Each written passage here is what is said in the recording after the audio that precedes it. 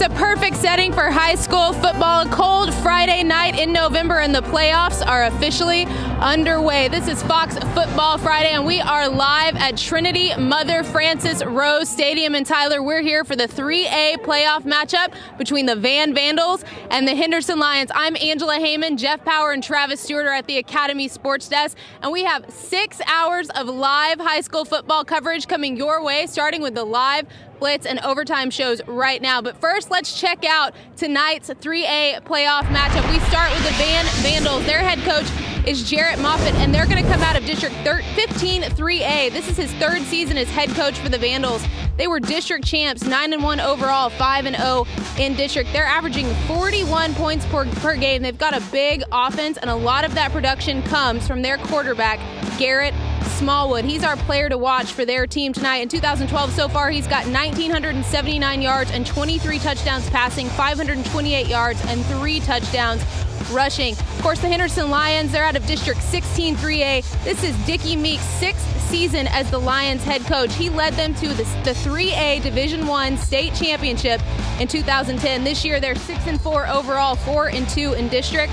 And, you know, he won that championship over Tyler Chapel Hill, and ironically enough, that is where he won a state championship all the way back in 1989. Their key player is Patrick Monster Brown. He does a little bit of everything, and that kid is unbelievable. He's even had a passing touchdown this season, and he's run 2 back for punt returns for touchdowns. Now we're going to send it over to Jeff and Travis. They're at the Academy Sports Desk. And guys, I don't know about you, but this is my favorite time of year. Yeah, this is a great time of year for high school football. Of course, playoff action. There's a chill in the air. And Travis Stewart, Jeff Power joining you here down on the field here at Trinity Mother Frances Rose Stadium. And, you know, looking at these two teams, despite the fact that Van has a 9-1 record, and they do play in a tough 15 3A, I like Henderson's chances. They might be 6-4, but they have been battle-tested. Really tough district and non-district tough as well. Well, records don't exactly mean everything, Jeff. We can take a look at the Wendy's keys to the game and get inside a couple of the X's and O's elements of tonight's big by-district matchup. And I think you have to start with, you just talked about Henderson. I think it's their best wide receiver, maybe their best overall player, and that is Patrick Monster Brown. What can Brown do for you? The answer is a little bit of everything. He's thrown for a touchdown, rushed for one, received for one, returned kicks and punts for some. He can do a little bit of everything. Now, Van will counter with defensive tackle Sid Moore. We don't talk about DTs a lot on this show, Jeff, but this guy has definitely earned his stripes as one of the best in 3A. You know that he can be a disruptive force for Van's defense tonight. Then how about Garrett versus Bo? That's quarterback Garrett Smallwood for Van, countered by Bo Brady, the defensive end for Henderson. We've talked about both of them a little bit already. Now, Bo Brady can get in the backfield and mess things up. He's a double-digit sack guy year after year, and that is going to make life very tough on Smallwood for Van if they can't find a way to slow Brady down. And lastly, practice makes perfect, and this is what you were alluding to, Jeff. Henderson has played a bear of a schedule, a lion of a schedule, if you will. They have 4 losses, sure, but they came to Plano Prestonwood Christian. That's a pretty good squad. Came to Kilgore, they're 8-1 and one of the best in 3A, and it came to Gilmer, they're 9-1 and then an unbeaten Gatesville squad. So if you're looking for a team with quality losses, whatever that means, that's Henderson. Sure, they're 6-4, but they are as battle-tested as they come. Hey, those are the Wendy's keys to the game. You know, this district that they play in Henderson, 16 3A, well, Gilmer is in that district. I got a chance to see Gilmer last night in some Thursday night highlight action from right here at Trinity Mother Frances Rose Stadium, and despite 4 turnovers, the Gilbert Buckeyes defeated the Canton Eagles. Jamel Jackson with the touchdown run right here for Gilmer. Then it's Chris Boyd's turn as he jumps up, and away for a little touchdown there. Tanner Barr was sensational through the air. In fact, 273 yards passing. Look at this 49-yard strike to Slade Morris. Good for the touchdown. He would add a TD pass to Patrick Finch coming up as Gilmer goes on to win it 51-36. Your final, and Gilmer will face the winner of Wills Point and Atlanta. That game being played tonight. How about the San Antonio area, where Cibolo Steel was taking on San Antonio Marshall, and of course the Alamo City. This is one of the top teams in the state. If you haven't had a chance to see them yet, look at this play. First quarter, Jordan Stearns takes this kick, and he is off to the races. 46 yards. That's a punt return for a touchdown. Some nice moves on top of that. I tell you, Cibolo Steel looks fantastic. Still in the first quarter. Now it's 21-0. Look at their quarterback, Braylon McCollum, to Matthew Moen, another 20-yard touchdown right there as Cibolo Steele goes on to win big over San Antonio Marshall, 49-17, your final score. So a big win for Cibolo Steele. And how about the Big Country? We've got some football coming in from out there in some six-man style. Always good to see six-man football. And this game between Water Valley and Garden City. Look at that touchdown grab right there in the corner of the end zone. Nice job and a fantastic job of hauling that one in. Been a big collision right here. Hey, in six-man, I tell you what, there's plenty of room on the field, but these guys get hit with the best of them. Nice little touchdown pass right here as Kirkland throws a 33-yard pass to Trey Hannon, and then a Kirkland 33-yard pass here to Cade Latham. And a good game nonetheless for Garden City, but they fall short in this one to Water Valley. Final score of 64-18. That is definitely a six-man score for you. And how about some Metroplex football for you?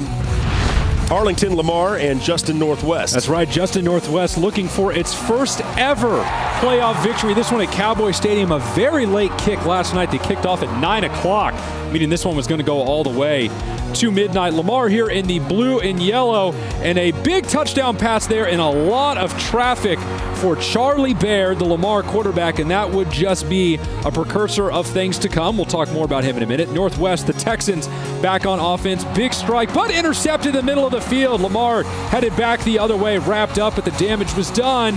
The big turnover for Northwest near the end, that would put them in bad condition. Lamar back on offense again. Baird again, this time a little in route. Gets a good block up in front. He's in for a touchdown. Baird's second touchdown pass of the night. Guess what, folks? He would end up with 4 of those suckers. Lamar had a great night, and they barely edge out Northwest at the end, 37-30. Northwest still looking for its first ever playoff win. All right, so Kelly Kirkland with 64 points to help lead Water Valley in their win over Garden City. And we'll talk more six-man later on tonight. Let's check back in with Angela now, who has more down on the State Farm desk. Angela? Well, guys, earlier I talked to Van head coach Jared Moffitt about their tough road through the 3A playoff bracket. Well, you know, I'm not going to say with anybody else's bracket but mine, or anybody else's first-round matchup but mine, and we have a tough one tonight. Our district was matched up with the district with Gilmer and Henderson and Kilgore and all those giants of 3A football. So I know we have a tough round tonight. I don't know about anybody else, but we have a tough football game in the first round for sure. You heard it there from the coach himself. They've got a tough test that starts tonight. Folks, we're just getting started, and when we come back, we're going to explain the playoff system. Stick around. Football Friday Live is presented by State Farm. Visit texas.statefarm.com to enter the Fan of Truck sweepstakes. Buy Academy Sports and Outdoors. Right stuff, low price, every day. Buy your Texas Ford dealers. It's the year-end celebration at your Texas Ford dealer. Enjoy great savings on the freshest lineup. Ford is the best in Texas. And by Wendy's. Be bold with Wendy's Asiago Ranch Chicken Club. In spicy, home style, or grilled. Try one today.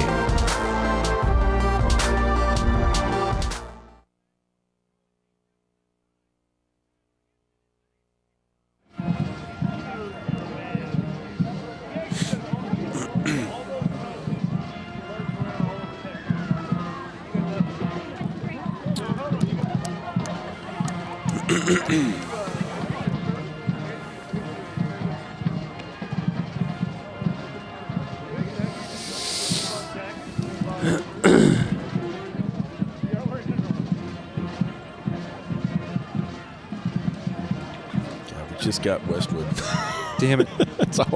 Can we throw him down in the Austin area maybe later? Yeah, I don't see her. You'd have to have Jeff, but, I mean, it's early enough in Blitz, it should be fine. Hey, if Scott Mathis can hear me, Westwood's on the FTP side now for YNN. Sorry about that. They were doing a Formula One racing show. No, that's a FTP deal.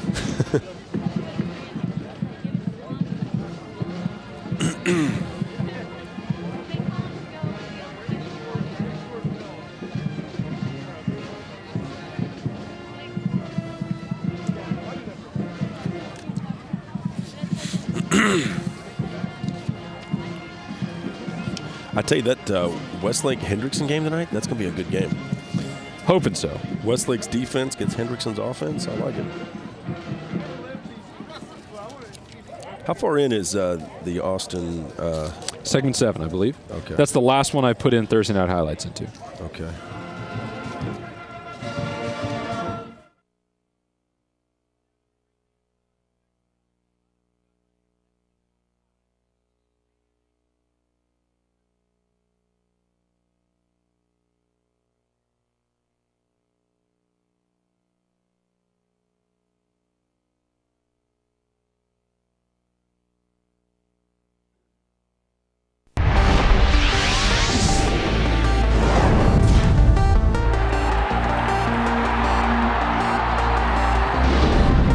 Welcome back to Fox Football Friday, powered by Dave Campbell's Texas Football Magazine. We are live at Trinity Mother Frances Rose Stadium in Tyler. We're just about 20 minutes away from kickoff between the Van Vandals and the Henderson Lions. Hey, don't forget to join us each and every Saturday morning at 8:30 a.m. right here on Fox Sports Southwest as we highlight the Built Ford Tough Player of the Week winners. You can also watch our show online at playeroftheweek.com, powered by your Texas Ford dealers. Now let's move on to the Built Ford Tough Player of the Week pregame pick. That's Henderson defensive end Bo Brady. He's 6'1", 195 pounds. He's a senior, and so far in 2012, he's got 60 tackles, 23 of them for a loss, and 12 and a half sacks, and we expect him to have some big numbers tonight as well.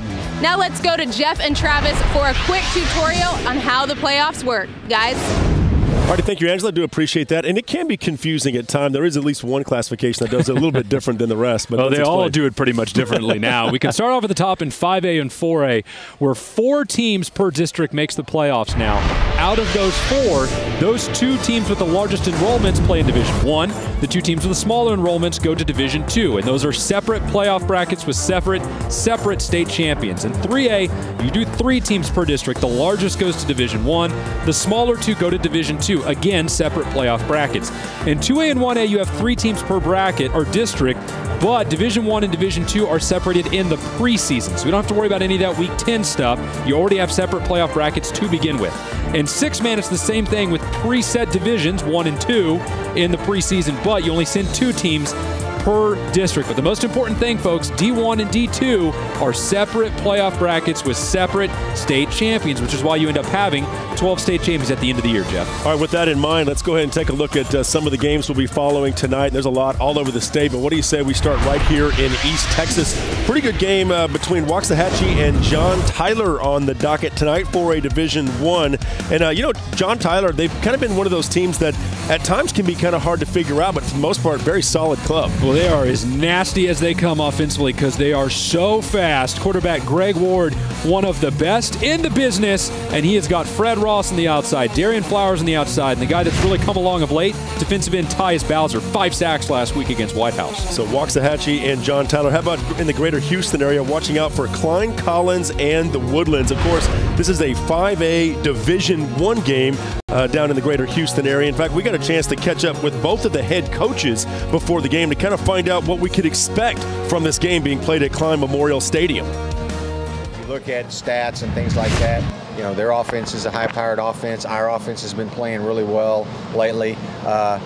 Considering you have two pretty powerful offenses, I think that the team that plays the best defense may have the advantage. Anytime you can play at home and just the environment that you're used to, we play most of our games at Klein Memorial Stadium every year, and whether we're on the home or away side is really irrelevant, but it'll be a great environment at Klein Memorial, Friday night for that game. We'll follow that game tonight on the Legacy Sports Network. The Woodlands won their district, but they're playing that game on the road at Klein Collins. Now, Hendrickson taking on Westlake tonight in the greater Austin area, out in that Hill Country region.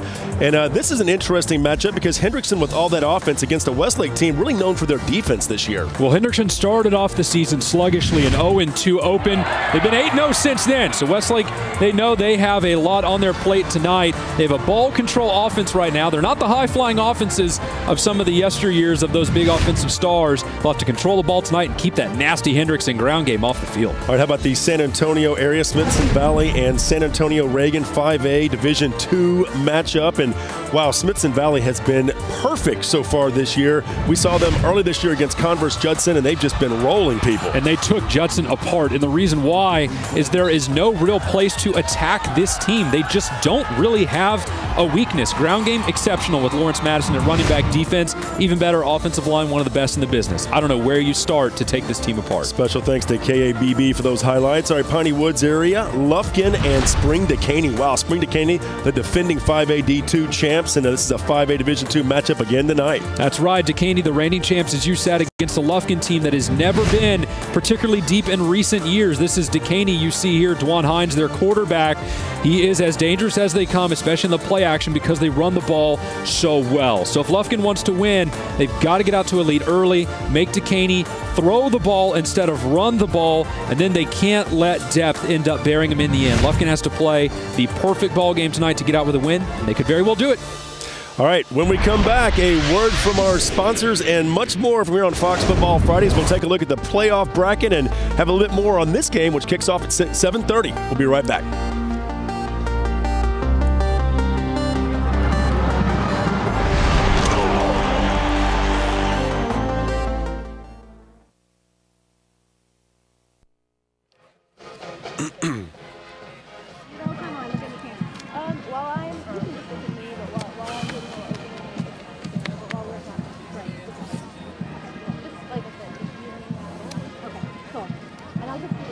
All right, so for this, the first graphic will be the bracket that these two teams are in. Right. And then we'll come back to us. We'll maybe say a thought or two about that, and then we'll go through each of those other regions in 3AD2 with a short stop for Lamarck and Houston Fur when we hit Region 3. Okay, good. Sound good? I got the read on that Lamarck game. I'll pull it up. I will let you do it. Jeff, how are we doing on time? Good deal. Your boy Dave Knobler taking care of us last night.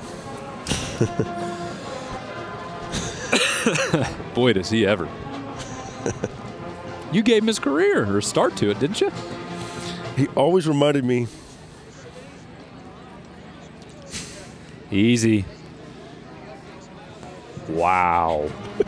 Wow. Hey, you left me there at 1 o'clock in the morning with no credit card, and I still found a place to stay. I was about to say, he filled in the gaps to that story, Power. Sorry if you hear me laugh. I did not know that he was selling baseball cards. I'm not just crazy. I sold a George Brett rookie card for $150, and that lasted me for a month. You serious? That was my rent down there. Tell you this much, we can all tease him, but no one works harder than Jeff Power. Thank you. He puts his feet to the rubber to the road. road. We all rolling on that? I think we got that on camera, don't we? Hey, man, I've never questioned that. No one works harder than JP.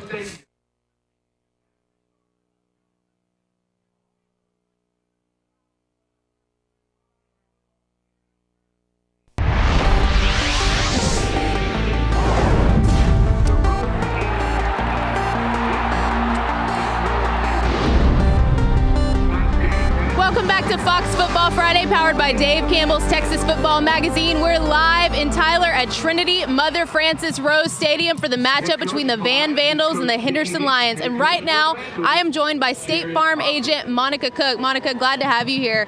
First, I'd love for you to tell me about the Fan Up sweepstakes that State Farm is participating in. This is a great opportunity. We're looking for the ultimate Texas fan, and we are wanting you to win a 2013 Ford F-150 pickup truck. We're actually giving away 2, so we want you to go to State Farm. It's actually texas.statefarm.com and enter to win the Ford pickup truck. Also, you can text FAN UP. We'd love for anyone to win or to win. And if anyone wanted to get more information on State Farm and how they can get insurance through you, how could they contact you? You can call our office at 903-569-5471, or you can email me at monicaismyagent.com. That's my website. And you come by and visit us at 1032 North Pacific Street in Mineola. We look forward to seeing everybody. Well, Monica, thank you so much for being here. Good luck, everybody. Have a great night. Now we're going to send it over to Jeff and Travis, and they're going to talk about the playoff brackets for the Henderson Lions and the Van Vandals. Guys? All right, thank you, Angela. Yeah, 3A Division II, Region 2. Confusing, about as tough as it gets. What do you think? It's confusing to get through the name of it, but it is a tough bracket. You take a look. This is Region 1. Actually got Perryton, Lubbock, Estacado, Clint, Midland, Greenwood all at the top. There's a lot of good teams in there. And then Graham, Lakeworth, Glenrose, and Brownsboro. That's a pretty good top group of teams there, Jeff. Out of those 16, there's a bunch of heavy hitters. This one is the other half of Region 1. It's Shallowater, Dalhart, Monahans, and Pecos, and Springtown, Vernon, Gatesville, and Alvarado. So these are all teams that either Henderson or Van could see in the state semifinals if they were to get that far. To segue down now to 3A Region 3, this is Lorena, Rockdale, Fairfield, and Center, and all four of those teams are pretty good, especially Lorena and Center and Fairfield. West Orange Stark, Cleveland, Cashmere, and West Columbia. I think we all know what West Orange Stark is capable of, and West Columbia isn't that far behind. The second half of 3A Region 3 is Navasota. They won last night against China Spring.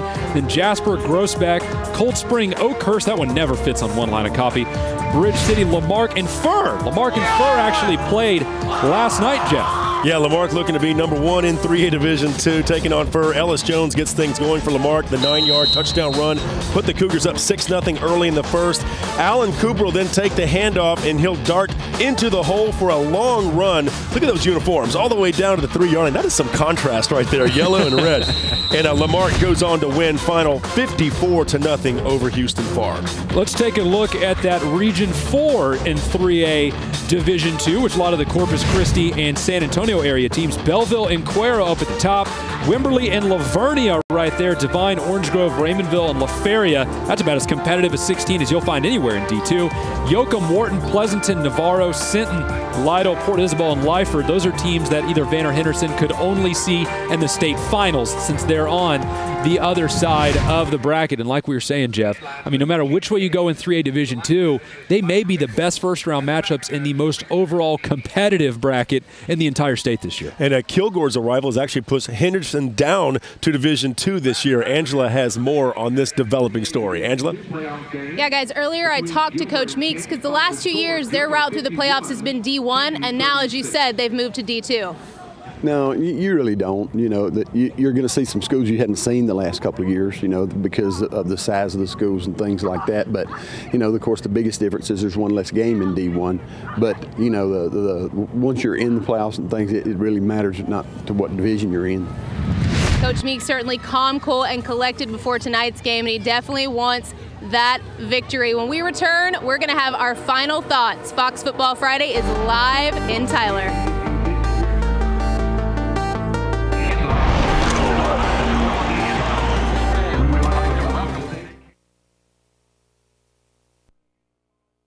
Botch the Trinity Mother Rose.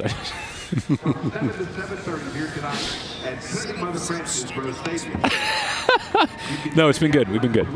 I said we've been good. We're doing good. No problem. It's great news. As high quality as you can get having me sitting here. So. That's awesome. Congratulations. Hey, congratulations, big guy.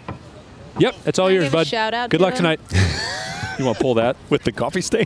Hey, Adam, do you have a napkin or something? Hey, do we have any scores? I spilled some coffee. Can I get the scores for these games coming up? I can tell you that South Lake Carroll's beating the heck out of Martin, 35-0. Okay. Oh, my Over God. Martin.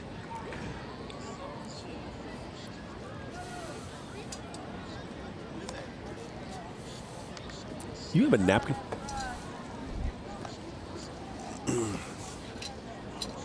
Oh, is that the cider? Cool. What was North Shore Dobie? No score for North Shore and Dobie. Okay. That'll work. Val, thank you very much. What quarter are they at Friendship and Canyon? First. Okay. You hanging in there, Ashley? All right. We're going to bring you in for a guest segment here in a minute. You didn't need the Region 3 bracket, did you? Oh, my God. Are you serious? No, it's fine. I don't need a spoon. Thank you. Thank you, Val. Oh, thank you, Val. It's like the nectar of the gods. That's tremendous. Man, that was the strongest coffee I've ever had in my life. What did y'all put in that? Propane?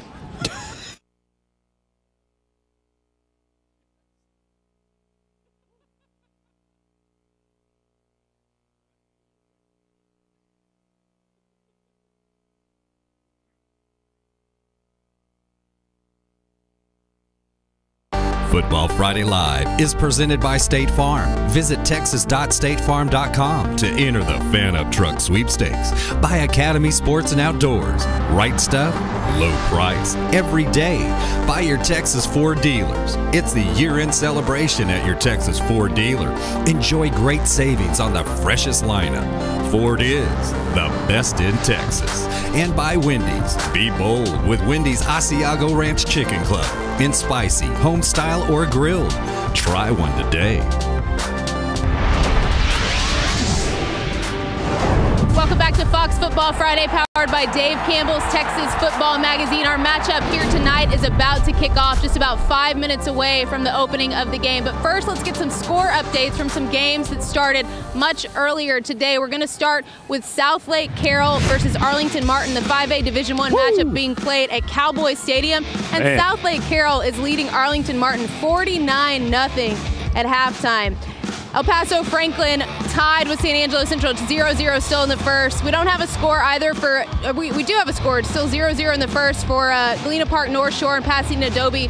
And then Friendship over Canyon 7-6 in the first quarter as well. We'll keep you updated on those games throughout the night. Now we're going to send it over to Jeff and Travis. They're going to give us their final thoughts on tonight's matchup and close out the live show for us. Guys?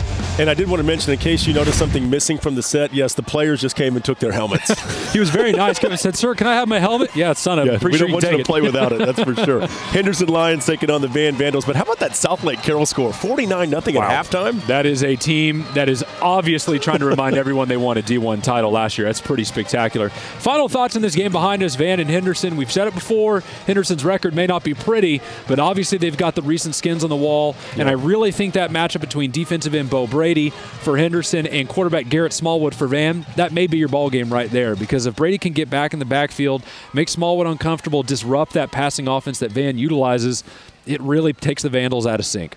Yeah, and this game, of course, kicking off at 7:30. We can't show you live highlights, but we'll do the next best thing and show you plays right after they have them, after they're made on the field here right behind us. And plus, there's going to be games, great games, all over the state of Texas. We've got crews down in Georgetown covering Lake Travis's big game tonight against Pflugerville. We got games in the Dallas-Fort Worth Metroplex, all over the state of Texas, Houston area, you name it. Here's what we're going to try and do for the rest of the night. We're going to go geographic region by region throughout Texas. We'll show you about 4 or 5 key matchups, a couple Thursday highlights when applicable. We'll add in some bracket boards so you see where those matchups fit into the playoff picture. We'll wrap it up with some key Saturday games too. And we'll hear from the coaches at the bottom of at the 10:30 hour for overtime. But Fox Football Fridays, The Blitz continues in just a moment. Stick around, folks. We'll be right back with The Blitz. It's Fox Football Friday in Tyler.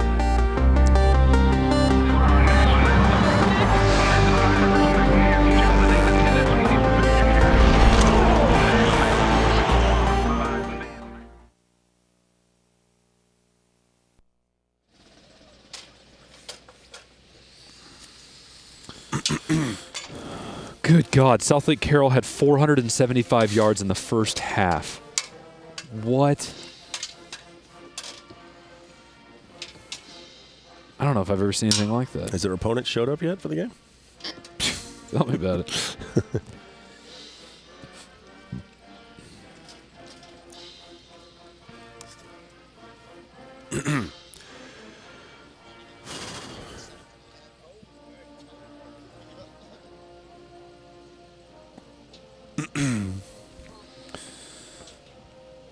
A lot of good football tonight, people.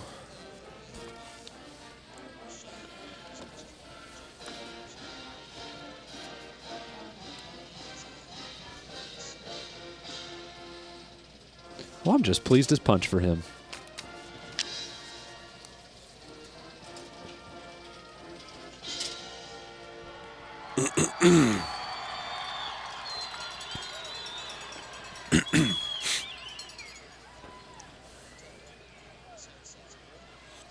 Hey, Brandon, get on your headset.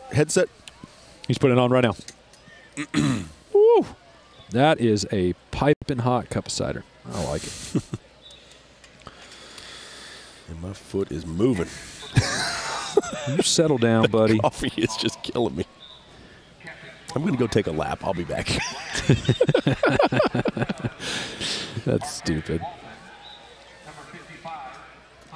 Jeff is going for a jog. He'll be right back.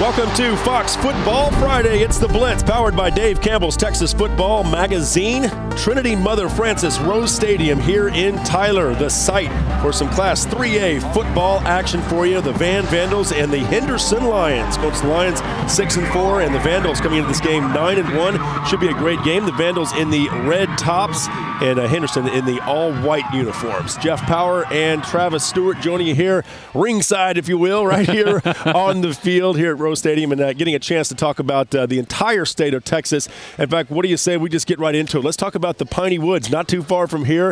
A lot of fantastic football. Just a little bit south of here, right? Piney Woods. Exactly right. A lot of great games tonight, and you can really start all the way up at the top with Lufkin and Spring Decaney. But first, we should check in with a quick Thursday matchup that we had, which was West Sabine and Timpson. They played last night in West Sabine. I would say maybe in a mild upset, 33-20 over Timpson. West Sabine has one of the highest scoring offenses in East Texas, but last night they showed they can do it on defense too, Jeff. All right, so games that we are watching out for here. Lufkin and Spring Decaney. Kind of talked about this one earlier. The defending champs in Spring Decaney. They may not have Trey Williams anymore, but they are still a fantastic football team this year. Kicks 105's got the game. Let's listen in real quick. Coverage outside. Bryce Taylor. Touchdown, baby. Give me some hands. Yes, sir. Yes, sir. The 11th time this season, the senior Bryce Taylor pulls down a touchdown, and the Panthers strike first. Oh, boy, just a perfect pass by Stonefield.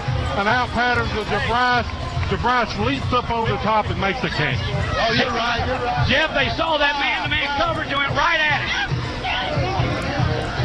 Yeah, Bryce Taylor, just like he's been doing it all year, and I tell you, Stubblefield needed that for his confidence there, Gary. The Abel's Pharmacy extra point is no good. It hits the right upright. The snap was low. Cumbie got it down, but for the second time this year, and just how we started last year, missing an extra point, Garcia does. That is some excitement right there. The Lufkin Panthers out of District 14 5A battling Spring Decaney out of 13 5A. Look at that Lufkin up right now. The pack is back. 6-zip right now in the first. And you heard the radio broadcast say it perfectly. That is confidence in a bottle for Tyler Stubblefield, the quarterback for Lufkin, to get a touchdown pass right out of the gate against the reigning D2 champs. I mean, that puts you in the right frame of mind in a high-pressure playoff game like this. And we just talked about Lufkin being the underdog, but all of a sudden, again, when you get a score right out of the gate, that supercharges you with that energy and say, hey, we can play with these guys. Not only that, we can beat them.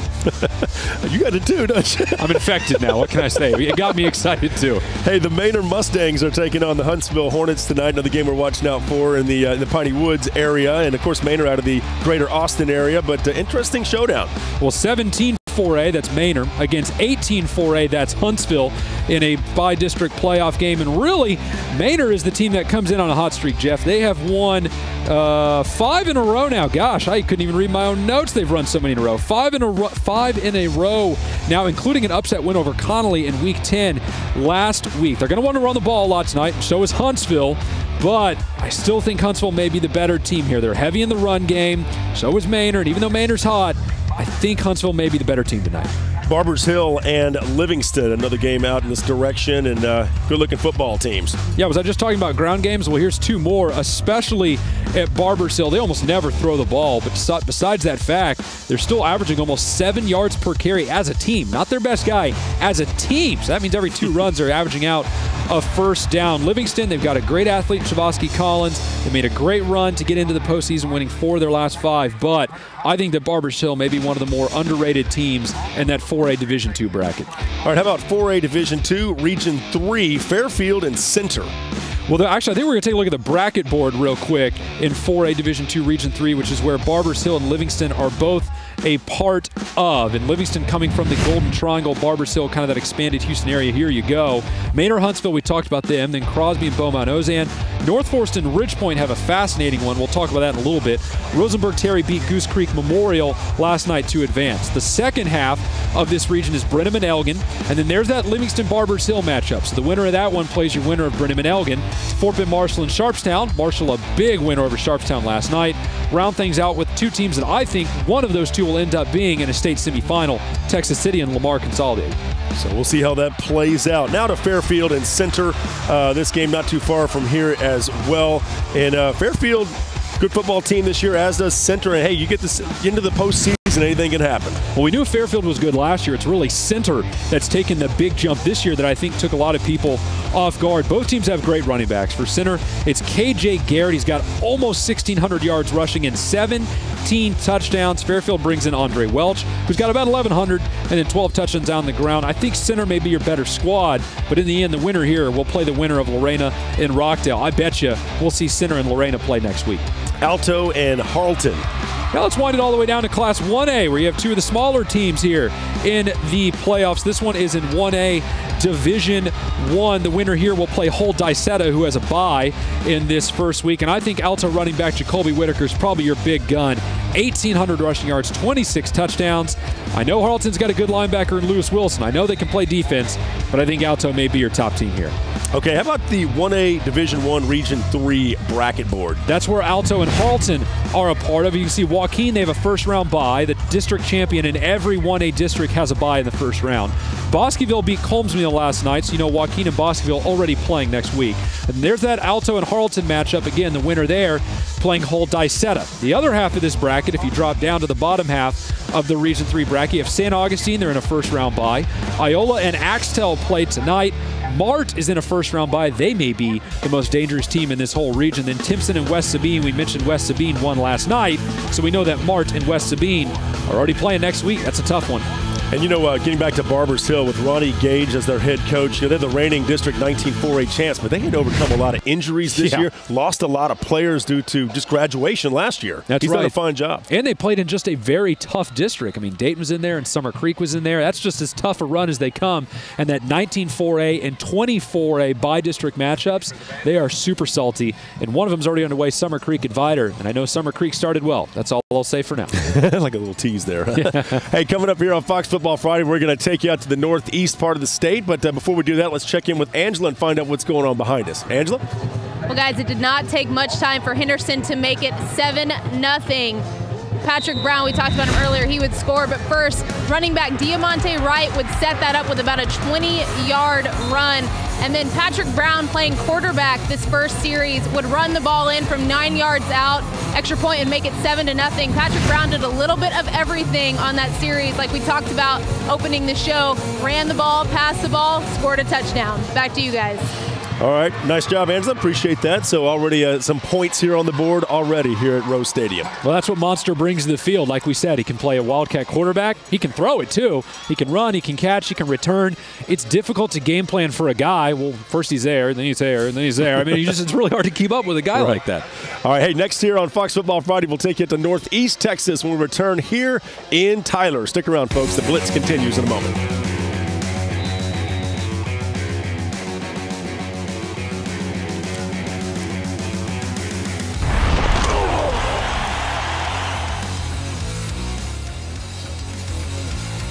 Football Friday Blitz is presented by your Texas Ford dealers. It's the year-end celebration at your Texas Ford dealer.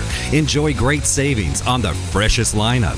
Ford is the best in Texas. By Academy Sports and Outdoors. Right stuff, low price, every day.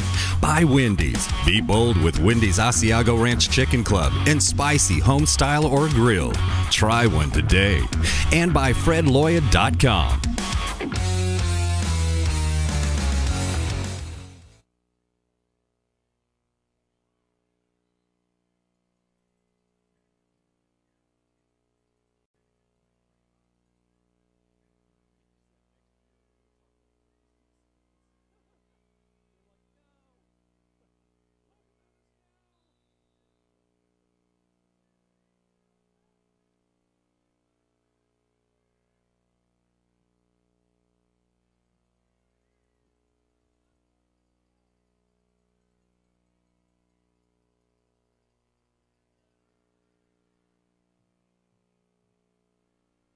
Wait, that was almost an interception. Holy cow. I'll try to get Trinity Mother Francis Rose Stadium in at the top of every segment, and then it's Rose after that. Jeff Watts, can you hear me? Oh, sorry.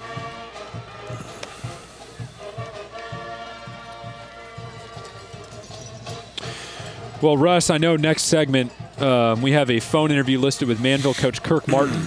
They play tomorrow, so I thought, why not just book a coach, and we'll talk a little bit about tomorrow's matchup in segment 3, since that's usually a lot of time to kill. Okay. Is the phone lines pretty bad, Jeff? Well, can we test him for audio in the break, next break? Okay. We trust y'all. Guys, I got bad news. I think we are going to see a blowout tonight. Hey, pronounce this. You Stacy?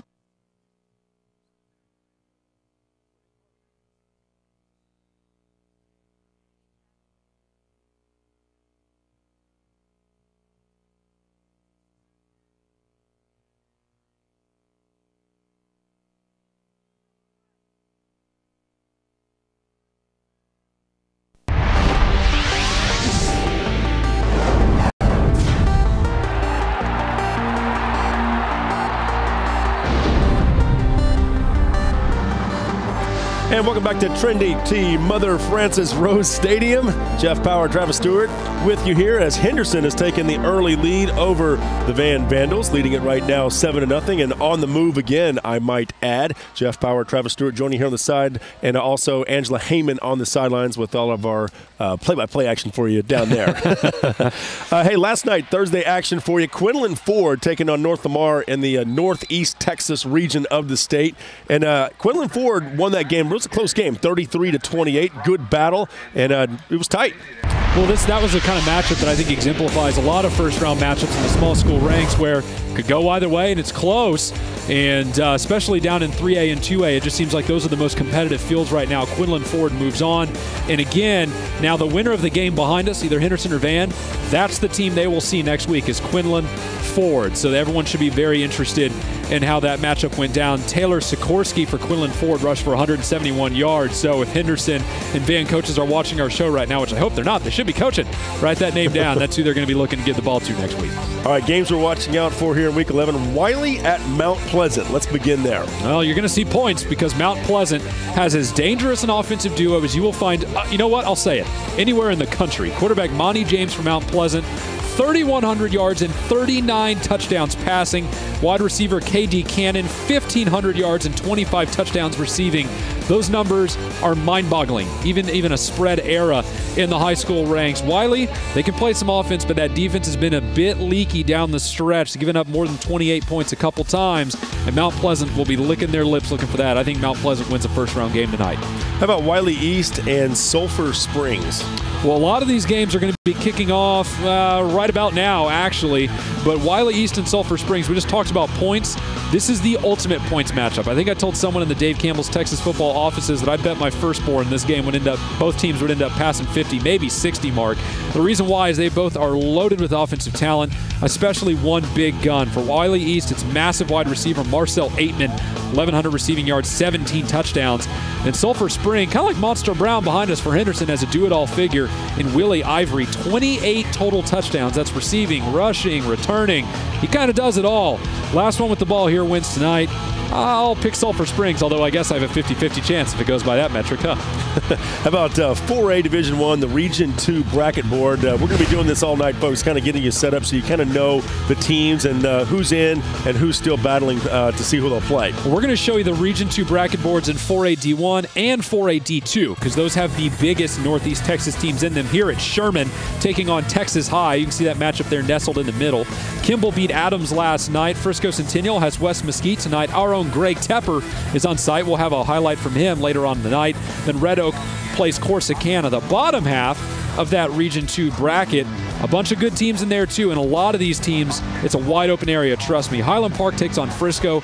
Dallas Samuel has Dallas Adamson, and then there's that Mount Pleasant and Wiley matchup, and then John Tyler in Waxahachie. That's Division 1.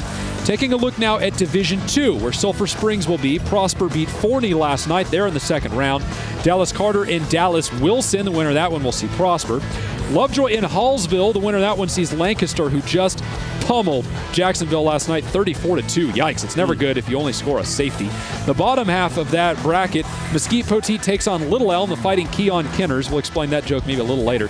Dallas Lincoln takes on Dallas South Oak Cliff. There's that Sulphur Springs Wiley East matchup, the one that's going to have all the points. That's that right there near the bottom of the bracket. Rounded out with White House and Ennis. White House 9-1 and looking very good indeed. All right, games that we're watching out for continuing tonight. Eustis and Dangerfield. This is an interesting matchup. Dangerfield with a lot of tradition over there. Eustis sound familiar? That's where Hank Carter, the head coach of Lake Travis, that's where he said he went to high school last week when we had him on the set on Fox Football Friday. But they're in for a tough one tonight against Dangerfield. Their only recent loss, only one in that's been really over the past couple weeks, has been New Boston. And that's as good a team as you'll find in 2A D1. The winner here will play unbeaten Pottsboro next week. Pottsboro is on a bye tonight. Atlanta and Wills Point. That's the game that we're keeping an eye on because we know Gilmer will play the winner of that game. Yeah, that's exactly right. Atlanta has a great running back in Corian Webster. 1,400 yards rushing, 11 touchdowns, and finally starting to round into form after a struggling start to the season for Atlanta. Wills Point counters with a couple stars of their own. 2 underclassmen wide receivers, Trey Smith, a junior, and Ja Golden, a sophomore. Each of them have more than 900 yards. I like Atlanta here, but I know Wills Point's going to give them a tough test. How about Garrison and Paul Pewitt? Oh, man, Paul Pewitt's got a couple of really strong runners in Isaiah Porter and Zane McKay, but Garrison has a lot of skins on the wall as of late. They've moved up in classification in the realignment back in February. I think Paul Pewitt is a narrow favorite here, but, I mean, you're talking a game that may come down to a field goal in the waning minutes. And then finally, Paris and Kaufman, this game being played on Saturday. Well, Paris, a district rival of Atlanta, and we said that Atlanta started off the season a little slowly. Well, Paris can claim the same thing, but like Atlanta, it's rounded into form late in the year, and a big reason why is Coach Barry Bowman. If that name sounds familiar, he was the guy who coached Dangerfield to all those titles a couple years ago. He just moved a little over west from Dangerfield to Paris. I think Paris is your favorite there, but Kaufman, I mean, they're a pretty known commodity in the 3A playoffs, so you know they're going to give them a test. Yeah, of course, Paris in District 13 3A, that is a tough district with Atlanta and Pittsburgh, some of those other schools over there. All righty, Fox Football Friday continues from here in Tyler. Good one here between Henderson and Van, and much more to get to from all over the state of Texas. Highlights and much more. We'll be right back here on Fox Football Friday.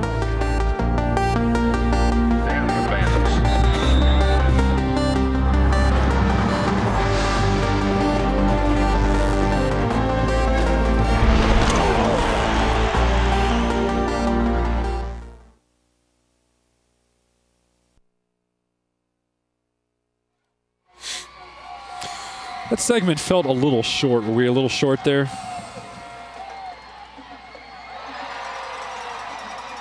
Okay, good deal.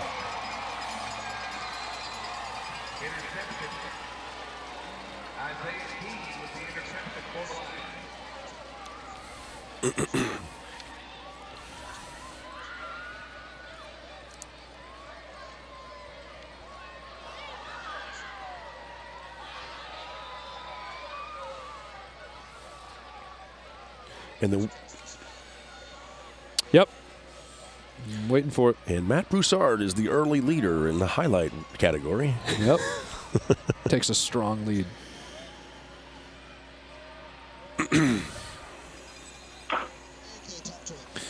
Hey, Coach Martin, this is Travis Stewart with Texas Football. Can you hear me, buddy? Yes, sir. Okay, great. We're just doing an audio test. We'll probably be bringing you in about 3 to 4. Actually, we'll probably bring you in about 2 minutes. Does that sound good? No problem. All right. Thanks for your time tonight, Coach. We really appreciate it. You bet.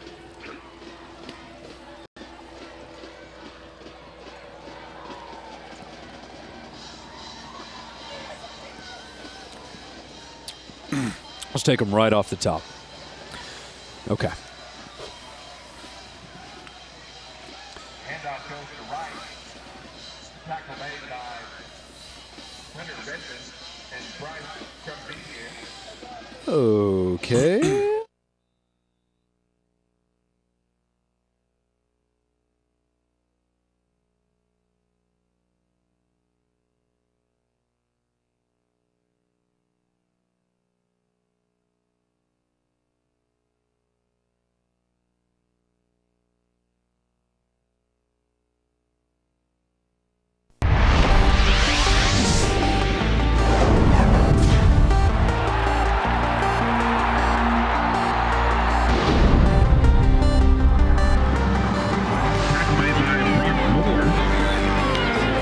And welcome back to Trinity Mother Frances Rose Stadium. Fox Football Friday, powered by Dave Campbell's Texas Football Magazine. We're here on the grounds here at the stadium.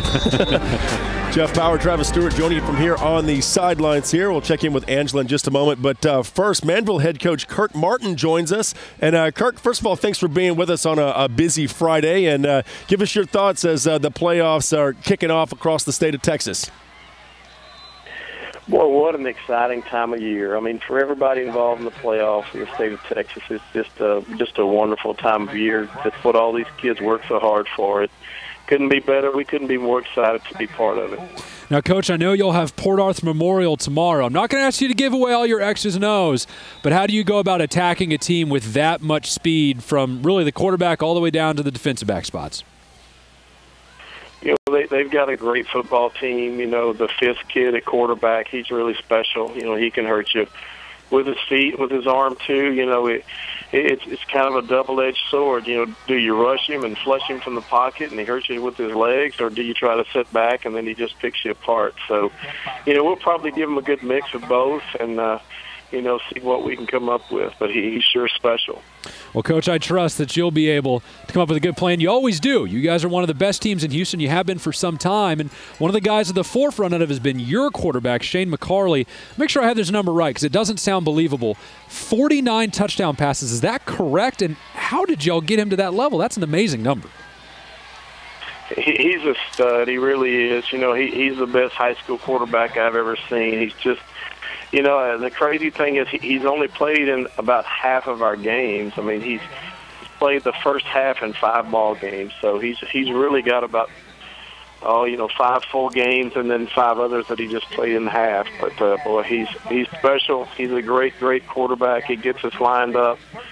He makes checks at the line of scrimmage. He calls our protections, you know, based on what the defense is giving him. He tags post routes when the safety starts cheating down. The kid he's like Peyton Manning out there. He really is. This is the sharpest kid I've ever been around as far as football IQ goes. And, you know, our coaches have done a great job getting him ready. And, you know, not just him, but the rest of the kids, too. He's got a bevy of talented receivers to throw to. And so, you know, it's really a pretty fun deal to be a part of right now.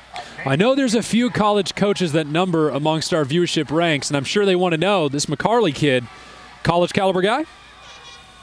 Absolutely. You know, he's about 6'1", and I think that's what's shying away for some of the real big-timers from him. But, you know, he's leading the state of Texas in touchdown passes and in yardage. And, you know, that's not the great part. I mean, his leadership qualities are what really sets him apart. I mean, since the first day he walked into our building, he's had the receivers outside throwing and catching and, you know, led us to state in 7-on-7. And he's just really, really, really special. All righty, Kirk Martin, we do appreciate it. Good luck in your game tomorrow with Port Arthur Memorial. Hey, my pleasure. Thanks for having me. Thanks for all y'all do for high school football. Our pleasure as well. Glad to have you along, Kirk. All right, so Kirk Martin, the Manville head coach, they'll have their hands full with Port Arthur Memorial. We got a chance to see that team earlier this year. That's a great football team as well. Really good. All right, let's check in with Angela Heyman on the sidelines. Just had a touchdown. Angela, what do you have? Yeah, guys, Henderson just scored again. Wanted to start off by telling you that Garrett Smallwood was marching the Vandals down the field. He looked pretty good, but then he threw an interception picked off by defensive back Isaiah Key. And then just now, Patrick Brown, well, he would roll out to the right. Nothing would be available. So no problem. Let's just go back to the left. You'll see him roll out to the right. No problem. Nothing's available. Let's just go back to the left and run it all the way to the end zone and score 6 points. That would make it 14-0. Henderson is leading the Vandals. Back to you guys. All right, so Henderson leading Van right now 14-0, still here in the first quarter. Hey, we do have some other highlights that are kind of rolling in from across the state of Texas. Let's begin here with Arlington Martin against South Lake Carroll. And the Dragons are breathing some fire tonight. Hal Watson's got the defending champs playing some football tonight. Look at these highlights. Their offense is spectacular. A busted coverage, and Kenny Hill has a wide-open receiver into the end zone at Cowboy Stadium. This one kicked off, I think it's 6 o'clock, which is why you're seeing highlights so early on. Kenny Hill, again, the Texas A&M commit. You think he's going to play well in that offensive system one day? Again, outside, easy route, but great blocking. Springs a man, and he's got nothing but green and I guess blue and a star in front of him. Another touchdown from Hill to Southlake and Folks, I mean, you're going to see a lot of white in the end zone and not a lot of the dark jerseys there. Kenny Hill this time on the scramble on the right side. Again, spectacular blocking. He turns the corner, and I'll be darned if there's no one there to get him. This guy is just as talented a high school player as I can remember seeing.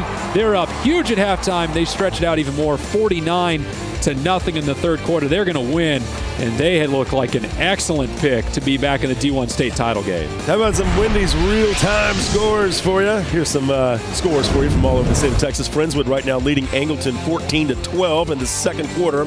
San Antonio Highlands trailing Buda Hayes right now, 6-0 in the first quarter.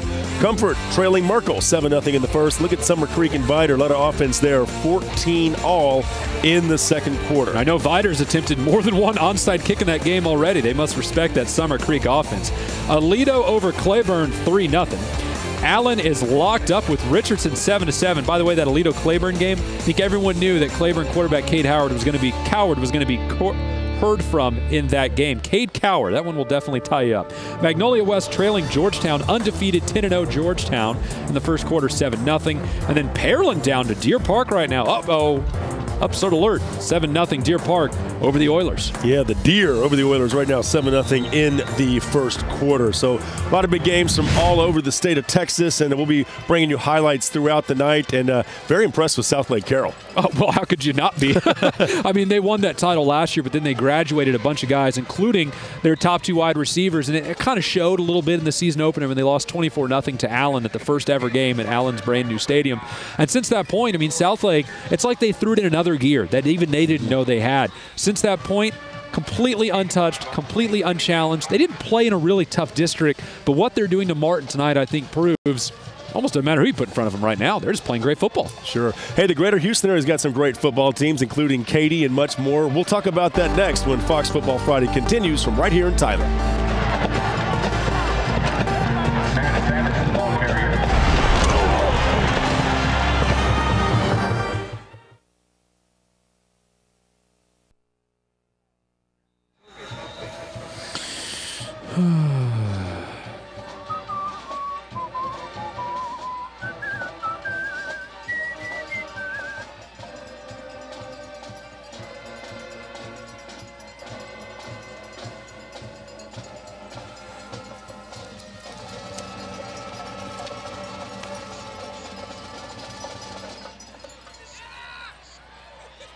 Cool. Who's sitting in Mesquite Saxy?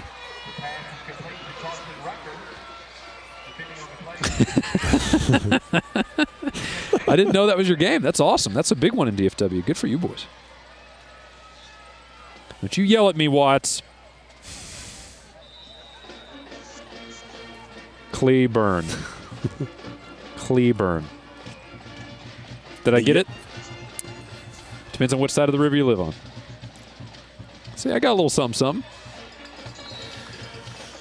Nice. Oh, Martin. All right. Martin is in second place today so far. Oh, what?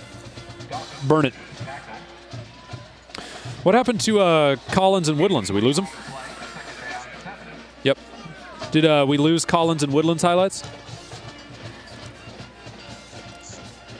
Oh, yeah, good call. Highland Park trailing 14-0. Boom, boom. We got Angleton Friendswood highlights too. Did you see that?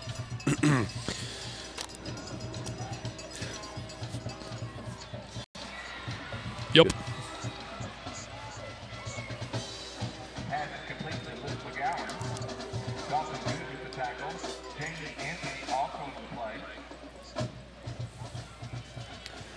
We can do your game, then go to Houston. Mesquite Taxi, then go down to Houston.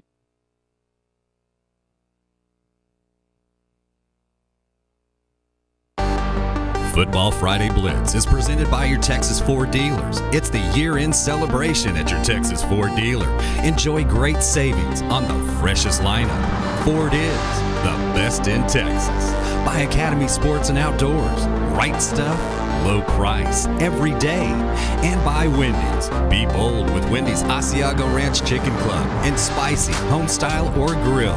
Try one today.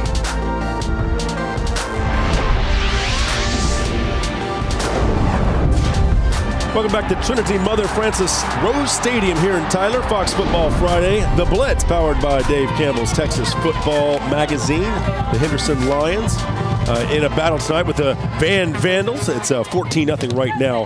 Henderson on top. More of that in just a moment. Jeff Power and Travis Stewart joining you from right here on the sidelines, and Angela Heyman will have an update for us in just a second. All right, so the greater Houston area, a lot of good football down there. Of course, Katie, probably the top team in that region, if not the state.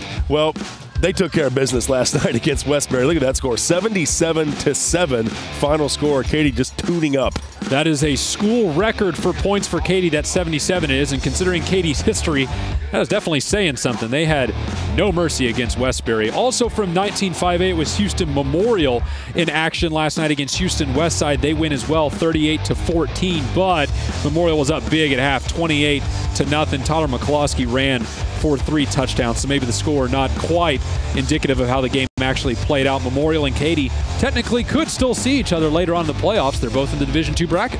Hey, we heard from Drew Svoboda over at Klein Collins and also Mark Schmidt at the Woodlands. Well, they're playing tonight, the Woodlands and Klein Collins, and let's check in and find out what's going on in the early going. That's quarterback Blaine Gillespie for the Woodlands. Strike over the middle. That guy makes a bunch of Collins defenders miss. He's down around midfield there. Gillespie again from about the 40. This time he takes off on the right side. Guy loses his hat, but Gillespie doesn't slow down. All of a sudden he's got a block in a hole, and he will score from about 40 yards out. Blaine Gillespie, the rushing touchdowns for the Woodlands, puts them up 28-21. You heard Mark Schmidt, the head coach for the Woodlands, talk to us earlier in the live show saying, oh, well, the offenses are pretty good. Man's a prophet. Yeah. 28-21 Highlanders right now. Game being played at Klein Memorial Stadium. All right, Angleton is taking on Friendswood tonight. Another key game from the greater Houston area. Angleton, fine season they've had this year. Look at this. Right now, Friendswood up 21-20 as we take a look at some early highlights. Yeah, you know who that is? It's quarterback Jordan Wood for Friendswood, and there is no one, not in this highlight, and maybe not in Texas, that's been able to really stop this guy. He's all the way down to about the 2-yard line for Friendswood. There he is again, this time on the short keeper up the gut. He came into the night with well over 2,000 yards rushing on the season, so that means he's averaging 200 yards rushing a game. Angleton fighting back, though, more running up the middle, Jeff. Yeah, Richard Cooper right here with the tough run. Looks like they had him down, but he breaks free and scores right now 12-7, at least after that play. And as you can see, Friendswood up now 21-20 over Angleton. So Jordan Wood having a good game so far. 70-yard run and a touchdown. He's looking pretty good, but we'll keep you posted on that one tonight. How about Houston, Lamar, and Katy Seven Lakes? Right now, Seven Lakes up 10-7 in the second quarter. You know, I know there's teams out there that love to prove us at Dave Campbell's Texas Football wrong, and I know because they call us and email us and text us and do everything you can think of to get a hold of us. And Seven Lakes right now is doing exactly that. They closed the regular season in a flurry. They got into the playoffs riding a wave of emotion with an overtime win in Week 10 to qualify. Well, I thought Houston Lamar, as good a running team as there was in Houston, was going to take the air out of the ball pretty quick. Not really. Seven Lakes is obviously still riding high, and they've got the 10-0 Lamar Redskins early on the ropes. I'll be darned. All right, other games. How about this bracket, first of all? 5A, Division I, Region 3. Good-looking bracket. A lot of tough teams right there. Oh, my gosh. There's a ton. Cy Falls has A-Leaf Elsick. Cy Falls was out to an early lead in that one. Cinco Ranch and Houston Bel Air in a bi-district matchup. North Shore and Pasadena Dobie. That one kicked off earlier today. We need to find a score for that one when we get a chance. Fort Bend Austin butting heads with Clearbrook in bi-district play. The second half of this bracket, it's A-Leaf Taylor and Cy Fair. Then you have that Lamar and Seven Lakes matchup we were just talking about there, nestled in between a lot of these talented teams. Pearland and Deer Park. We already told you that Deer Park was up over the Oilers early in the first quarter. And then I think the team that's the favorite to win the whole shebang in this region, Clear Springs, up against Fort Bend Travis. Good matchup there. Okay, so Langham Creek is also taking on Eisenhower tonight, and Langham Creek trailing right now 14-7 in the second quarter. They've got a great offense, the Lobos do. We'll see how this one pans out throughout the night. Well, we wrote earlier this week on TexasFootball.com that this had a chance to be a mental shift for Langham Creek because so many of the teams in their home district, 17-5A, throw the ball, lots of offense, defense at times optional, but Eisenhower comes from a completely different culture in 18-5A. They play defense first, offense when you get to it. I mean, Eisenhower shut out 2 of their last 4 games, so offense is at times questionable there. So obviously there's a shift here. The Eisenhower speed and size on defense is getting to Langham Creek a little bit, but in the end, Langham Creek and quarterback Connor Feist, I still think they're the favorite here. So those are some of the games that are going on tonight that we're keeping an eye out for. Lamar Consolidated in Texas City. But how about 5A Division II Region 3? There's that Langham Creek-Eisenhower matchup we talked about. Winner of that one, you draw Katy in the second round. We said Katy already beat Westbury last night. Then you have LaPorte and Pasadena Memorial. And I know a lot of people in the Houston area are talking about this Katy and LaPorte matchup that you could see out in the third round. Then you have Fort Bend Bush and Clear Creek, a Clear Creek team that at one point was 8-0 before they finished out at 8-2. The bottom half of the Region 3 bracket in Division 2 gives us Aldi Nimitz and Cy Ranch. Winner of that one plays Houston Memorial, who beat Westside last night. Then you have Manville and Port Arthur Memorial. Remember, we just talked to Manville head coach Kirk Martin just a segment ago. He talked about how fast Memorial is. Round out that bracket with Brazoswood and Fort Bend Dulles. But in the end, I think Katy, and then obviously LaPorte, Manville, Port Arthur Memorial, those are probably your favorite teams there in D2 and Region 3. And we ain't even gotten to Langham Creek in that conversation. My mind. How about Lamar Consolidated and Texas City? Right now, Texas City up 14-7. What do you say we take a quick listen in to Stingaree football? Cuts it up, 5, touchdown, Texas City. Deshaun Rawls from 22 yards out. Great block that time out on the edge. Adrian West, wide receiver, got the seal block to spring Rawls for the touchdown run. And that's the hallmark of a great running team. It's not always the guys up front. I mean, they have to do their job, but great blocking wide receivers are the hallmark of a great running team. All right, so Texas City up 21-7 to Sean Rawls with the touchdown run. Exactly. We just talked about Langham Creek and Eisenhower. I can tell you that Langham Creek just got in the end zone, and then the clock ticked down to 0. So it's 14-14 at halftime now between Langham Creek and Eisenhower. You know, the greater Houston area has a lot of Saturday games throughout the regular season. Well, same with the postseason. Look at these matchups. Here's some heavy hitters there. Houston Bel Air versus Cinco Ranch. Clearbrook and Fort Bend Austin. Clear Springs and Fort Bend Travis. That awesome matchup in Houston that I was mentioning just a minute ago. Then LaPorte and Port Arthur Memorial, and then Fort Bend Ridgepoint and Houston North Forest. Man, I got to tell you what, that North Forest team, 10-0 this season. They have pummeled everyone in district play. I can't wait to see how that squad looks in the postseason. It's been an unbelievable year for them. They deserve all the accolades they're getting right now. Hey, let's get some quick highlights out of the way down the Dallas-Fort Worth area. How about Mesquite taking on Saxe right now? This is a great game we're following for you tonight in the Dallas-Fort Worth area, and Mesquite taking it to Saxe right now up 21-0, and Mesquite getting it done on the ground, and a little turnover here, but hey, if you can pick it back up, it's all good. They'll take it where you can get it. Mesquite led by quarterback Alex Cooper, one of the most prolific in the area. No surprise that they're sitting on 21 points and up big over Saxe. Remember, Mesquite's 10-0. And when you're talking about all the heavy hitters in 5A Division I, a lot of people are overlooking Mesquite. No longer. They are for real. How about the Big Country? Stephenville taking on Burnett. This game being played at Waco ISD Stadium. And Stephenville has come out firing away. On the move right here. It looks like maybe Bryce Gunner with the catch there for Stephenville. And I tell you, they're in the all-white uniforms taking on a good Burnett team, but Stephenville can move the ball on the ground and through the air. That quarterback, Tyler Jones, who just ran for the touchdown, is as good as you will find in Class 3A. And hey, look at that. From one 21-0 game to another, Stephenville up big. And I tell you what, you're going to be hard-pressed to find someone that doesn't think Stephenville is at least one of the favorites for the 3A D1 title, if not the outright one. All right, well, I can tell you right here, Van is knocking on the door against Henderson, trying to get back into this one. We'll double-check down with Angela here in just a moment. But Stephenville leading right now pretty big, and also Mesquite leading pretty big. That Dallas-Fort Worth area loaded with talent, but that greater Houston area also a lot of good teams, as we saw. Well, every year, some Houston team makes a big run to the state finals, and it happens every time. Let's check down with Angela now as an update, maybe a score update from the game behind us. Angela? Yeah, guys, well, Van basically said, not so fast, Henderson. We are not going to let you run away with this game. It was 14-0 Henderson. Now it's all tied up, 14-14. Van comes back with 2 touchdowns. The first one would be about an 18-yard run by Matt Savis, and then the second one would be about a 14-yard touchdown run by number 20, Hunter Hopkins. Guys, it's all tied up, 14-14. It's a ball game. Oh, well. Hey, we like good games.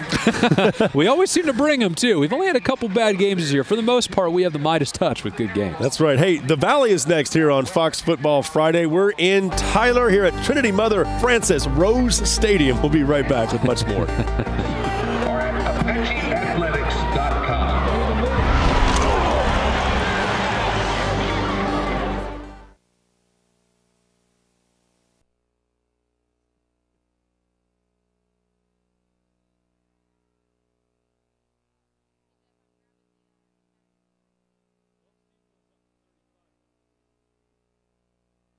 I'm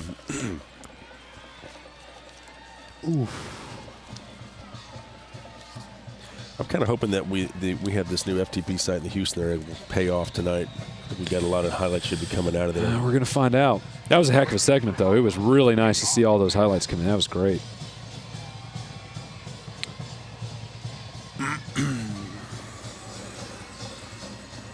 Okay.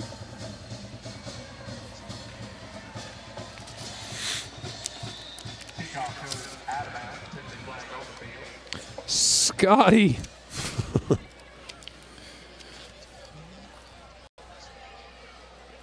Jimmy.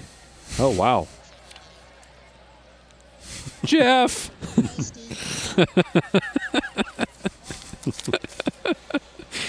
I tell you what, Russ may actually get the ultimate credit, because if it wasn't for him, we'd all just be talking heads with no words coming out. Surveillance. You've used that joke before, haven't you, Russ? No, I'm not laughing at it anymore. No? No, I'm just imagining what he's saying. This is the playoff schedule here, right? This one? I mean, the roster? Yeah. Yeah. Yeah. Oh, hello. Did you know those boots are made for walking?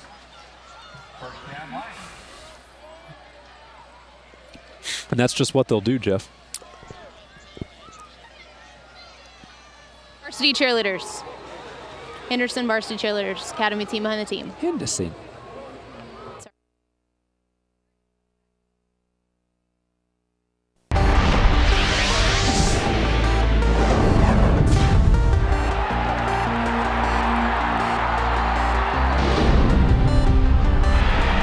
And welcome back to Trinity Mother Frances Rose Stadium here in Tyler, Texas. Henderson taking on Van.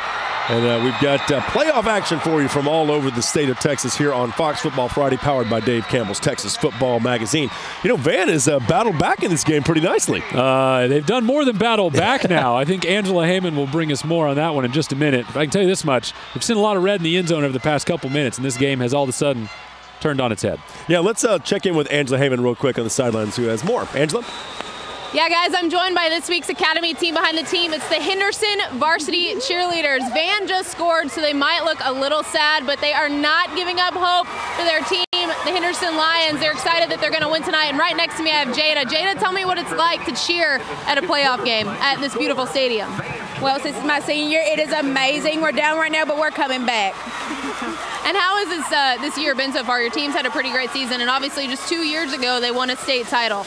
Oh, yes, ma'am, and we're planning on going right back to Dallas Cowboys Stadium. I like that attitude. See, I told you they are not giving up on their team. Right now, Van leads 21-14 over Henderson. Back to you guys. All right, thank you, Angela. Appreciate that. Let's kind of tell you what's been happening here with Van. They've been on a roll lately. They were trailing 14-0 to Henderson. We were starting to think, uh-oh, maybe a blowout? No. Van says, hold your horses, everybody. We're back in it. Van on offense here. Yeah, Matt Savis with the touchdown run right there for the Vandals. And then they're back on the move here. This touchdown here will tie it up at 14 as right up the gut is Lucas Sartain. And I can tell you right now, Van has moved ahead now. They're up 21-14 over Henderson. There's actually Hunter Hopkins there on the touchdown run, and then to get that third touchdown, a defensive touchdown, a big return down the right side. You could hear the Van sidelines erupt. So Henderson, after a 14-0 start, defense comes apart a little bit, and then turnovers have really hurt the Lions over the past couple minutes. They're going to have to shore that up if they want to get back out on the right side of this one. All right, so Van leading Henderson 21-14. More on that throughout the night. What do you say we head down to the Valley now and talk a little Valley football for you? Last night, Corpus Christi Flower Bluff was taking on Mission Veterans, and pretty high-scoring game. Flower Bluff won the game 49-37, your final. And the big reason why was quarterback Colton Mims. You remember last week, Jeff, the Academy play of the night was that quarterback going end over end over those guys at the corner of the end zone to look like Superman. That was Colton Mims. Well, he put on the cape again tonight, or last night, passed for 254 yards and 4 touchdowns, rushed for another $141 and 2. That's a lot of points and a lot of yardage for one kid. And Flower Bluff now 11-0 on the season and looking like a dream killer for a lot of teams in the playoffs right now. How about Weslaco and Los Fresnos? Game we're watching out for here tonight. Los Fresnos up right now 10-7 in the second quarter. Honestly, I thought this could end up being a final score for this one tonight because both of these defenses are pretty good, especially Weslaco, where they have linebackers Tommy Chavez Lopez and Bobby Estevanes, two guys who can do a lot of damage to a defensive game plan. But right now, Los Fresnos and quarterback John Michael Rosales, who comes into the night just a hair under 1,500 passing yards on the year, they've got the early edge. McAllen Memorial versus Harlingen, and Harlingen always finds a way to get rolling in the postseason. Right now, they're all knotted up at 6 in the second quarter. This has been the night of the defense. We've talked about defense a lot in the live show about the two teams behind us, Van and Henderson. We just talked about linebackers at Weslaco. Well, how about one more? Nathan Prado, the linebacker for Harlingen, last year's Valley Defensive Player of the Year, named by the media down there in the Valley, in action tonight against McAllen Memorial. And get this, a freshman running back who led his entire district in rushing, Trevor Spates for McAllen Memorial.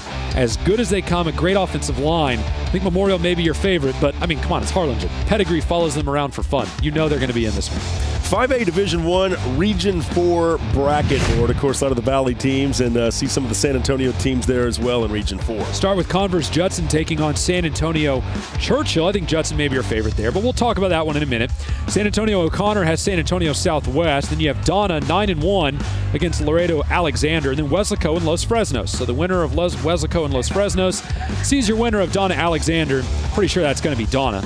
Bottom half of that bracket in Region 4 D1, it's Madison and Wagner. And Madison, highlighted in red, because that's the #1 team, I think, overall in that bracket. You got East Central and Clark. Clark, a team that got into the playoffs in the last day, like last 10 minutes of the regular season. Mission Sharyland takes on Laredo United. And then Harlingen and McAllen Memorial at the very bottom, rounding out Region 4. All right, Weslaco East is taking on Brownsville Veterans Memorial.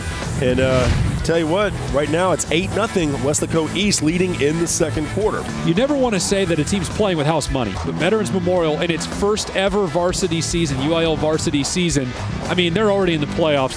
They've already exceeded expectations, but you know they want to win tonight. We've got a very good offense led by quarterback Marco Munoz, but I do think that Weslaco East, the district champs in 31-5A, I think they're the better team here, and a great ground game of defense is a reason why. McAllen Rowe and Harlingen South. Harlingen South, a fine season, up right now, 10-7 in the second quarter. You know what's always fun about the first round of the playoffs, Jeff, is when you get a couple of these rematches, games that you've already seen this year. And this is one of them. They played back in week 0, and Harlingen South won it 24-14. But since that point, McAllen Rowe has been through the fire in 31-5A. I mean, they were in do-or-die games for 5 straight weeks, and they did enough to get in. So you know their confidence level is high. You know that quarterback, Javi Obregon, is on the money right now.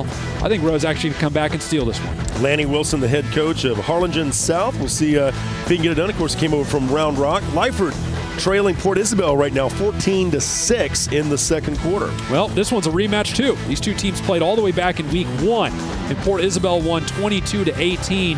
And I think they're the better team. The score shows it right now, but I think they're the better team primarily because of running back Jacob Lasoya, who's had a great year so far, over 1,000 yards in that diversified rushing system.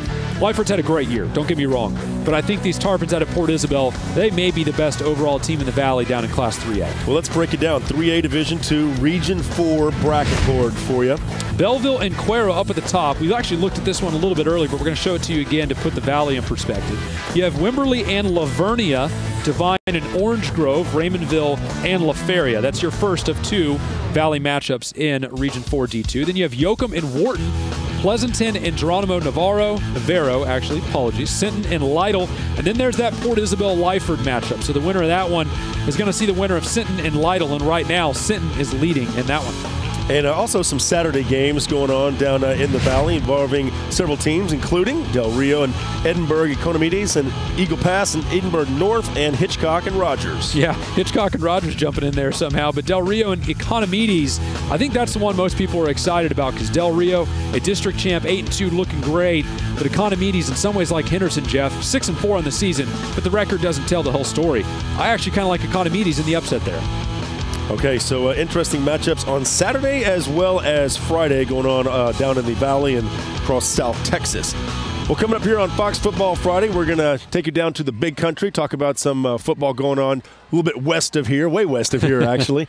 And, of course, we are here in Tyler. Got a good game for you here as well. We'll update this one and much more when we return.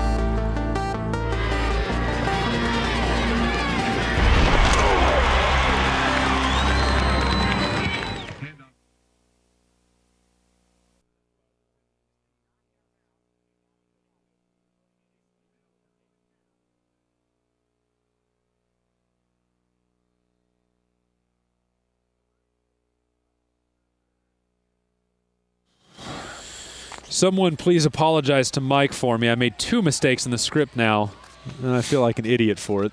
I had to correct it on screen. It probably feels like it's his fault, but that was all mine. God bless you. Hey, I've got a score from this region if you want it. Brunt and Ira Ann 7-7 after 1. So I guess the second quarter.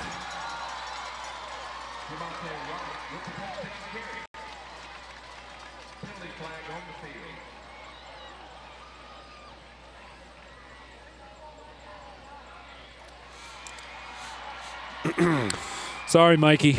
I'm trying.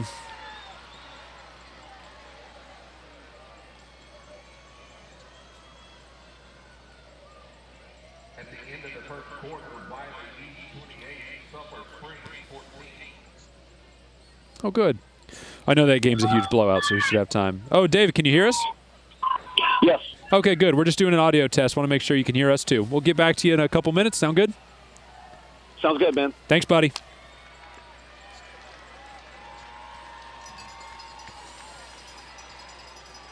Man, Stephenville's up 28-0? No, 35-0. 35.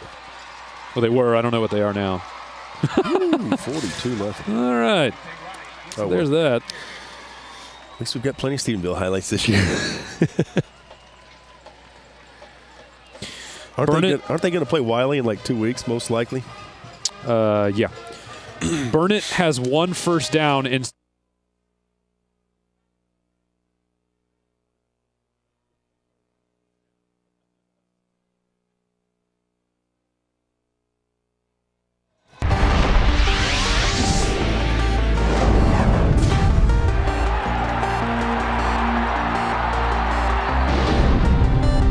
And welcome back to Fox Football Friday. It's the Blitz, powered by Dave Campbell's Texas Football Magazine. Looking at Trinity Mother Frances Rose Stadium here in Tyler, Texas. Great game going on behind us here between Henderson and Van, and plenty to get to. We'll talk about this game here in just a few minutes. But what do you say we take you out to the big country now? Talk about some football a little west of here. Let's begin with El Paso Franklin and San Angelo Central. Well, Franklin out big over San Angelo Central right now, and that's a surprise because these two played way back in week 0 at the beginning of the year, and it was close. Franklin only won by a point, but playing a lot better football now than they were then, I guess. San Angelo Central, they've been a master of the second half comeback. Boy, howdy, it's not looking good right now, is it, Jeff? No, it is not. How about that 5A Division II Region 1 bracket board, and we'll kind of sort this out for you. Let's work our way through that West Texas, El Paso, Panhandle, even a little bit of Dallas conglomerate. We'll start up at the top of it with EP Americas versus Abilene Cooper. You have Arlington and Timber Creek. Denton Ryan's got LD Bell, and then Cedar Hill and Copper's Cove, one that's got me very intrigued in the first round. The second half of that Region 1 bracket goes to Abilene and El Paso Montwood. You have Northwest and Arlington Lamar. We showed you highlights of that one earlier. Lamar, a winner 37-30 at Cowboy Stadium last night. Colleyville Heritage draws Hebron in the first round. Then you close it out with Hewitt Midway, Midlothian. Tasty matchup there between two different geographic regions. I love it. All right, Mountain View is taking on Abilene Wiley tonight. Wiley up now 14-0 in the second quarter. A lot of people are already thinking down the road and seeing Wiley and Stephenville matching up here in the near future. What do you think? I dare you to say that to Hugh Sandifer, the head coach of Wiley. That's what I think. They never want to talk that far ahead. But honestly, this one's probably only going to get worse. Wiley may be the most complete and best team in Class 3A. We don't know. We won't know until they obviously take on Stephenville. Mountain View probably a little overmatched tonight. Wiley cruising. Boy, howdy, it's a good team.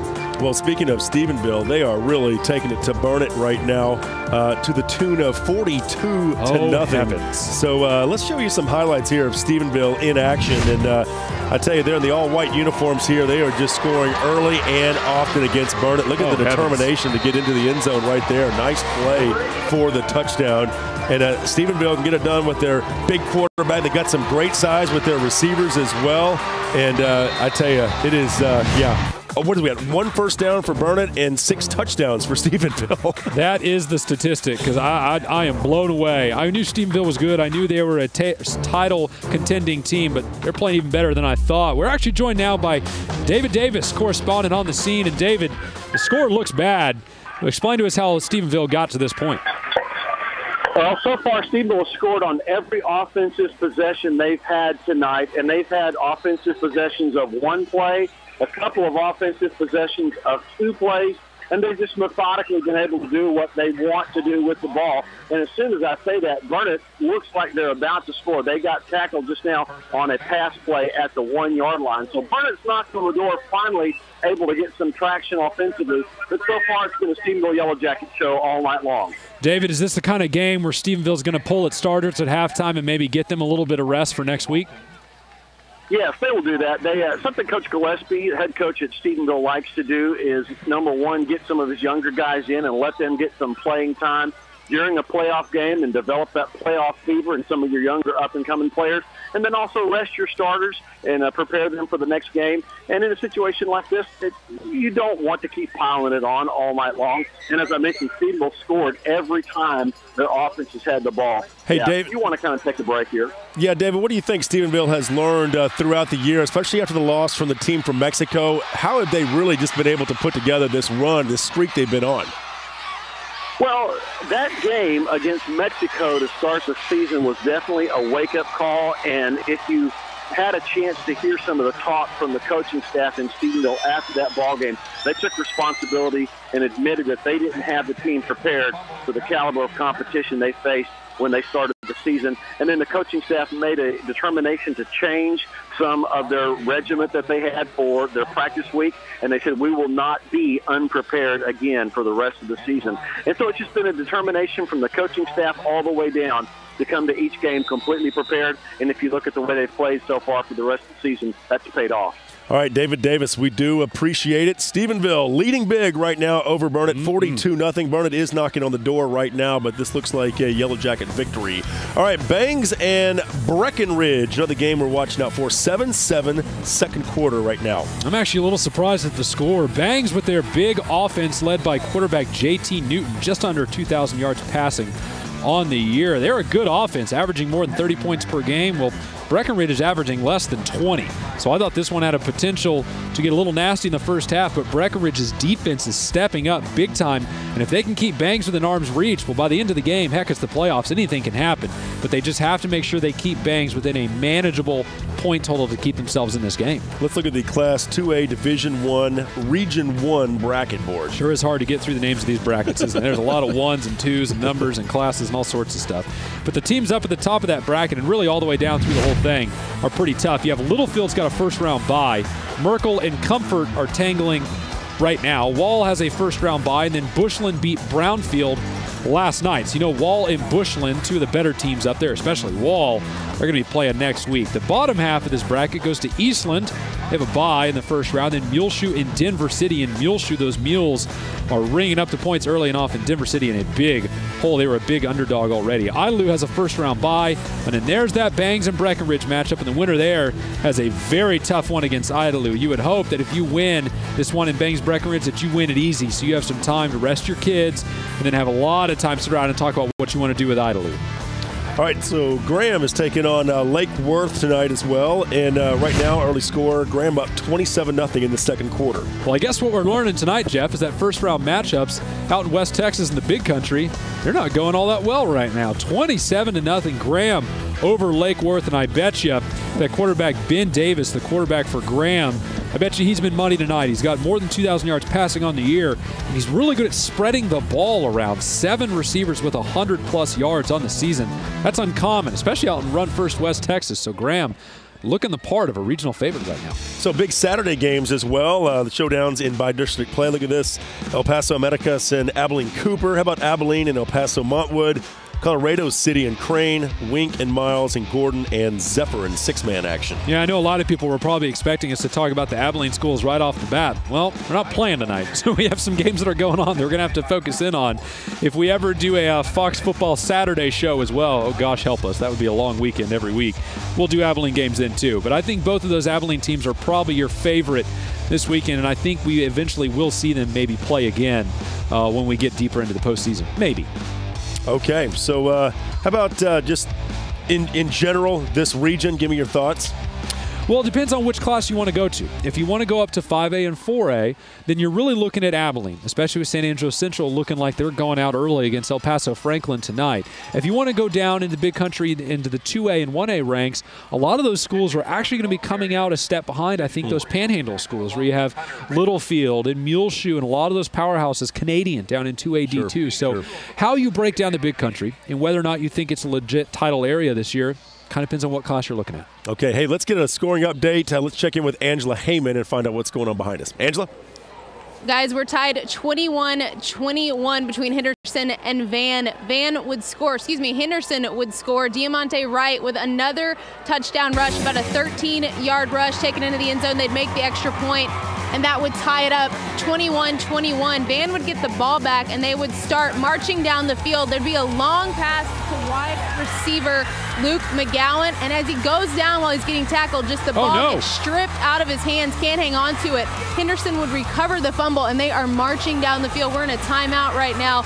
Game tied 21-21. But more importantly, I want to welcome a new member of our family, Jake, one of our cameramen, Jake Withers, and his wife, Alyssa. They had a beautiful and healthy baby girl this evening. Her name is Carly Promise Withers, and we want to welcome the newest member of our Fox Football Friday family, and we want to congratulate Jake and Alyssa on their brand new baby girl. Congrats, guys. Yeah, congratulations to Jake and Alyssa Withers. A beautiful baby right there. Carly looking good, and welcome to the world, Carly. You started with football. It's a good place to be. We had our first birth right here on Fox Football Friday. Hey, let's go to the Dallas-Fort Worth area. Some more highlights for you. South Lake Carroll and Arlington Martin. South Lake Carroll just taking it to Martin. This game being played over at Cowboys Stadium up in Arlington. And there's another touchdown for you. And, wow, how impressive. I mean, they look so at home at Cowboys Stadium, don't they? Yeah, they may be back there in about 5 more weeks. You know, Jeff, sometimes you're the bug and sometimes you're the windshield. And right now I'm afraid Martin's the bug because South Lake Carroll is just a runaway freight train. They've got backups in, and they're still running for touchdowns. It's just all pistons firing right now for Carroll, 58-0. Boy, how did these Dragons are good. How about Mesquite and Saxe? Mesquite is on the move right here. Undefeated, fine football team. Look at this play right across the middle for a touchdown. Alex Cooper may be the most accurate quarterback in the Dallas area. He's the quarterback for Mesquite. You see him rifle a touchdown pass, then on the option pitch, perfectly timed. The Skeeters rolling all over Saxe right now, 21-0 in the second quarter, and looking like they're going to be playing in the second round. Hey, one other game to pass along for you in the Big Country. Bront and Ira Ann right now all tied up at 7. Highlights of that one a little bit later on. Stuff. Yeah, all right. all classifications. All right, Fox Football Friday will continue. The Hill Country is next. We'll be right back here in Tyler in just a few minutes.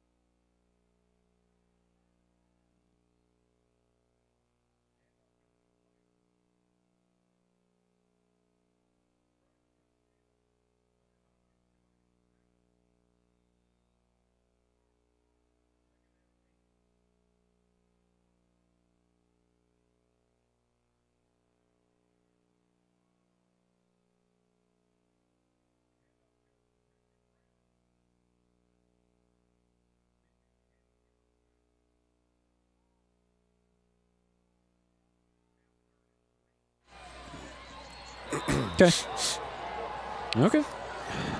No, not right now because it's about to be halftime, so I'm going to grab the coach. We are to the Vandals. Hey, Jeff, quick note.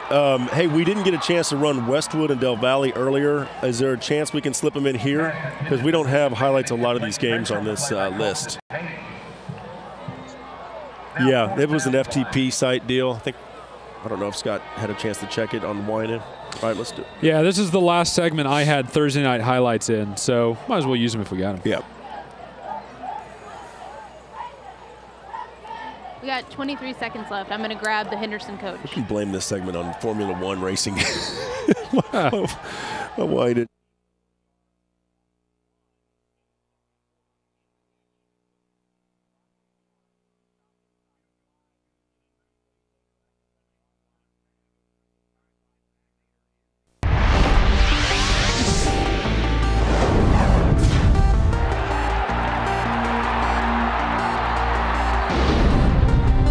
welcome back to Fox Football Friday, powered by Dave Campbell's Texas Football Magazine.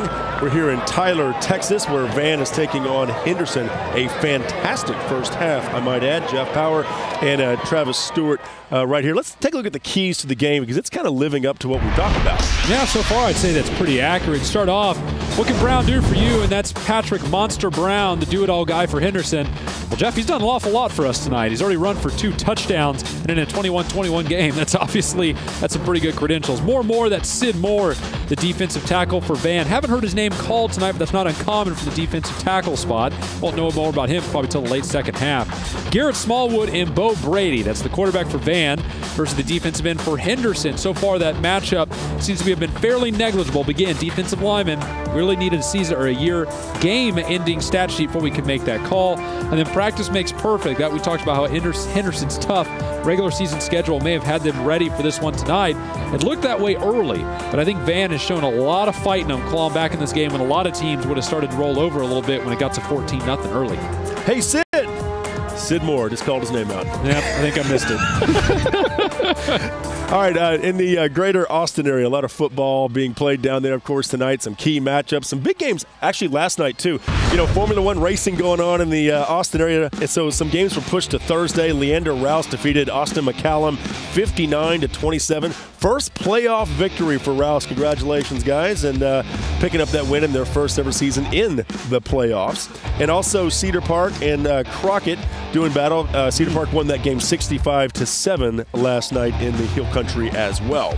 Cedar Park, one of the most dangerous teams in the Austin area right now by a pretty considerable margin. Also, Round Rock Westwood, they took on Austin Del Valle last week, and we had Westwood, they took them on last night. We had Westwood last week against Pflugerville, and Coach Anthony Wood, the coach there, said they had to be ready for Del Valle's team speed. Jeff, I think they were.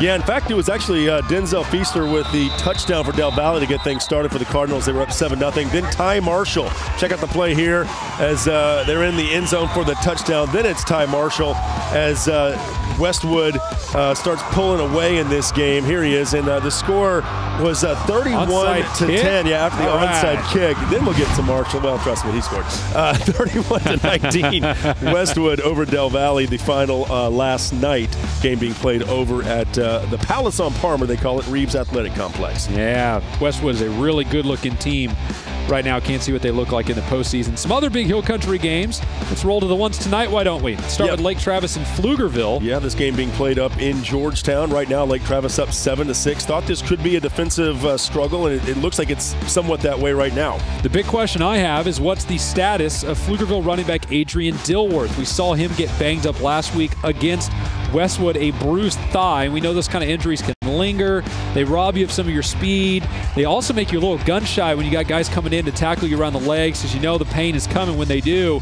If he's hurt, it's going to be very tough for Pflugerville to get into those 20-point range, and that's what Lake Travis would love to get to come out with a win here tonight. Okay, how about Hendrickson and Westlake? You know, Hendrickson with a lot of offense this season, but they're trailing Westlake, which is loaded with defense, 10-7. That game being played over at Reeves Athletic Complex. The actual one just ticked down to halftime as well, and the Westlake defense, sometimes they've been great, and sometimes they haven't. We saw them get lit up against Temple, and then we saw them play one of the best games you'll see against Lake Travis at the end of the season and still came in with a loss. So a little up and down, but right now playing great defensively against Hendrickson, which has one of the best run games in the Hill Country. So you know, man, 7 points, that's pretty good. How about 5A Division II, the Region 2 bracket board? A lot of really good-looking teams there. And this is where Lake Travis and Westlake play. We'll get to those teams here in a minute. You got Lake Highlands taking on Plano West. South Garland has Rockwell Heath tonight. Spring Decaney is taking on Lufkin. We saw that one earlier, and Lufkin is out to a big lead there now. Lake Travis taking on Pflugerville. Lake Travis out a narrow lead in the second quarter. The bottom half of this bracket looks like McKinney Boyd and Dallas Jesuits. It's a special game. We'll talk about that one after our upcoming break. And then Longview and Rowlett. A&M Consolidated takes on Klein. Resurgent Klein getting into the postseason after a tough start to the year. And then Pflugerville Hendrickson has a date with Austin Westlake. It's one we just talked about, and Westlake leading it at halftime.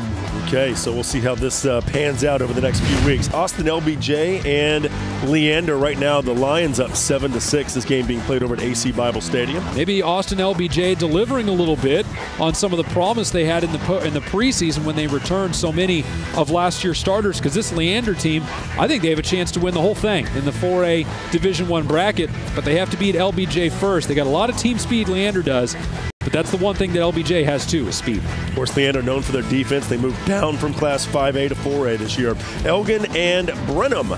Interesting game. Brenham trailing right now, 28-14 to Elgin.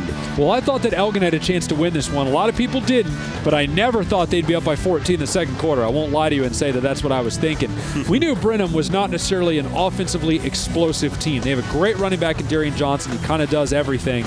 But Elgin, that's impressive stuff. They don't have a win over a winning team so far this year. So this would be a big step for them in the postseason.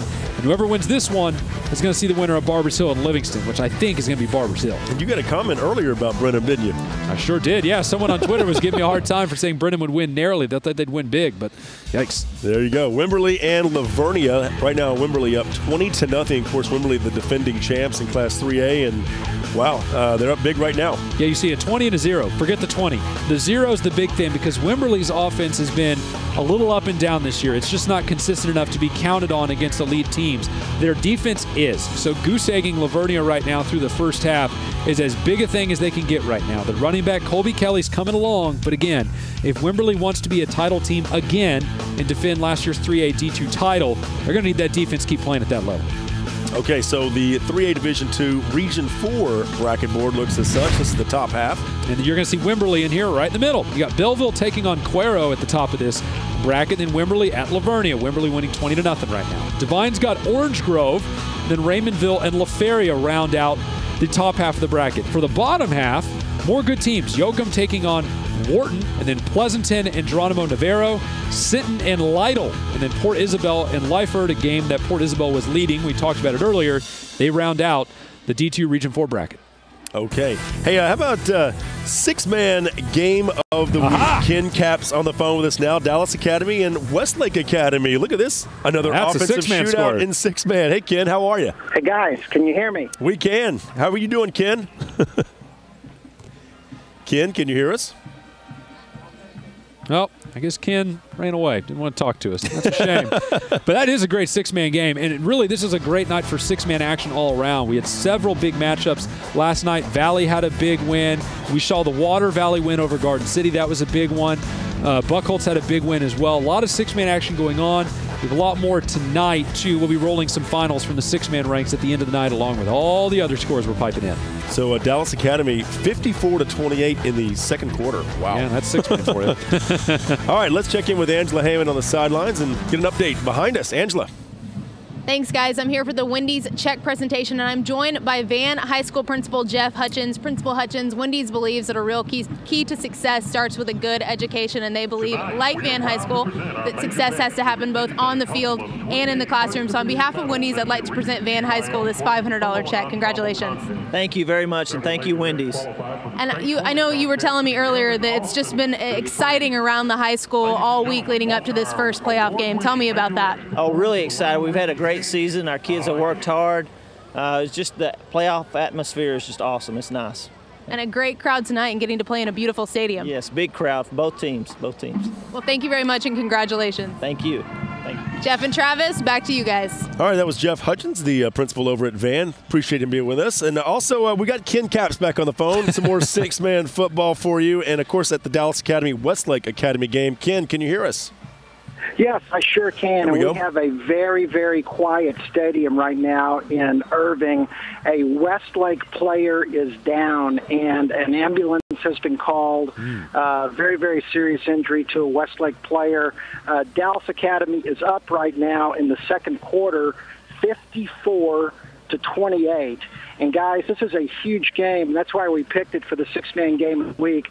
Dallas Academy is a learning differences school in Dallas, okay? A little bit different school, a little bit different play, but they play six-man. They have only had 2 losses this year. One of those was to the Gordon Longhorns, who handed the Strawn Greyhounds their only loss this year. So these learning differences kids are playing hard. If they win tonight, they will go to the state championship in TCAF, and it will be the first time any team from this school has ever gone to a state championship. So hats off to Coach Jeremy Savello and his coaching staff and all the folks out here with the Dallas Academy Bulldogs. Great program, and right now we're just trying to keep it down here and keep our thoughts and prayers with this Westlake player who's being carried off the field. But 54-28 in the second quarter. A lot of football left to be played, guys, but really proud of both these teams. They're going hard, man. They're going to go. Whoever wins tonight goes to the state championship. All right, Ken Capps, we do appreciate it with a 6-man update. Dallas Academy leading right now 54-28. We'll try to update the player situation there a little bit later on. Hey, coming up, the Dallas-Fort Worth Metroplex is next here on Fox Football Friday. Stick around, folks. We'll be right back with more from here in Tyler. Tonight, we would like to feature our two-time All-State quarterback player and UIL State medal-winning feature.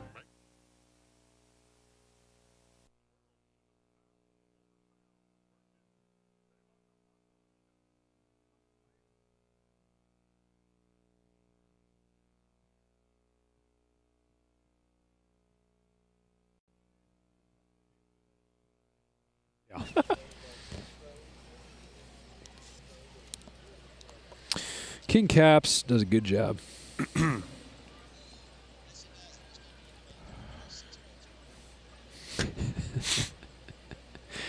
Actually, David Davis had a great night, too. It was a great little interview we had with him. Ugh, gross. Yeah, sure. Greg, can you hear me? Yes. Ugh. I don't want to talk to Greg. Sounds like your game's been really boring, huh? You shut your stupid face, Travis. Yes, it has been boring. What was that, Jeff? Okay. It has been boring. Yeah. Okay, well, we're just audio testing you, bud. We'll let you get back to it. We are the Academy Sports Desk, correct? Yeah. Okay, just checking. Angela's the State Farm. I was about to say, I don't think – oh, I thought you were saying Greg was. I was like, I don't think Greg knows he's the Academy Sports Desk if he is. Ooh, boy, it's getting cold. I'm trying to keep from doing this on the air because it's a natural habit when it's cold. I think I'm getting out the gloves. Just yank the glove off. I like the way they had the big stadium, what's in the center. That's cool. Mm-hmm. Little rose.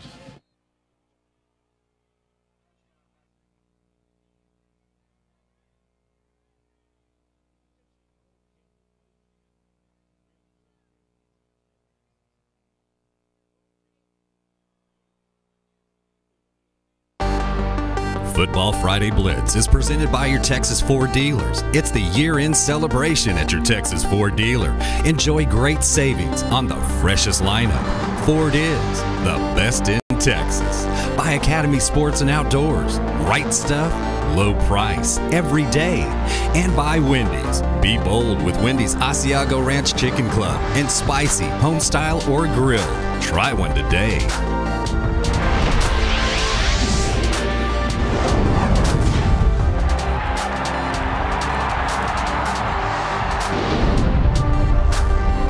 Welcome back to Fox Football Friday, powered by Dave Campbell's Texas Football Magazine. We're here at Trinity Mother Frances Stadium. It's Rose Stadium here in Tyler. Of course, powered by Dave Campbell's Texas Football Magazine. The Van Vandals and the Henderson Lions battling each other. It's been a great game, back and forth. Henderson on top right now, 24-21, but it's been a lot of offense so far. You know, something we haven't talked about tonight is because of the way the playoffs are structured, 3A sometimes ends up with the best first-round matchups because unlike 2A and 1A, the district champions don't get a first-round bye, so you get all the best teams playing in the first week.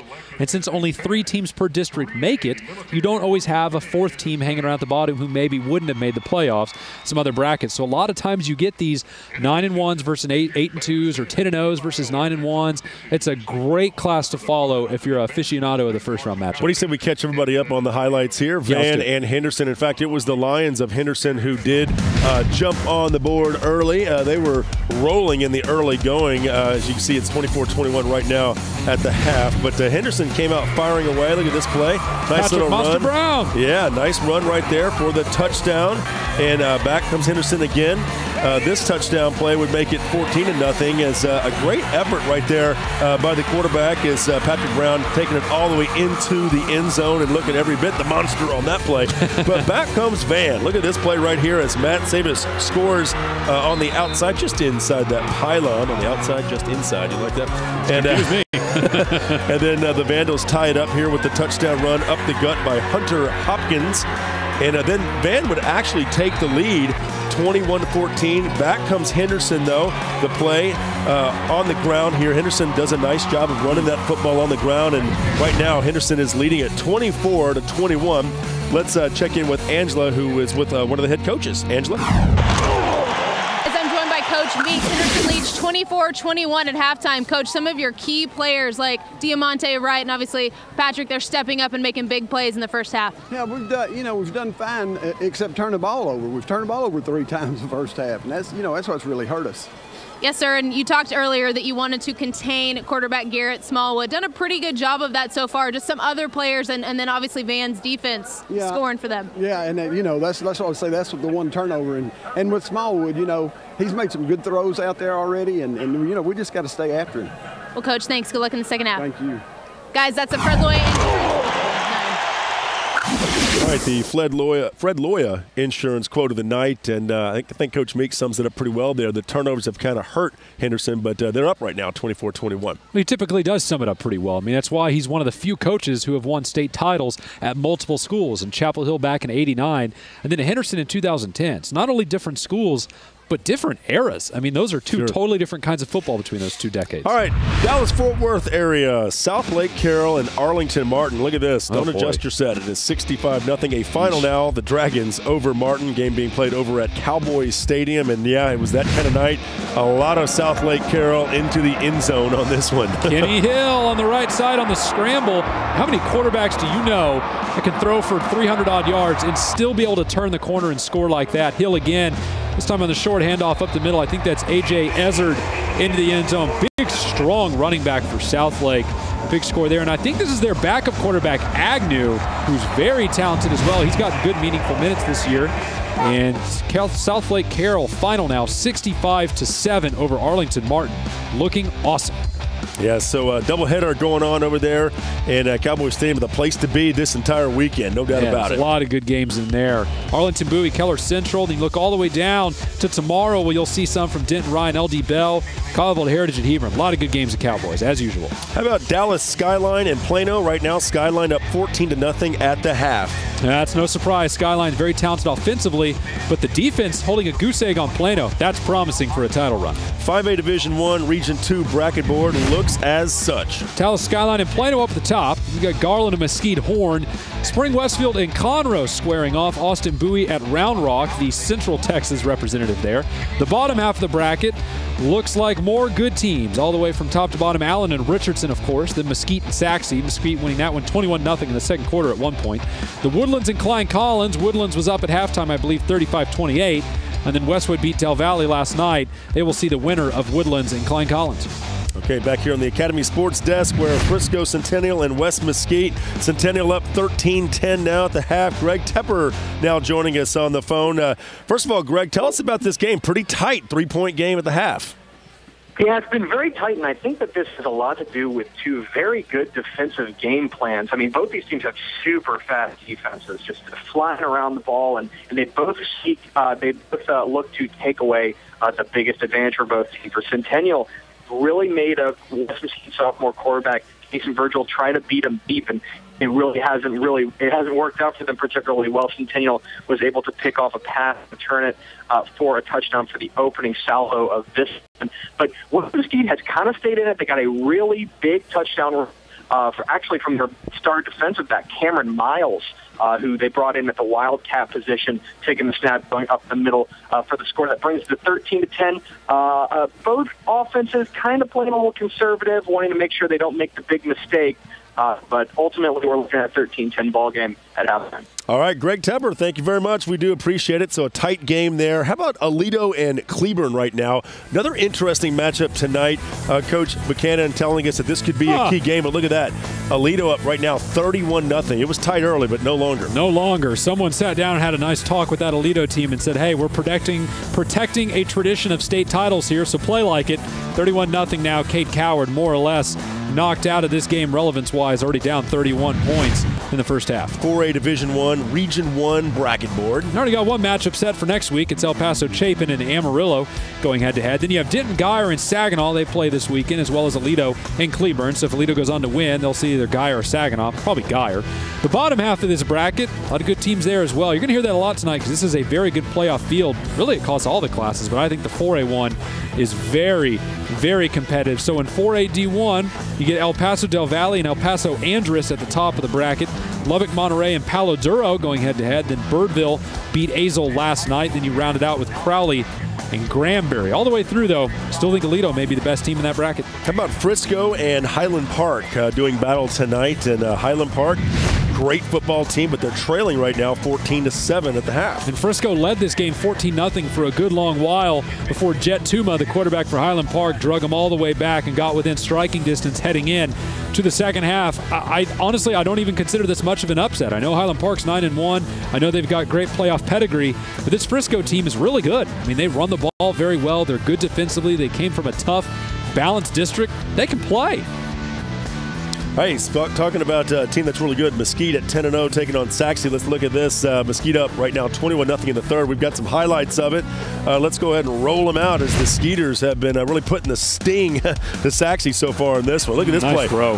When you turn it over, just pick it up and score the touchdown. There you go. I don't think they coach it like that, Jeff Power, but sometimes it works out that way. Alex Cooper, quarterback from Mesquite, again, this time over the middle. It's a man right across in the slant route in tight coverage, no less. And here's your third touchdown for the Skeeters, a perfect option pitch from Cooper. Defense takes a bad angle. Skeeters in the end zone, leading right now 21-0 at the start of the third quarter. Look at that camera work there by the Jeff Watts Productions crew. Let's check in now with Angela Heyman, who's now with the other head coach from Van. Angela.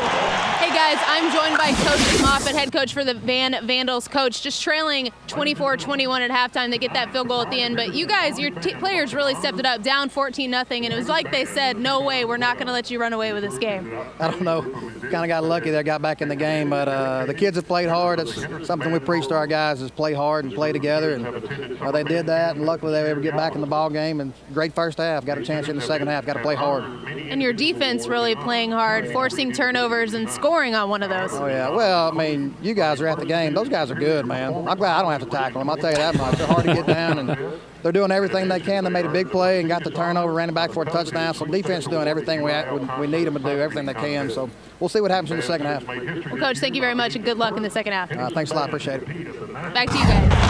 All right, the Fred Loya Insurance Live quote. And again, your scoring update here. Henderson up 24-21. We're getting ready to start the third quarter. And a lot of candor there from Coach Moffitt. He knows this Henderson squad, 6-4, forget it. He knows this Henderson squad is really good, and they're not that far from title caliber. They're really not. They're talented. Back here on the Academy Sports Desk, coming up next will be the Syntex, the Super Syntex, as we like to call it, when Fox Football Friday continues.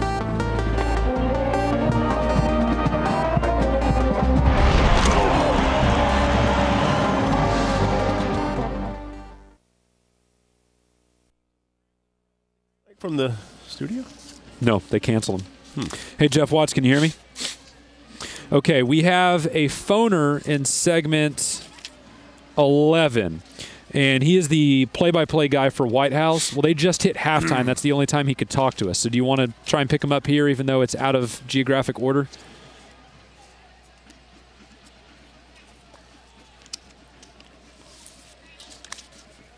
I had told Val about...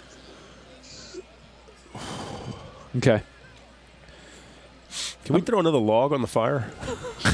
I mean, we don't have to get him tonight. It's not the end of the world if we don't. I just, was throwing it out there.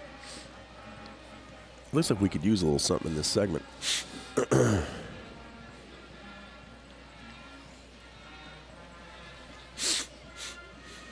That's fine. Oh, can we just do that then? Is that okay? Okay, yeah, that's fine. I'll just tell the guy our phones really aren't working right now, and we'll get back to him.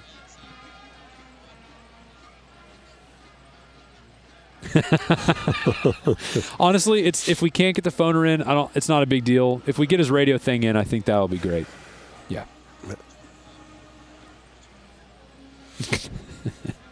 Man, Stephenville is killing Burnet.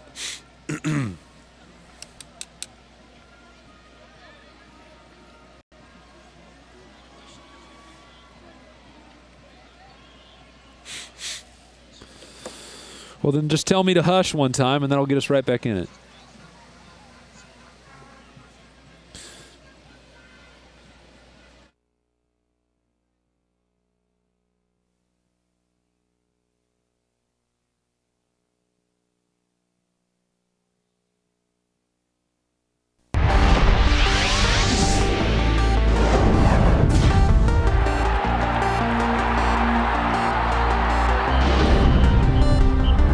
And welcome back to Trinity Mother Frances Rose Stadium. A little chilly here in Tyler, Texas.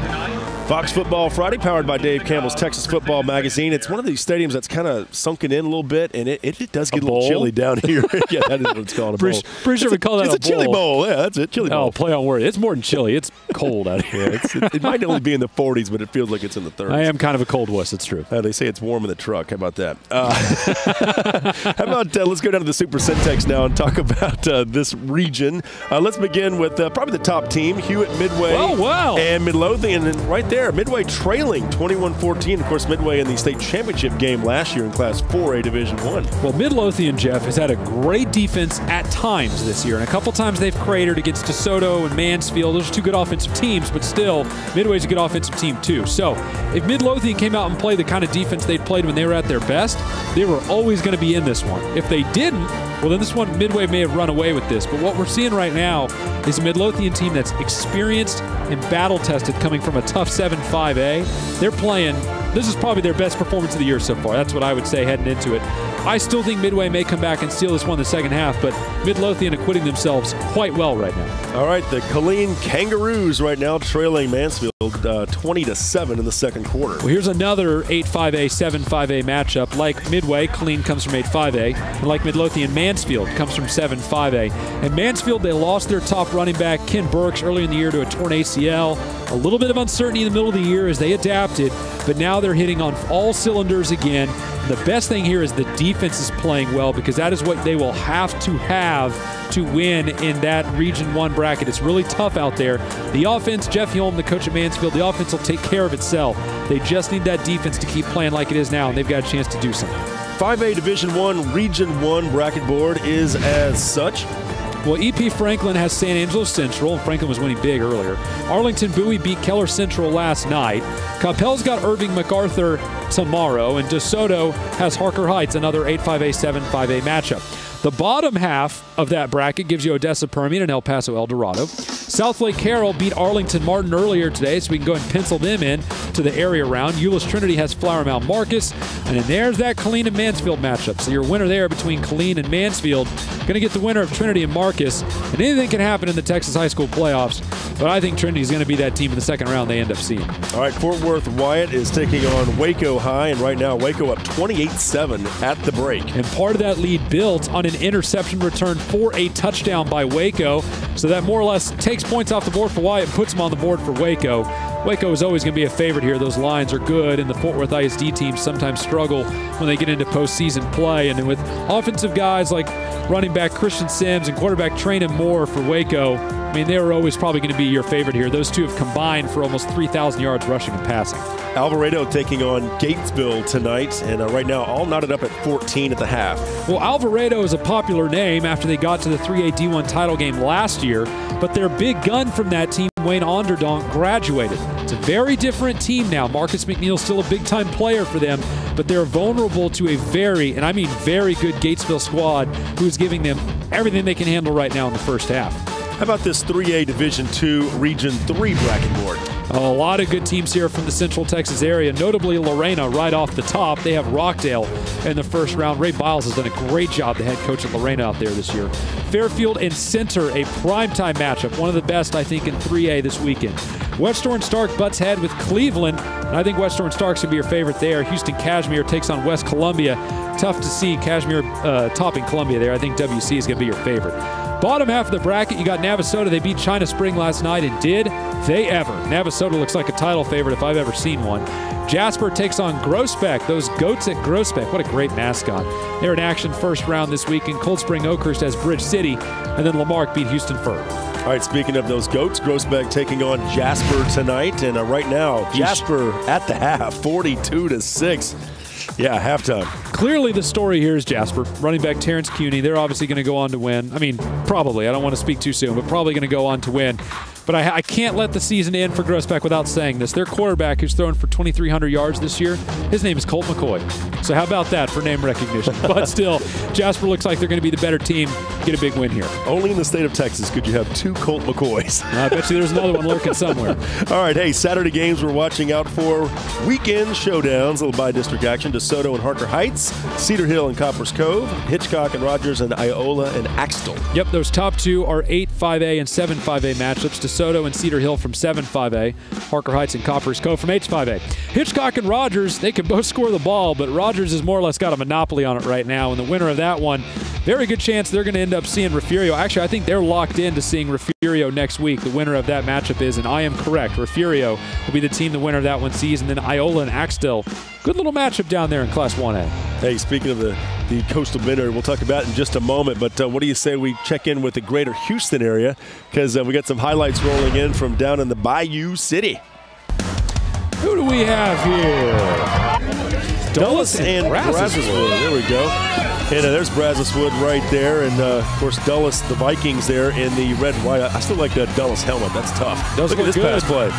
Deep down the middle of the field, wide open man. Touchdown for Dulles. And we know if there's one thing that teams from 23-5A can do, score the football. Dulles on offense again. This time a pass out to the right side. Walk-in touchdown. Dulles with 2 big passing touchdowns against a good Brazoswood team, and Dulles winning big over Brazoswood 28-0. Bit of a shocker there, and bad news for the rest of 24-5A against 23-5A. How about Klein Collins and the Woodlands, the game we've been following tonight? Oh, yeah. We got some trickery going on here. And this is the Woodlands with an interception here as Klein Collins returns it. This game being played over at Klein ISD Memorial Stadium. And, you know, Collins talked about that. They didn't win their district title. The Woodlands won their district title, but yet there's Klein Collins at home. And you know what? They're hanging. They're playing tough right now against the Woodlands, getting the touchdown right up the gut. And Drew Sabota has got his team in it. They're down 35-28, though, to the Woodlands in the third quarter. A lot of offensive fireworks. That was your halftime score. Let's check out Angleton and Friendswood. We saw highlights of quarterback Jordan Wood for Friendswood doing a lot of work earlier on in the first half. But Angleton charged back into this one. Tough running up the gut. Angleton into the end zone. Yeah, it's Richard Cooper with the touchdown, and Cooper with a great run, breaking tackles. Look at him go this time. 40 yards. Can you say hello? That's Why don't we kind of star that play for a little bit later on tonight? Good call. What do you think? And, hey, you know what? Cooper actually had a third touchdown coming up here in the first half as he takes it up the gut. You don't see running backs with the number 15 too often, but what the heck? It's working tonight. Friendswood's quarterback Jordan Wood, he'll scramble and score his second TD. It was 21-20. Where is he going? On top, yeah, into that corner. And then Wood, just before the half, he'll take it in again. His third touchdown, approaching 200 yards right now. And that's in the first half as Friendswood is leading it 27-20. And let's see if we can update that one now. 34-27 Angleton. Offense with Friendswood. They don't play a whole lot of defense, but they sure can score the ball with Jordan Wood. That one is going to be a busy night for scoreboard operators over there in Houston. All right, well, we're getting underway in the third quarter here between Van and Henderson. Henderson leads right now 24-21. We'll talk about this game and much more when Fox Football Friday returns. Coastal Bend, you're next.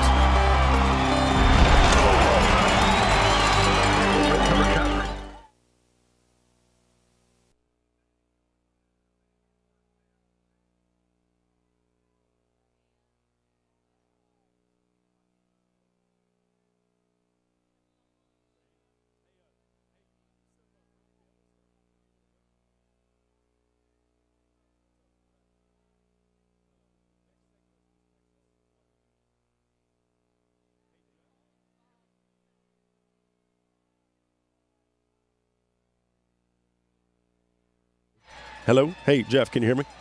All right, I know we're doing Coastal Bend here next. That's fine. Coming up for East Texas, you want to do the Earl Campbell stuff?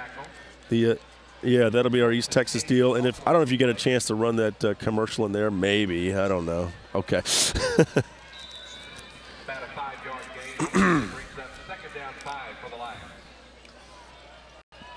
It's already voiced. Oh, gosh, I'm freezing. It's the legs. Next week, I'm wearing a little bit more clothing. I mean, I'm wearing an absurd amount of clothing right now. You've got like a wool coat on here, and I'm sitting here in my Miami Vice jacket. I'm not going to lie. I'm actually a little embarrassed. I do. Don't worry, it's not copyrighted. I'm good with it. Oh, Monahan's pummeling Pecos. I haven't seen that one yet. Thank you, Val. You're the bestest. Yes, thank you, Val. Include free Wi-Fi, Oh, man. You know what? I need some allergy medicine or a napkin. One of the two. You got another...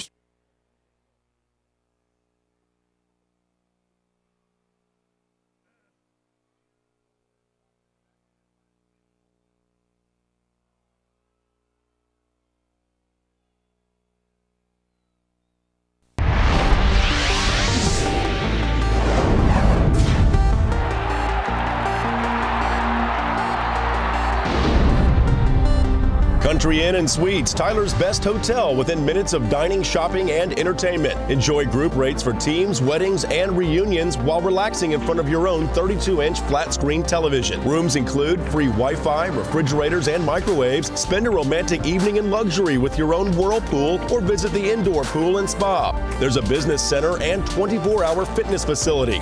There's also a complimentary hot breakfast. Country Inn & Suites in Tyler. I love this country. All right, welcome back to Fox Football Friday. We are here in Tyler, Trinity Mother Frances Rose Stadium.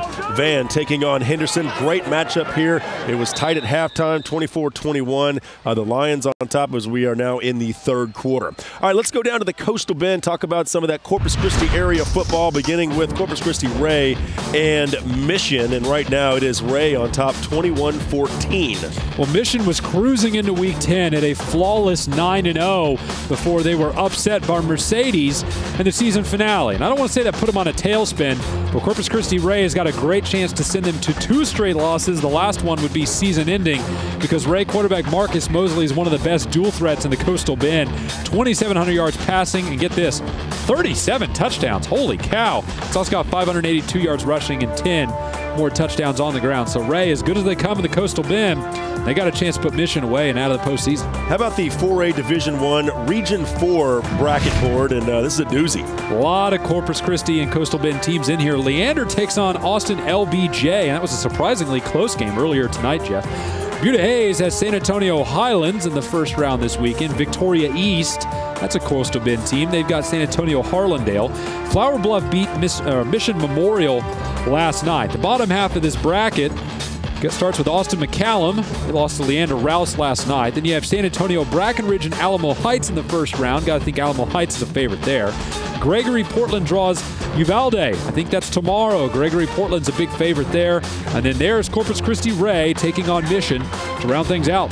All right, Floresville taking on Port Lavaca Calhoun. And wow, Calhoun is one of those teams that's just been impressive for what now, the third consecutive year, just been steamrolling some teams. Third or fourth year in a row, probably more like it with that triple option offense of theirs. I know they're hurting without fullback Corey Williams, probably lost for the year with an ACL injury, but they still have quarterback Hunter Bourne and running back Jacorius Williams, and they are both over 1,000 yards rushing on the year.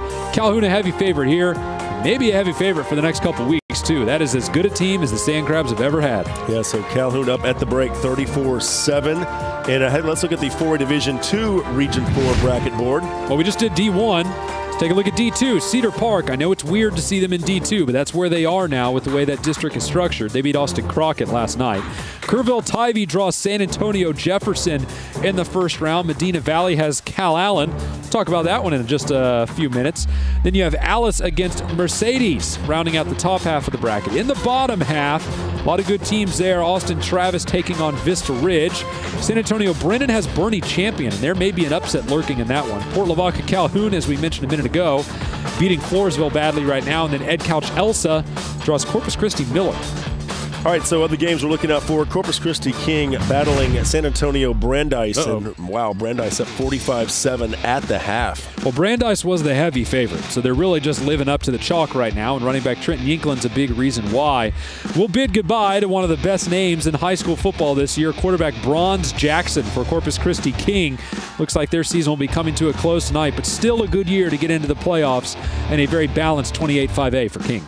Okay, Belleville and Cuero. Of course, Belleville coming off that win over Sealy. They go into the postseason looking pretty strong, up 24-13 against Cuero. While we're handing out tips of the cap to get into the playoffs, how about one for Cuero, which survived one of the most murderous districts in Class 3A, but drawing a very good Belleville team that's peaking right now. They beat Sealy and a healthy Sealy team with Ricky Seals-Jones in the lineup. Belleville beat them in Week 10, so you know that they're capable of knocking off even state title favorites. They're living up to the billing right now. Maybe church for Cuero by the end of the night. And they were battle-tested with El Campo in that district as well. Yep. Ben Bolt and Ganado. Right now, Ganado up 28-6 at the half. Well, offense has been the story of Ben Bolt for as long as I can remember, especially with running back Rudy Lopez there, who's been very good for them. But Ganado, I think that was the better team going in. The winner here tonight is going to play Weimar, who had a first-round bye. You know, I spent a lot of my childhood in Weimar. I did, picking pecans, selling them. That's true. That's a God-awful story. Ganado is probably going to end up seeing Weimar next week, and I can't wait to figure out who's going to come out ahead of that one. All right, Gregory Portland taking on Uvalde. This game being played on Saturday in GP. All right, Gregory see them Portland in the postseason. That's right. Running back Devin Bisbee, the big gun there for GP. And Uvalde, a good team, but I think Gregory Portland flirts with being a great one. I think Uvalde might be overmatched here. I like GP to get a win and get in the second round. All right, let's now check in with Angela Heyman on the sidelines and get a scoring update on the game going on behind us between Henderson and... I don't really have a scoring update. It's still 24-21 coming out of halftime, but I want to let you know that earlier I spoke to Brandon Farmer. He is a defensive back for the Vandals. He's a senior. I spoke to his grandfather earlier, and he let me know that Brandon's dad is actually serving in Afghanistan right now. And with Veterans Day just happening last Sunday, we want to tell him thank you, and thank you to all of the military men and women who are serving in Afghanistan and all over the world for the United States. And obviously, we'll have Brandon in our thoughts and prayers and be thinking about his dad as well. Back to you guys. Yeah, our thoughts and prayers always go out to the servicemen. A lot of trouble in the Middle East these days. So let's move on now to some more scores here. Your Wendy's score updates. Jasper and Groesbeck. We saw Jasper up pretty big on that one. Wolford Friendship leading Canyon 24-16 the third. Wimberley over Livonia right now 20-3 in the third quarter. And look at Taylor leading Cy-Fair 28-7. So Katie Taylor up big in the third. Actually, it's A-Leaf Taylor, and I got to be honest with you. I'm surprised. Cy-Fair struggling right now after they got into the postseason on such a hot stretch. Odd times out there in Houston. All right, so the Wendy's real score updates for you right there, and good to see those scores rolling in here throughout the night. And Fox Football Friday continues from right here in Tyler. We're going to take a look at East Texas next. We'll even talk about the old Tyler Rose, Earl Campbell, when Fox Football Friday returns right here at Rose Stadium.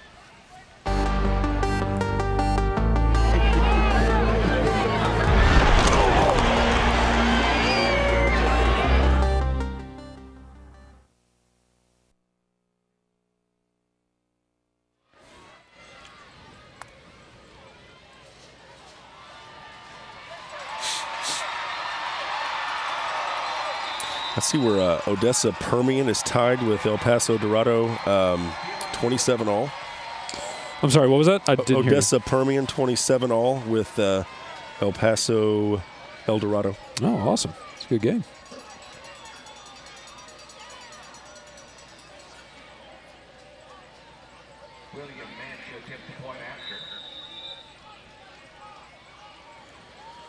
Let's see.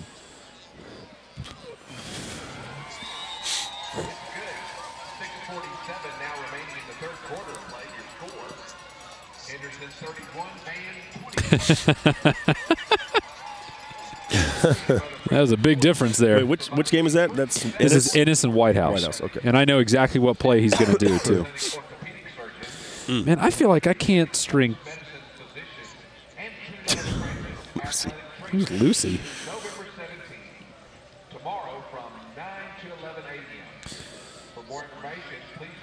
Yeah, 31-21. Henderson. Okay.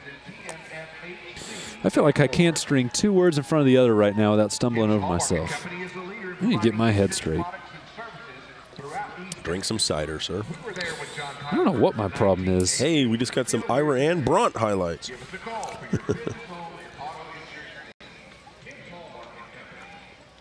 Tell Scotty I just sent him Ira Ann and Bront.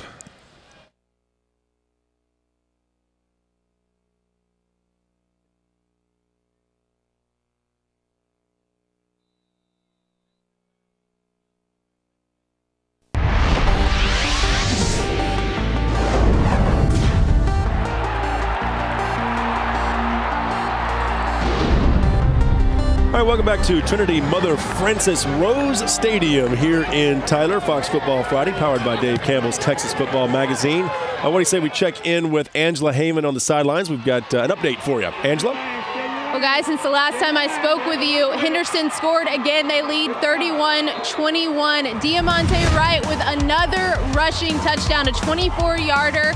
He'd score, and that would make it 31-21. And when he came off the field, I saw him telling his teammates, let's go, let's win this game. He was very pumped up when he came off the field. Henderson now leading, like I said, 31-21. And, man, Diamante Wright really wants to win this game. I think that he's going to be getting the ball a lot for the rest of the second half. You know, Angela, we talked about the turnovers in the first half. Coach Weeks talking about that. But it looks like Henderson kind of getting off to a good start here in the third quarter, just like they started off the game.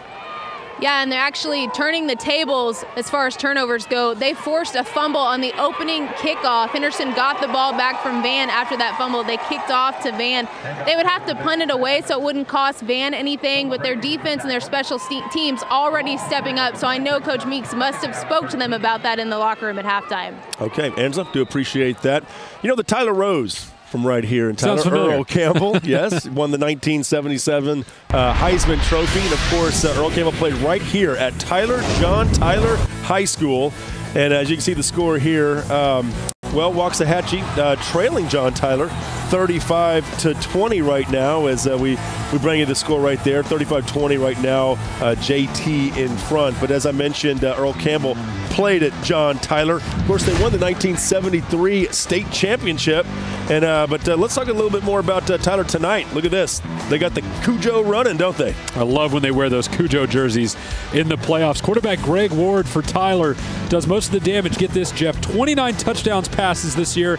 No interceptions. But Waxahachie firing off on its own. They've got a very good running back in Trayvon Marsh, but the passing game getting on the board there. Good crowd here on hand for John Tyler. Here's Greg Ward, little short flare out, and all of a sudden Tyler breaks it, and there is no team that does it better than Tyler. Taking those short routes and running them for 50, 40, 60, 80, you name it, they can take it. Greg Ward again, this time on the scramble. Yep, he can do a little bit of that too. Directing traffic, throws downfield wide open in the end zone. You can't cover them all. You know, I couldn't help but notice they were wearing white numbers on white jerseys, and on one side of the helmet had Cujo and then the lion on the other side. I like it. Yeah, we call it a sports broadcaster's nightmare. Tyler right now leading Waxahachie 35-20. All right, Lucas Lovejoy in Hallsville also doing battle. Lovejoy up 24-7 at the break. Well, Hallsville's got a very good defense, but we knew they were going to be sorely tested against Lucas Lovejoy tonight because Lovejoy does two things very well. Unfortunately, it's passing and running. So there's really not a way you can hone in on this offense and try and derail them. It's very balanced. It's had a very good season in their first year up from Class 3A. It was always going to be a struggle for Hallsville. All right, let's kind of recap what we were talking about earlier about Earl Campbell. Won the 1977 Heisman Trophy. Of course, played right here at John Tyler, played at Rose Stadium, and they won that 1973 state championship. And we do happen to have some footage of Earl Campbell mowing some people down back in the day. Of course, there's Earl on the left and his mother and a couple of brothers there. And Earl, look at this play right here. Up the gut. No, yep, I've got it. I mean, I think there was a quote, it was either Bum Phillips or someone said that Earl could have gone straight from high school right to the NFL, and I believe it. But, of course, he had to stop off at the University of Texas, won a Heisman Trophy there, got them to the Cotton Bowl where they would lose to Notre Dame. They had a shot at the championship that one year, and January 1st of 1978 couldn't get it done. But Earl Campbell, though, good to see the footage and good to see Earl Campbell. And, of course, he lost a dear friend in Darrell K. Royal last week, and he and Darrell K. Royal, a big fixture there in not only University of Texas lore, but across the state of Texas. That's right, and it's pretty amazing to think that Earl played just right here. Yeah. I mean, he would have been running through these spots, and when you think about guys that really represented everything about Texas football at every level, high school, college, and pro, list starts and ends with him. It does. It sure does. All right, let's go back to some more highlights now, or not highlights, but some more updates. Ennis and White House battling. White House up 28-26 right now in the half. But listen to this right here. 99.3 Talk FM, play of the night. Check it out. Listen in. 4 wideouts. Mahomes drops back. Now pressure coming. He's going to have to run for his life to the right. Now he circles back to the left. Gets a block. Great block. Now he can get some time to throw it.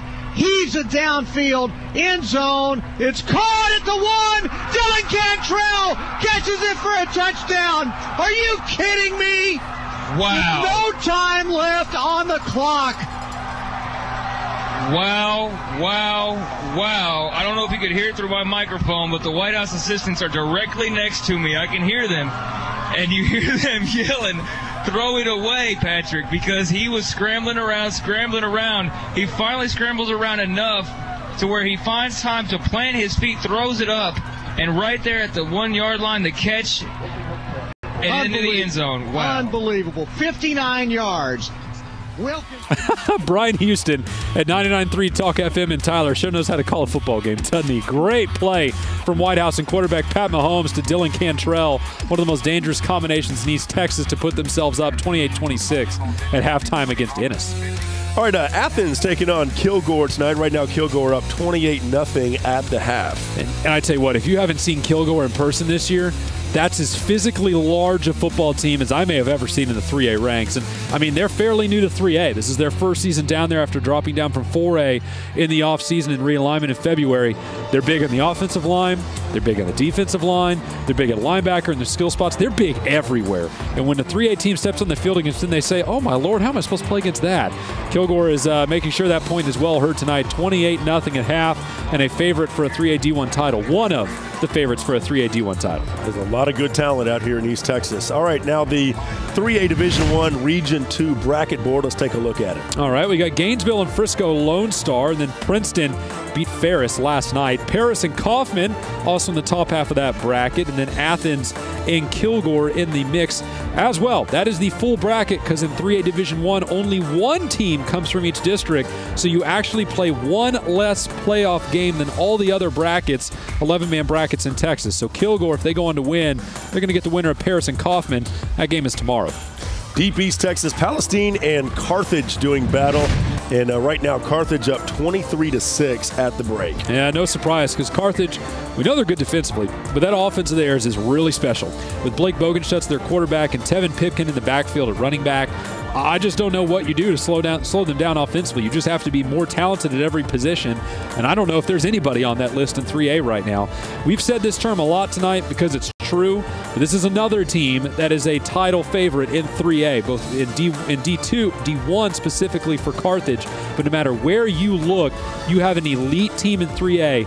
Here's the D1 bracket alone. You've got Abilene Wiley, Stephenville, Kilgore, Carthage, and El Campo. I mean, that is just a ridiculous crop. Here is Region 3 in Division I for 3A, La Vega and Taylor. La Vega was another big team. They got knocked off last night by Taylor, so there's no rounds off in Division I. Palestine and Carthage, Silsby and Huffman Hargrave go head-to-head in the first round. And then Houston Yates, also a team just dropping down from 4A. They have Stafford. A team not too far from here, Longview, is taking on Rowlett. That game being played Saturday. And Longview, one of those teams that, I tell you, when they get rolling, look out for them. But they've had their moments where they haven't played as well. It'll be interesting to see what happens. You're 100% correct on both accounts. They haven't always played well this year, but when they do, they prefer big margins, I guess, to borrow the old phrase or new phrase. But Longview is red hot right now. After they lost Bivens Caraway in the opener Desmond Chumley, their new quarterback, has kind of blossomed into a go-to guy. Torrey White, their running back, is fantastic.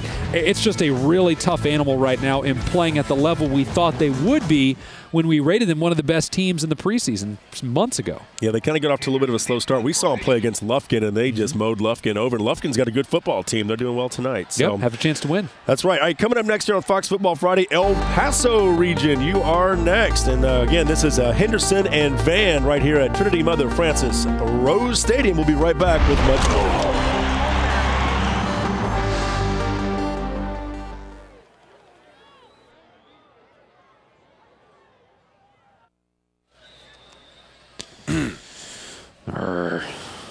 Davis and Hopkins are deep for the Vandals.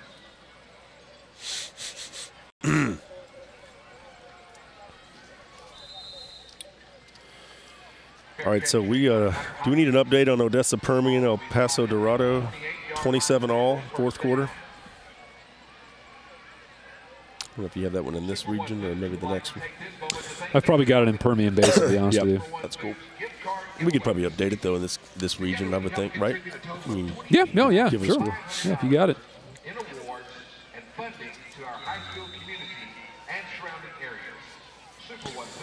I've got 34-27 El Dorado. Is that what you have? Oh, I did not have that. And it's just about to be final. A minute and a half left to go. Wow. Yep. You know, someone was telling me about a stat. It's something like Odessa Permian hasn't lost a team from El Paso, and like I don't know what the stat is, but it's like been a long time. I don't know. Does that ring a bell? No. I don't know. It sounds very generic. I know, but someone was telling me what the year was. I forgot what it was exactly. It's hard-hitting sports commentary from. Oh yeah, no. There we go. El Dorado. El Dorado. Uh-huh.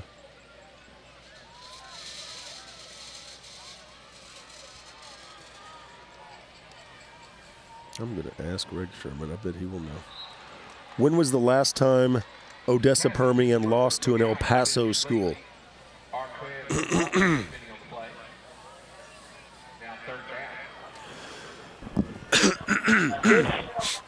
Can't hear me. Hey, Joe fan. Can you hear us? Dave, this season, yeah, you can hear me.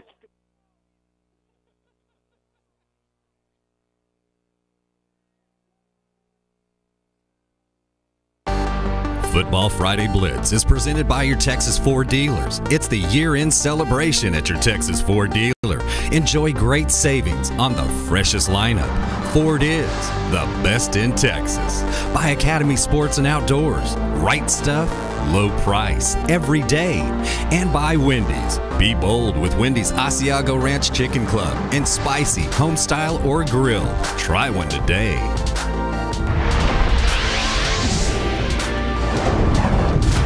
And welcome back to Fox Football Friday, powered by Dave Campbell's Texas Football Magazine. This is The Blitz. We're here at Trinity Mother Frances Rose Stadium in Tyler, where the Vandals are trailing Henderson right now, 31-21. Good game. You're looking at Van right there in the red uniforms. We're here on the Academy Sports Desk. What do you say we talk about the El Paso area now? Some big games tonight. El Paso Chapin taking on El Paso Hanks in one of the games that we're watching out for. Yeah, that one was last night. Chapin won big, 57-21. A big performance from Chapin. We knew their defense was great. Their offense really stepped up and hit a home run against Hanks in their first season down from Class 5A into 4A. And if you're looking for a top team overall in El Paso, I know we're automatically going to gravitate towards those 5A teams, especially because two of them are winning big right now. We'll talk about that in a minute. But this Chapin team, they should be in the conversation as well for best team in Sun City. How about El Paso Andres taking on Del Valle tonight? And this game being played, of course, out in El Paso. And right now it's 21-14. Andres leading right now over Del Valle. Well, Andrus, remember, they went through a big change during this season, in the offseason specifically, when Coach Alan Sepkowitz stepped down, changed coaching staff. But they still got into the playoffs, and they're still playing good football right now. You see it's at halftime because, remember, a lot of those El Paso games kick off an hour later because they're in Mountain Time, especially when they're played in El Paso like this one clearly is. But Andrus up 21-14 right now. Good quarterback out there in Ryan Metz. Their defense being the real superstar so far, though. All right, Darren Walker's the head coach of El Paso Franklin, and they're taking on San Angelo Central. Let's take a look at some highlights just rolling in. from far west Texas. And there is Franklin on the move there with a touchdown. St. Angelo Central in that purple and orange a la Clemson. Sir, Franklin got off to a red-hot start here. Great quarterback play. And this is why they were supposed to be one of the best teams in El Paso. Cameron Candelaria, their quarterback, big-time damage on the ground. That's his second rushing touchdown of just this highlight reel. Who knows what he may be doing? Outside of that, 14-0 over Central. It would only get worse. Candelaria again, this time a keeper again, right side again, touchdown. Franklin up 20-0 at halftime, but comeback kids, San Angelo Central, the team that refuses to say die, 14 points unanswered in the second half. We got a 6-point ball game heading into the fourth quarter, buddy. Yeah, and Franklin beat Central by a point earlier this year, so tight game. All right, 4A Division I, Region 1 bracket board. We're about to talk about Burgess and Canutillo in just a second, so earmark that one. Canyon Randall has Hereford tonight. Wichita Falls Rider is beating Dunbar right now, and then Fort Worth Southwest beat Everman last night by the exceedingly uncommon score of 7-0. The bottom half of the Region 1 bracket, full of good teams. Clint Horizon takes on EP Bowie. We'll talk about that one in a minute, too. Wolfforth Friendship is beating Canyon. And then Lake Dallas beat Boswell last night 20-0. So Lake Dallas is through to the second round. And then Waco romping Fort Worth Riot right now. So it looks like we're going to see a Lake Dallas-Waco matchup in the second round. All right, El Paso Burgess taking on Canutillo, as you had mentioned. And right now it is 35-14. Burgess leading at the half. You know, I'm not sure you're going to find a team in El Paso outside of maybe your top 2 or 3 groups that can match up athletically with Burgess. You've got 4A Cover Boy. That's the guy that we said was the biggest guy in 4A to start the season with Dave Campbell's Texas football. Well, they have running back Aaron Jones. He was our 4A Cover Boy. He can do a lot of damage. Then you look at his cousin Alvin Jones. Well, he's pretty good too. And when Aaron went down with an injury earlier in the season, Alvin stepped in and do a lot of damage. Joe Fan now joining us on the phone, and you're at this game between Burgess and Canutillo. Why don't you tell us what you're seeing? It's all been, like you said, Jeff and Travis, it's all been the Jones brothers. The Twins have had an outstanding game so far. Running back Aaron Jones, 1 TD run of 80 yards, 1 TD pass of 36 yards thrown by his brother at quarterback, Alvin, 1 punt return for 58 yards, and don't forget, we won a 2-point conversion run by Aaron Jones. His brother, Alvin Jones, at quarterback, like I said, 1 TD pass to Aaron for 36 yards and 2 TD rushes of 3 and 61 yards. Jose Alvarez has scored 2 touchdowns for Canutillo, but it's been all Burgess as we're down to 10 minutes left in the third quarter, 35-14, Burgess over Canutillo. Now, Joe, this goes without saying, but just to make sure I'm correct, these Jones brothers, they're special, right? I mean, you don't see guys like this very often, yeah? No, you sure don't. They're twins, and I understand that they're making a trip up to northern Colorado tomorrow to check out that football program because they want to play football. And let me tell you, you haven't seen them play basketball, and they are great basketball players for Burgess as well. And like you said, guys, Aaron Jones, the cover boy on Campbell Football Magazine this year in Class 4A. Hey, Joe, one quick question for you. I want to pass the score along to you and tell me what you think. El Paso El Dorado right now leading Odessa Permian 34-27 very late in the fourth quarter. Give me your thoughts about that score. That's a surprising score, especially since the fact that El Dorado ended their district play losing 2 straight to Americas and Franklin, but they've turned it around, Coach Alltop. And you guys were talking before I came on the air, the fact that when was the last time Permian lost to an El Paso team? Well, it was 0 week of this season when Montwood upset them and came back and beat them. And the last time previous to that was this Sletta way back in 1960. So, and wait a minute, I got to tell you this one. There goes Aaron Jones. He's down to 30, 20, 10. Touchdown, Aaron Jones, and that was a 90-yard run for Aaron Jones. Look at Joe Fan doing some play-by-play for us. All right, Joe, thank you so much. Thanks, guys. All right, Joe, good job as always. So big touchdown there. Talking about the Joneses, that was perfect timing, wasn't it? Yeah, you talk about queuing up the name, and he delivers. I said cousins, but he's right. They're brothers, those two Jones kids, and they're good. Bowie and Clint Horizon also doing battle right now. Clint Horizon up 48-12 at the break. And how about your 4A Division II Region 1 bracket board? Well, there's a lot of good teams in here. Let's take a look at the Division I bracket board. Chapin over Hanks. That was last night. Amarillo beat Lubbock last night as well, so they're playing in the second round. Denton Geyers got Saginaw, and they see Aledo and Cleburne. The winner of that, Cleburne, the winner of that one in the second round. I think it's going to end up being Geyer and Aledo. The bottom half of this bracket, more El Paso teams in there right up at the top. It's Del Valle and Andress, and you saw that Andress was leading that one narrowly early on. Lubbock, Monterey, and Paladuro. Birdville beat Azle last night. And they'll see the winner of Crowley and Granbury, Jeff. Okay, how about some more highlights for you? We've got a matchup between Bront and Ira Ann. This game being played over in Big Spring. We'll kind of call it the Panhandle region, but Bront and Ira Ann, look at this pass play right here, down the middle of the field, touchdown. Fantastic play. Of course, this game being played at the home of the Steers there in Big Spring, and on the move again here, looking right at home. That is Bront with the nice little move down the sideline there, tiptoe to the tulips. Attaboy. Into the end zone for a touchdown. I like it. Nice job right there. Special thanks to Greg Sherman for those highlights. 21-14 Bront leading Ira Ann. Now down to the San Antonio area. Alamo City action for you. Well, Divine is trailing Orange Grove right now 49-0 this game in the third quarter. We may want to check that one. I think that one may be the other way around.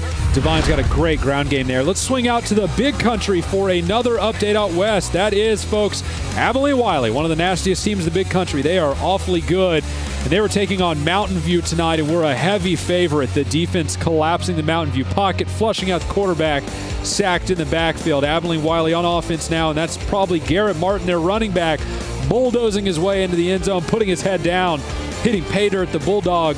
Very pleased. What's up, dog? I get it. Mountain View back on offense. Quarterback rolling out to his left, looking deep into the end zone, and that ball is picked off by Abilene Wiley. They can do offense. They can do defense. Man, they can do pretty much everything. 42-0 right now over Mountain View. And I kind of want to update this Odessa Permian game. There is 5.9 seconds left right now. Odessa Permian is on right there on the goal line, and they're trailing El Paso El Dorado 34-27. We'll keep you posted. That's tense. We'll be right back.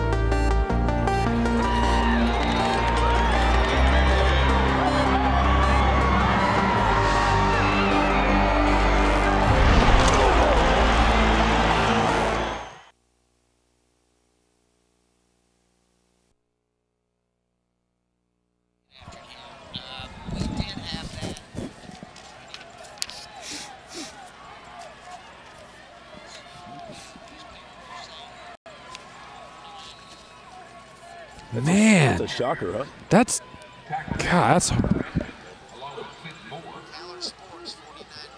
wow. That is hard to believe. Jeez. Well, then we'll obviously confirm it right off the top on this segment. I'm stunned. I mean, he just got the stat waiting for you. I've seen crazier things, but not by much. That would be stunning. Okay. Oh, man. Put another log on that fire. What's going on in our game here behind us? Henderson on the goal line. Tackle made by Hayes. 31-21. What's up, Steve? 11 minutes to play, fourth quarter. Right? Fourth? Yeah, it's got to be. Yeah, that's fine. He's going to be busy anyway.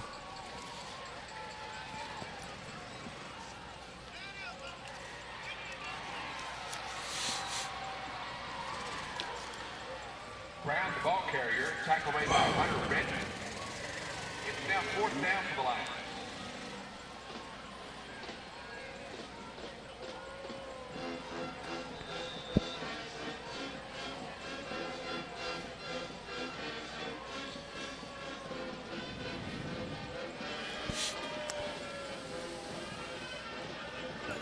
All right, let's see. Here we go. Just a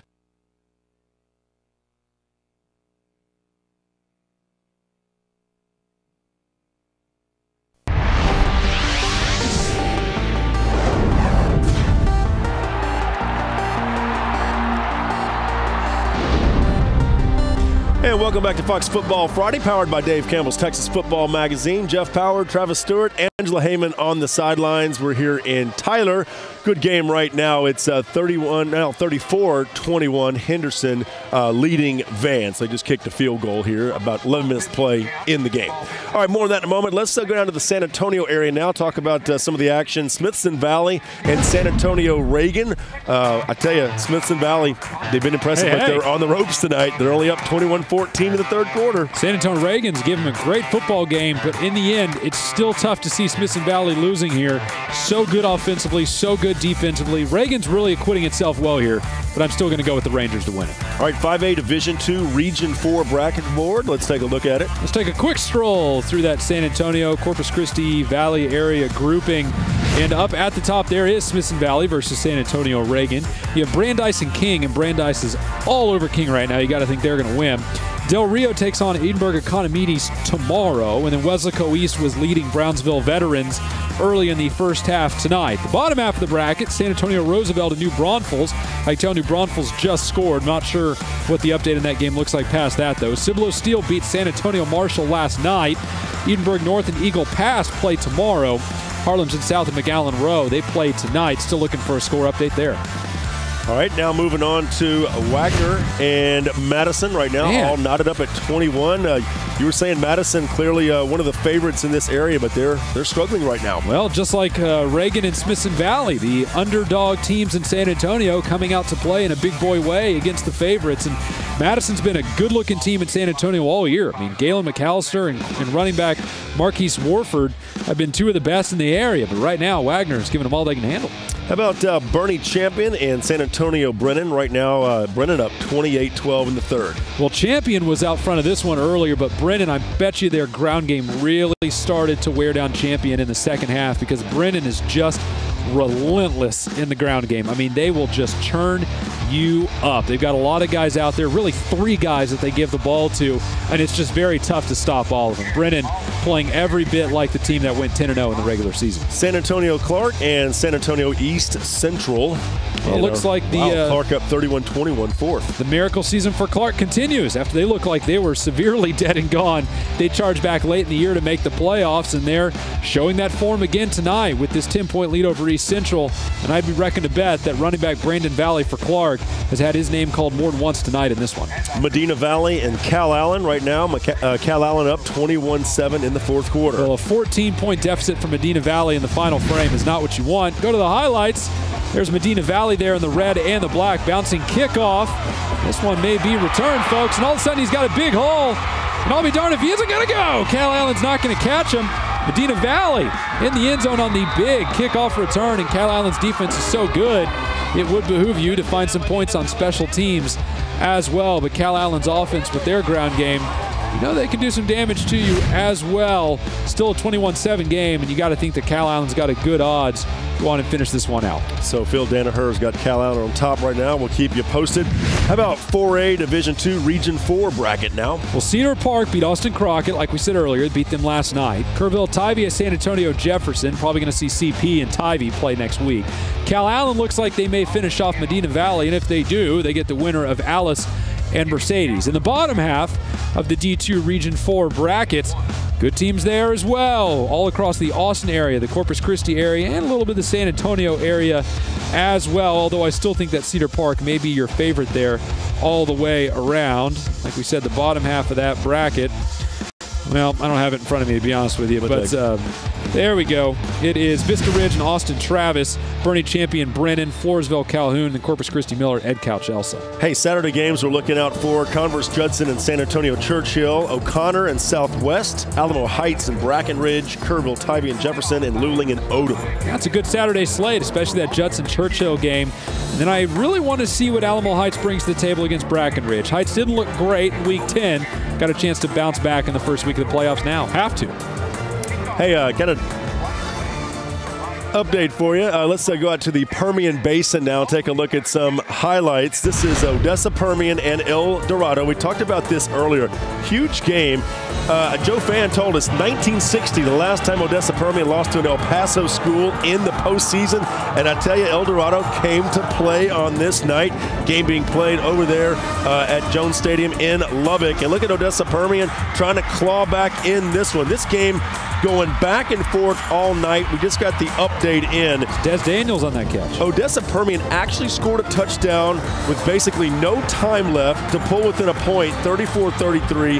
Had to go for the extra point, did not get it. Oh, no. And El Dorado wins. Wow. First El Paso school to win over Odessa Permian since 1960 in the playoffs. How about wow. that? You heard it here first, folks. Odessa Permian, they battled so hard at the end of the year to get into the postseason when it looked like they were 10 feet underground in district play, only to have it come crashing down. El Dorado dashes their hopes in the first round, and the city of El Paso will be dancing tonight after that big win, I can tell you that. That is a huge win. And, you know, Odessa Permian, they do have a lot of talent out there, but I tell you, some of these El Paso schools looking really strong this year. Franklin, another one as well. They're catching up. All right, Fox Football Friday continues from right here in Tyler. We'll be right back.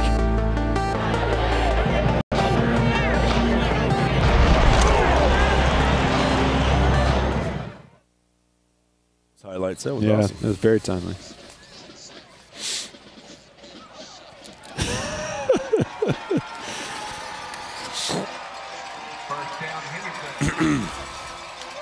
Uh-oh.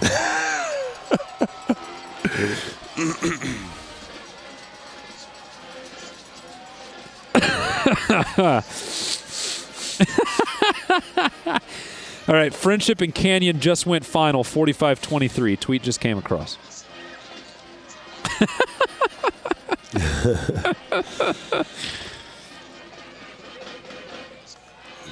Wow, that actually is pretty impressive. It's funny. I was just getting ready to give that score, and then Jeff says we're going out to the Permian Basin. That was pretty impressive. You're not going to see many like that. Oh, Brownsville Veterans Memorial beat Weslaco East. No way. Well, I'll be. El Paso schools winning, Brownsville schools winning. What's going on today? This is something. Good night.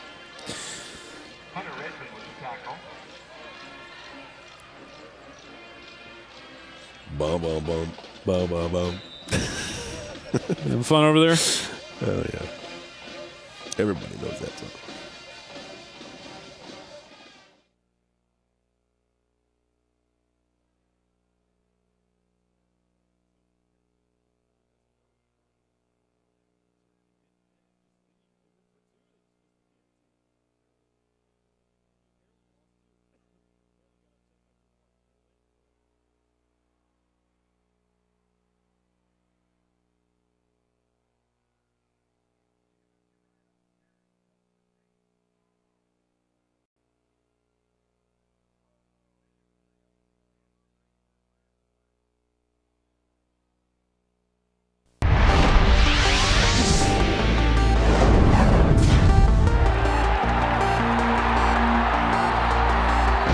And welcome to Fox Football Friday. It's The Blitz, powered by Dave Campbell's Texas Football Magazine. The Van Vandals and the Henderson Lions doing battle here at Trinity Mother Frances Rose Stadium in Tyler.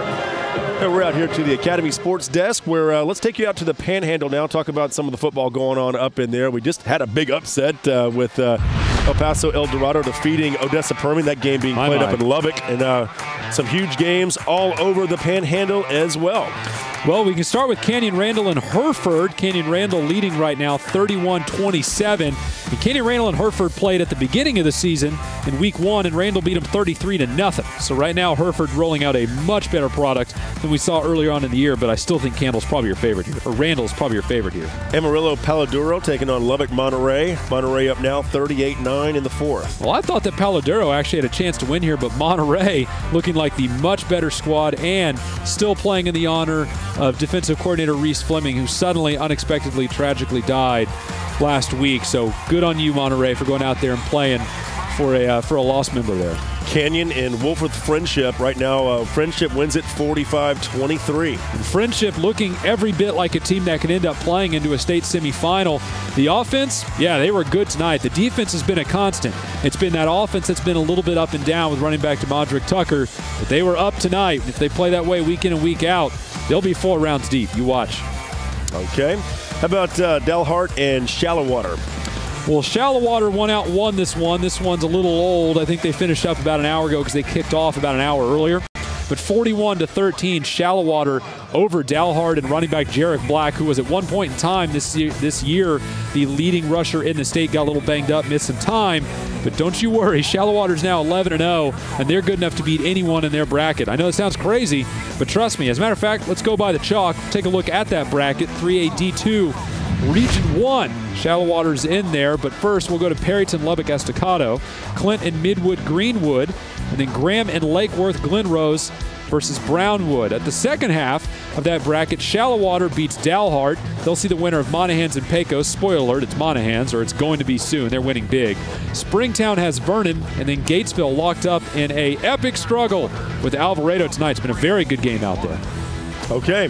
All right, let's talk about Sudan and Crosbyton right now. It's 28-14, Sudan leading in the fourth quarter. Well, Crosbyton's had a nice multi-year run. They were pretty good last year, but Sudan, I thought, was the better team coming in. The question is how good are they in relation to the rest of their playoff bracket? Let's take a look at that, too. The 1A Division II, that's the smaller schools, 1A D2 Region 1 bracket board, where Sudan looks like we will be penciling their name through into the second round here momentarily in the next few minutes. And I think a lot of people were thinking Sudan may be your winner tonight. Here's your bracket. Wellington has a bye in the first round. You can say they are over bye right now. Rawls and Bovine in the first round. Spring Lake Earth had a first round bye. They will play Wheeler, who beat Claude last night. The second half of that 1A Division II bracket, Seagraves has a bye. Booker beat Vega last night, so Seagraves and Booker in the second round. And then Groover has a bye, so you know that the winner of Sudan Crosbyton will draw that Groover squad. Right now it's looking like Sudan. Okay, all right, let's talk about 1A Division II Region 1's bracket. Actually, let's go to the Saturday scores where we've got Borger versus Andrews tomorrow, and then Perryton, Lubbock, Estacado, as well as Abernathy versus Spearman. So a bunch of small schools in the Panhandle playing tomorrow. Most of the big schools either played last night or tonight. Hey, I got an update for you. Right now, Ira leading Krell 46-43. Six-man football. Lance Morris broke the all-time rushing record tonight. So we can talk a little bit more about that later on tonight. But his team, I'm sure he'd rather have that victory. Right now, they're only up by 3 over Crowell right now. And Pearland lost to Deer Park. So already some big upsets kind of rolling in all over the state of Texas. All right, let's go to your Wendy's score updates and check in and see what else is going on across the state. Well, Clint Horizon all over El Paso Bowie right now, 48-12 at halftime. You have Abilene Wiley. That one's actually worse. I think it's 42-14 over Mountain View. And then you have Burgess beating Canutillo 35-14. Midland Greenwood all over Clint 36-0. Bunch of West Texas scores there for you. How very topical of that. Excellent. All right, and the Wendy's real score updates continue with Ennis trailing White House, leading White House 32-28 at the half. Plano West and Lake Highlands all knotted up in the fourth. Rockwall Heath leads South Garland 27-24 in the fourth. And Midlothian was beating Midway at halftime. That is 31-24. Midway back in front of Midlothian in the fourth quarter. The 10-0 Midway favorites holding serve right now after being down early. All right, let's check in with Angela Heyman down here on the sidelines to get an update on the game going on behind us. Angela? Hey guys, well, Henderson leads 41-21 now. That could have been the final nail in the coffin for Vandals' playoff hopes. Patrick Brown, Monster Brown, had his second rushing touchdown of the night. 27-yard rushing touchdown. He'd take the ball into the end zone. They'd make that extra point, and they would that would give them the lead, 41-21. And I've got someone here with me who's pretty excited that Henderson is leading the game. We've got the Henderson Lion here. Let's get him on camera. There he is. He's pretty excited. I'll let him take it away. It looks like Henderson's going to win this game, guys. I just don't think that Van can come back being down 41-21, and now the Van fans are leaving the stadium. Looks like it's going to be a victory for Henderson. All right, Angela, we do appreciate that. Also got one more score. Anson beat Windthorst 35-28. North Texas. All right, there we go. Fox Football Friday continues from here, Tyler, in just a minute.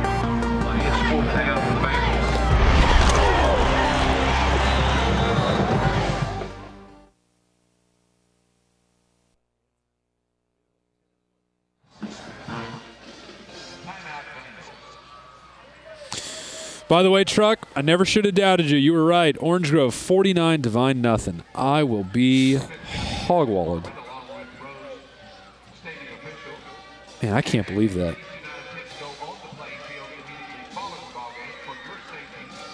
Not only did they lose, but my goodness. I don't know what to say about that. Franklin beat San Angelo Central, too. Jeez. That was a stunner.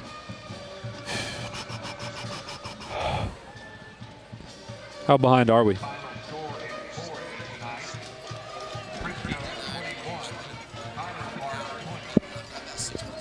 Oh, wow. All right, let's just drop the... then let's just go ahead and drop the brackets here. And then we'll just go straight game scores. We'll get through this one really quick. Yeah, we'll pick up all our time right here.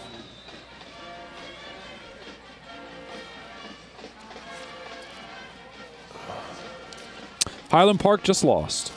Ooh, wow.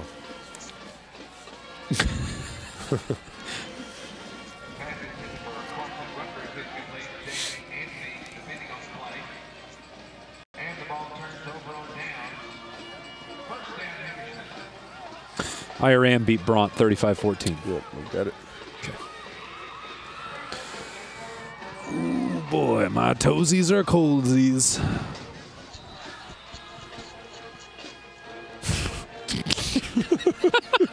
Sinister.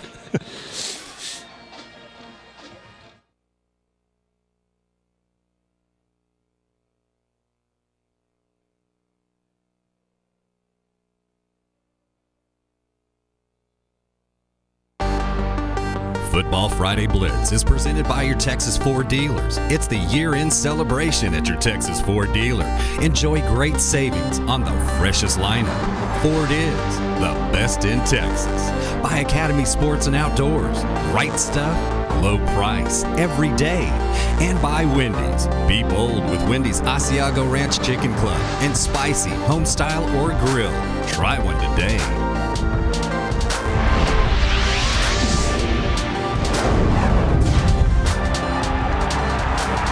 And welcome back to Trinity Mother Frances Rose Stadium, where Henderson is leading 41-21 right now over Van. Well, let's quickly now move into the Golden Triangle area. Talk about Summer Creek and Vidor. Look at this game. Summer Creek winning at 51-27 your final. How good is Summer Creek? They're 11-0 good, and that's pretty darn good when you're talking about the area of the state. They're coming from elsewhere in the Golden Triangle at Silsbee and Huffman Hargrave. Patrick Reed, the quarterback at Silsbee, is having a fantastic year.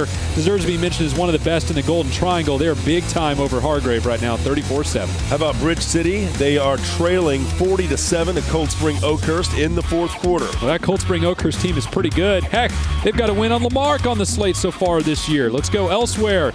Down to Divine in Orange Grove, and I called out the score report earlier. I didn't think it was true. Oh, it's true, and it's done. Orange Grove 49-0 over Divine. It's a final, and it is a win. That is the most stunning result of the night I've seen, and I've already seen a big one in DFW we're going to talk about in just a minute.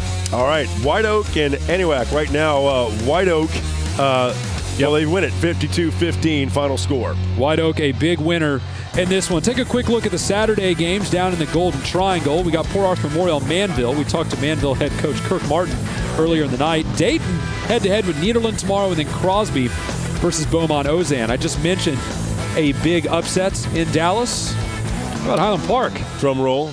Well, I just ruined it before you could drum roll it. Highland Park, late, huh? I think they just lost to Frisco 21-20. Wow. They actually they tied the game, thought they tied the game late, but the extra point was no good.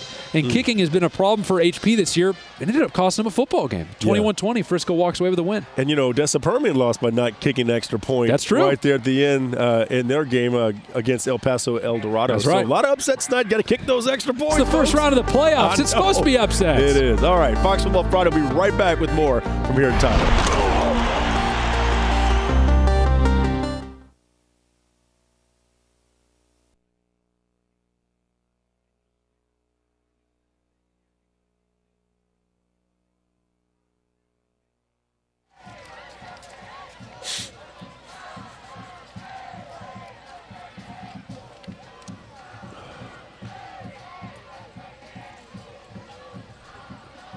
You want some more cider? No, I'm okay. I think I'm okay, too. I'm good. But thank you. I'll take some of you since you made the walk.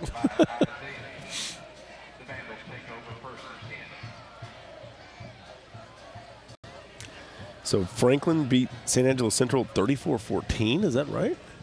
Big one, huh? I thought that game was closer.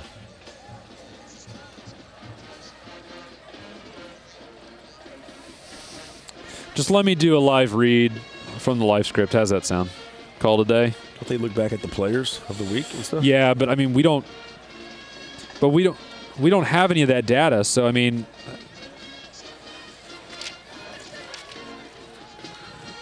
here, Jeff, that's the live script. Why don't you do that live read in red? Okay. That'll.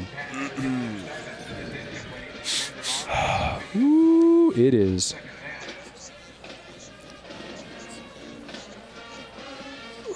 Yeah, so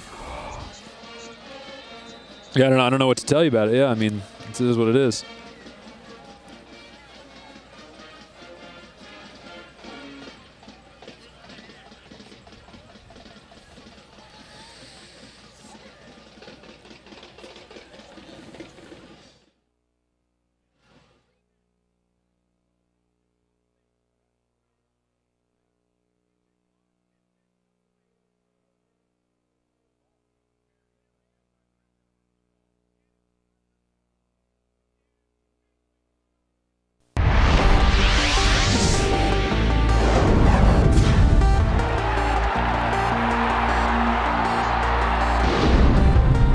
All right, be sure to join us each and every Saturday morning at 8:30 a.m. right here on Fox Sports Southwest as we highlight the Built Ford Tough Player of the Week winners. You can also watch our show online at playeroftheweek.com, powered by your Texas Ford dealers.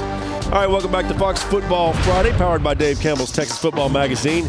Let's go out to North Texas, where Sherman and Texas High doing battle. Look at this close game. Texas High up by 3 in the fourth. And this would be a big upset brewing because we thought that Sherman was one of the teams in 4A that had a legitimate chance to bid for a title. We were not saying that about Texas High, so that should put in perspective how big this upset would be. Oh, my. Look at this. Texas High up now 26-23. Little kind of update. Back and forth. Yeah, this game's it's tight, to say the least. All right, how about Whitesboro and Commerce? Right now, Commerce wins it 32-13. Final score over Whitesboro. Still, Whitesboro is a team that, as of last year, hadn't made the playoffs in 100 years. So back-to-back playoff bursts. Good for Commerce to the win, but just Whitesboro getting to the playoffs again is worth recognition as their season comes to a close. Edgewood and Tom Bean. Right now, Tom Bean up 61-7 in the fourth quarter. Wow. Well, Edgewood's defense was allowing 13 points per game, so 61 from Tom Bean. Yeah, I'd say they had a pretty good night offensively. All right, let's go now to Wolf City and Collinsville. Toller up on Holiday Final overtime, 23-20. An exciting one. How about Wolf City? Ow, in Collinsville. No, doesn't look like we're looking for a score on that one. Yep. Okay.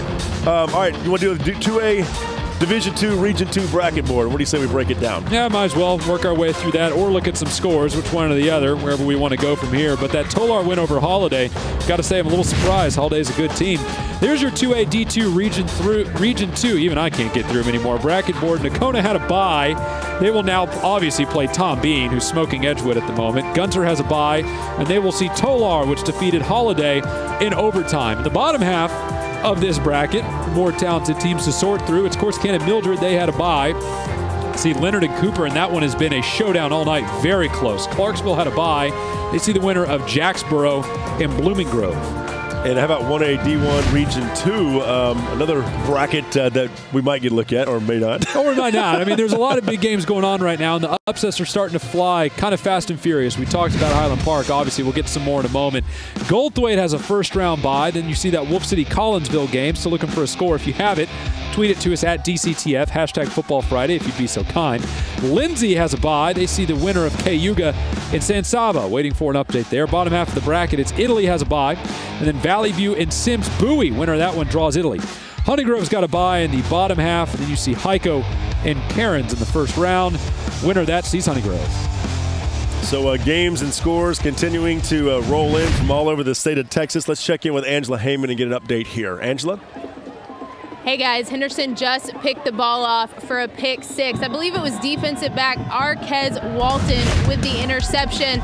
Van would try to throw a quick slant, and he would pick it off, take it in for 6 points. They now lead 48-21 over Van. Looks like Henderson's going to take this one for sure, guys. Back to you. All right, Angela, do appreciate that. 48-21, Henderson leading Van right now. Big second half for Henderson. All right, Fox Football Friday continues from here. Tyler will break down Permian Basin next when we return.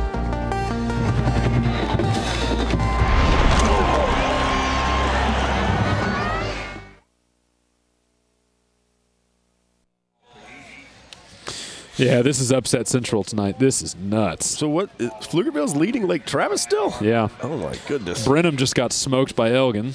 Documentary just got canceled. No, just kidding. Wiley's beating Mount Pleasant pretty badly. Man, I can't even keep track of all these upsets right now.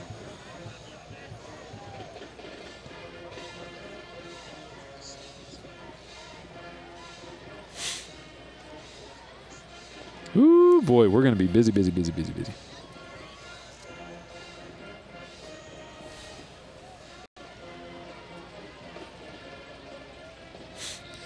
Yep, that Frisco one is confirmed, isn't it? I'll be damned.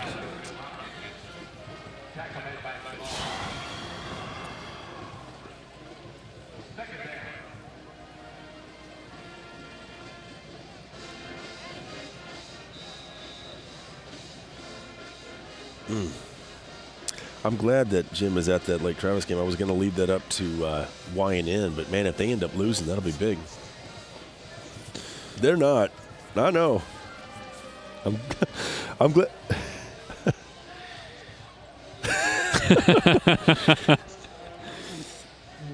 No, it's already done. It doesn't matter what happens this year. It's what happened the last 5.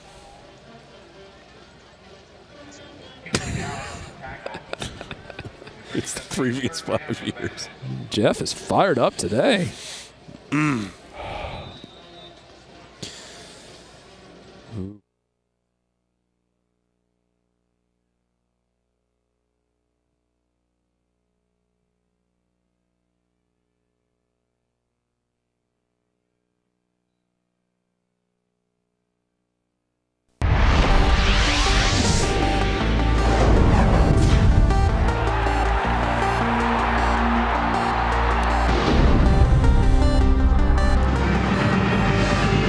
Welcome back to Fox Football Friday, powered by Dave Campbell's Texas Football Magazine, and it's the Blitz. Let's go to the Permian Basin now and talk about the games we're watching out for. Hey. This was one of the big upsets tonight. El Dorado over Odessa Permian, 34-33. Let's kind of show you how it got done.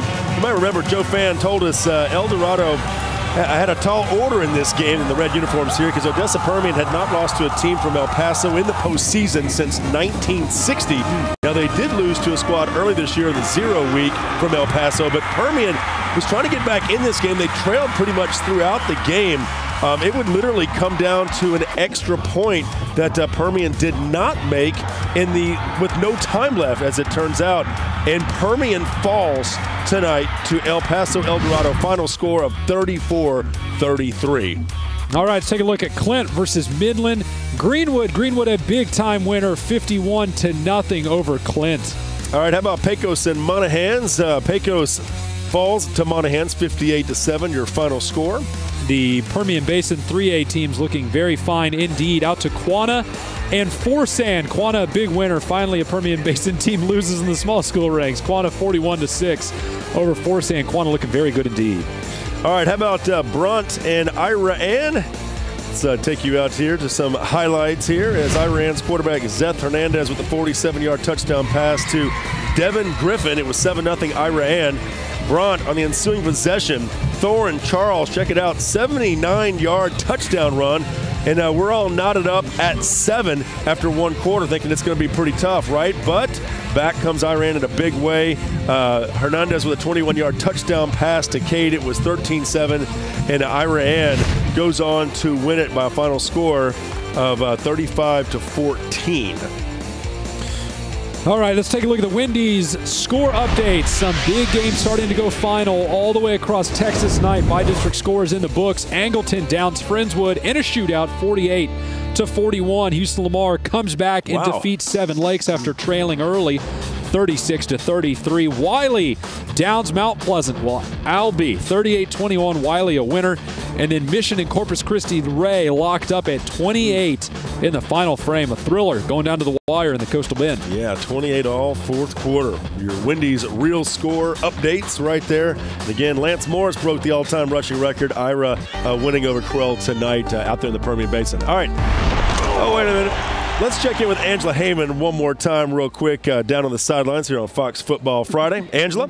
Hey, guys, I'm with Coach Meeks. Well, Coach, your team flipping the script in the second half and Henderson forcing the turnovers. That was more what we needed in the first half, but you're exactly right. We got them in the second half, and we played much better. And, Coach, you're going to face Quinlan Ford in the next round. Already preparing for that game? Well, not right now, but I'm going to give them a little while to rest, and then we'll get started on them.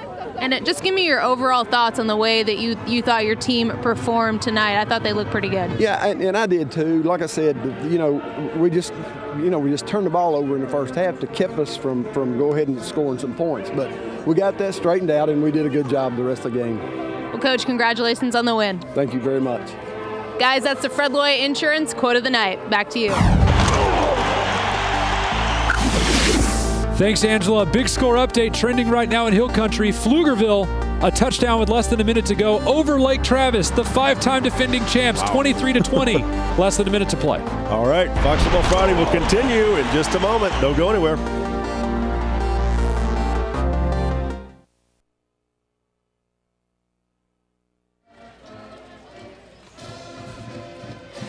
The Pflugerville 55 Magic.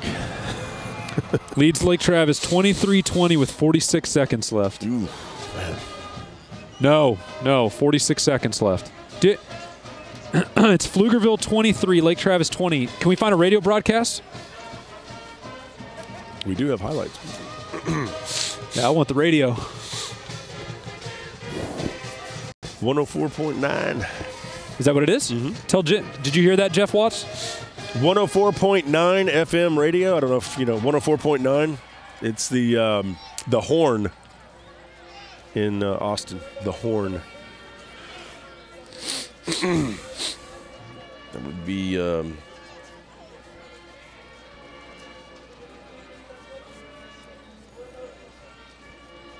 Mark Honig.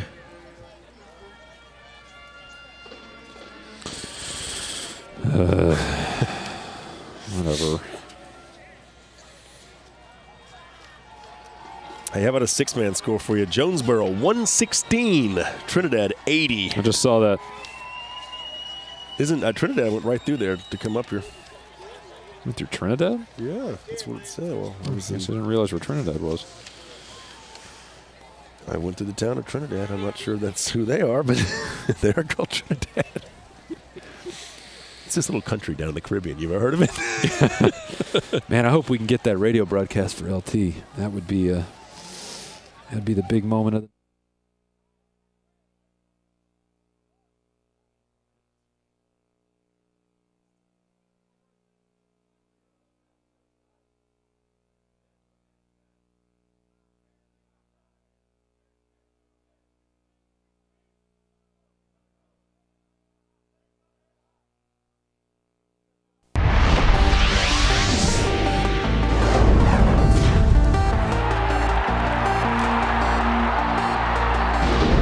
Be sure to join us each and every Saturday morning at 8:30 right here on Fox Sports Southwest as we highlight the Built Ford Tough Player of the Week winners. You can also watch our show online at playeroftheweek.com, powered by your Texas Ford dealers. All right, so welcome back to Fox Football Friday, powered by Dave Campbell's Texas Football Magazine. This is The Blitz. Don't forget overtime. Coming up at the bottom of the hour, we kind of stack up a lot of those highlights down there. Yeah. How about some more Wendy's real score updates? And, of course, maybe the big upset brewing right now down there in the Hill Country. Lake Travis on the ropes, 46 seconds left. They are trailing Pflugerville right now. We just saw Pflugerville against Westwood. They didn't look that good in Week 10, but, hey, they're bringing it tonight. They've got a great defense, the Panthers do, and right now Pflugerville leads it 23-20. We will keep you updated in this one, and this game being played over at Georgetown ISD Stadium. Again, 46 seconds left, and Lake Travis down 3. So the defending 5A champions of Class 4A who've moved up to 5A on the ropes. And we are searching for the radio broadcast now. We'll try and bring the ending of this game to you live. We'll jump in as soon as it's pertinent. And folks, it could be the first time Lake Travis loses the playoff game in 5 years. Yep. Wendy's real score updates. Let's show you what we got. Frisco over Highland Park. Upset there, 21-20. Commerce over Whitesboro, 32-13. Millen Greenwood all over Clint, 51-0. And Monahans over Pecos, 58-7. Big score there at that Frisco Highland Park game. Got to admit, I'm surprised. Pearland was also upset tonight by Deer Park. And honestly, Jeff, and I don't always say this in playoff weeks, there's literally more upsets than I can track on my paper right now. Yeah. It's going to be a busy night sorting out the wreckage when we get to tomorrow, and the second round is really not going to look anything like we expected. Yeah. We see Lake Travis is already on the ropes, one Hill Country upset in the works. How about Westlake over Hendrickson, a second Hill Country upset, and then Elgin knocked off Brenham. So 3 major scores in the Hill Country area that no one was expecting. Yeah, no question about it. And, in the 3 years we've been doing this show, this might be the biggest upset week we've seen. As far as the I think that's probably true. Yeah. I mean, especially, again, Lake Travis, their first playoff loss in 5 years. 5 years! That's a big deal. All right, what do you say we 104.9 The Horn? Let's listen in. This is Lake Travis and Pflugerville. Let's find out what's going on. And if Pflugerville's not careful and they're sloppy in the secondary, this team can go to the house from here. Mark Honig will have the call here, play-by-play for Lake Travis. Joiner slot right, 104.9. double receivers either way. On 2nd and 10 from the 41-yard line, we have a whistle. And a false start on the offense. Is that right? Oh, another false start on the Cavs. It's never a good time for a false start, but with 22 seconds left to go, they're getting farther and farther away from the goal line. Line of scrimmage goes back to the 36-yard line. Here's where good route running comes into play.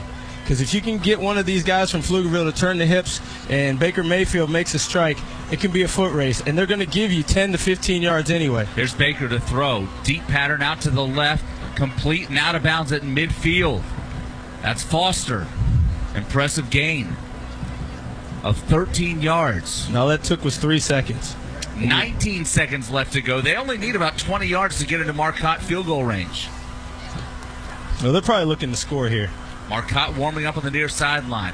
Baker rolling right. Baker looking. He's in trouble. Wisely throws it out of bounds to stop the clock with 14 seconds left to go. But is that third down? That was third down. So down to a final down. Remember, they spiked the ball on first down. Right. Then the pass on second down. They threw it out of bounds on third down. 4th and 2. Cavaliers on the season are 11 of 23 on 4th down conversions, 48%. They've already picked up a 4th down conversion on a Mayfield run earlier in the half. Snap goes back to Baker. Handoff Nixon. First down and more. He's down to the 45-yard line. Now they will likely use their timeout. 8 seconds left to go as the clock stops as they pick up the first down. They might spike it. 8 seconds left to go. Cavaliers down by 3, 23-20. Line of scrimmage is the 45-yard line. Baker takes the snap. Baker rolling right. Last play of the game. Baker throws to the end zone. Baker's got a man, and it's caught, but out of bounds out the back of the end zone. Oh, the Cavaliers missed it by about a foot. Grant Foster caught the ball, but could not keep his feet in, and Lake Travis will fall to Pflugerville. 23-20 in the by-district round of the playoffs. The 30-game playoff win streak is over. Can they review that? Wow, how about that? 30-game playoff win streak for Lake Travis comes to an end. The Baker Mayfield pass to Grant Foster was caught, but he was out of bounds. And Pflugerville holds on to win it 23-20 over Lake Travis. Great job in the truck getting that in. All right, we'll continue here with Fox Football Friday. We're in Tyler. We'll be right back with much more.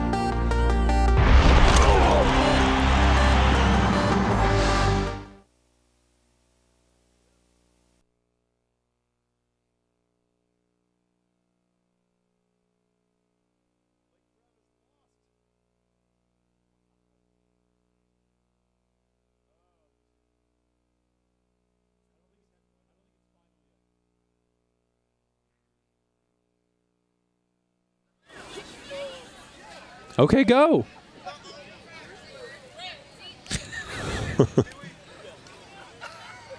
Canoeing. Running. Running in place. Leaving. Second word. 2 words. Second word. 2. Leaving to eat. Yeah, great. I got charades for you too. You ready? It's 1 word. Yeah, I was about to say it's 1 word.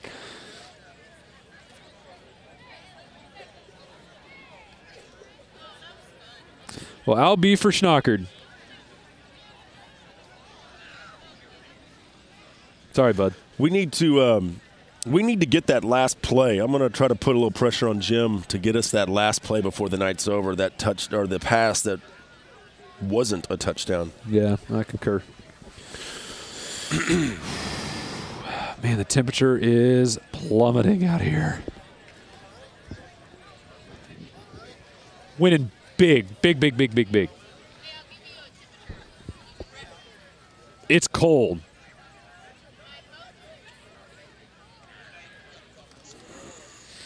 Okay.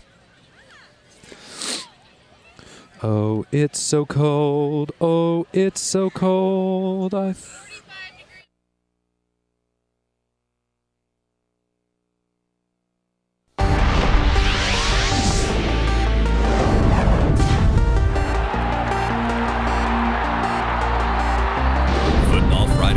Is presented by your Texas Ford dealers. It's the year-end celebration at your Texas Ford dealer.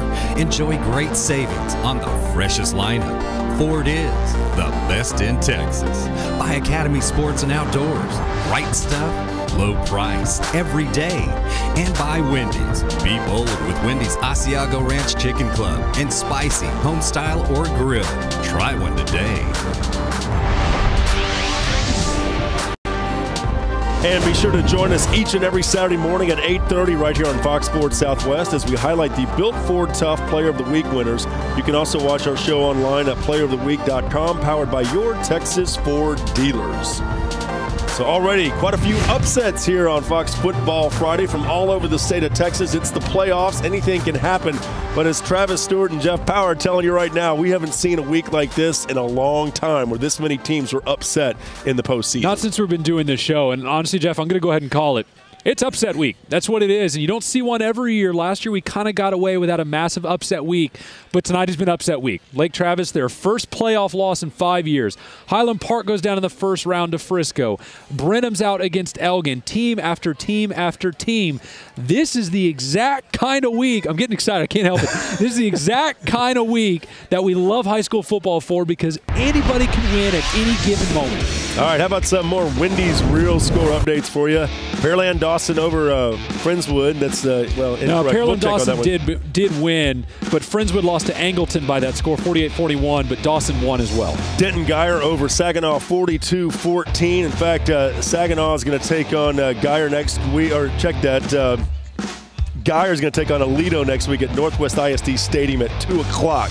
There's Fairfield over Center, 21-17. Another final. Upset. Elgin, as we mentioned, over Brenham, 44-30 final. Wow. Let's take a look at some more scores. Southlake Carroll detonates Arlington Martin, 65-7. Shallowater, big time over Dallard as well, 41-13. Dip down into the 6-man ranks to see Abbott knocks off Coolidge, 66-0 on the Sam night that Lance Morris at Ira breaks the state's all-time rushing record. And then Wolford Friendship over Canyon, 45-23. Yeah, Ira beat Crowell 52-43. All right, how about Deer Park over Pearland? Upset, 24-10. Mesquite Poteet over Little Elm, 50-14 final. Brandeis over King, big, 66-14. Brownwood falls to Glenrose, 14-10. Speaking of San Antonio, Smithson Valley survived Reagan tonight, 21-14.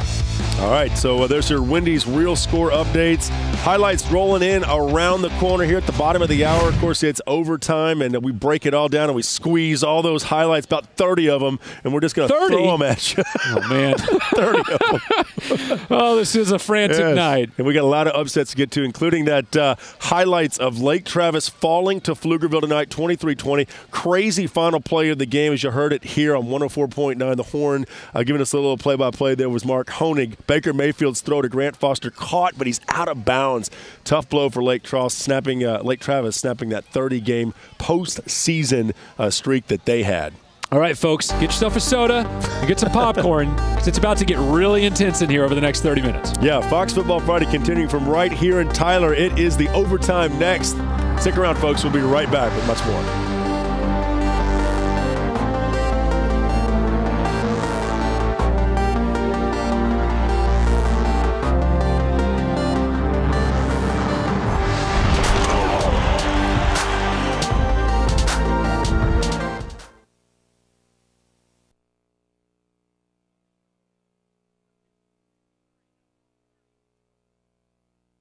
Let's get George Herman. George Herman. We got his number. George would be the guy to get if we could get him. We're probably not going to be able to get him, though. Let me text him. No, I'm not doing – I can't – I won't call a coach that loses. I can't do it. Looking at the overtime script real quick, I also want to hear what y'all's lineup is for highlights. But okay, Lovejoy won. Can Val hear me? Lovejoy won. Brandeis won. A&M Consolidated won. Mansfield, I believe, won and beat Killeen. If they did, is it not final?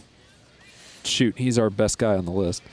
But David Raffield, they won. They beat Klein. Okay, then I would start with Jeff Hume. See if you can get him first. He's best guy on the list. Westlake beat Hendrickson.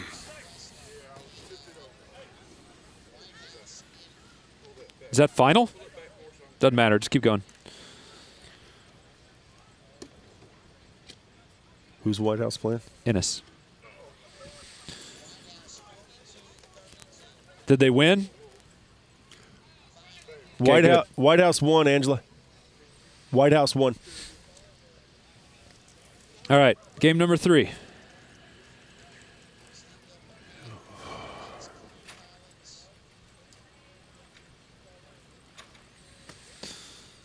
Stephenville obviously won. I don't know about Woodlands and Collins yet. That was an offensive shootout. Yeah, I don't know who won, though.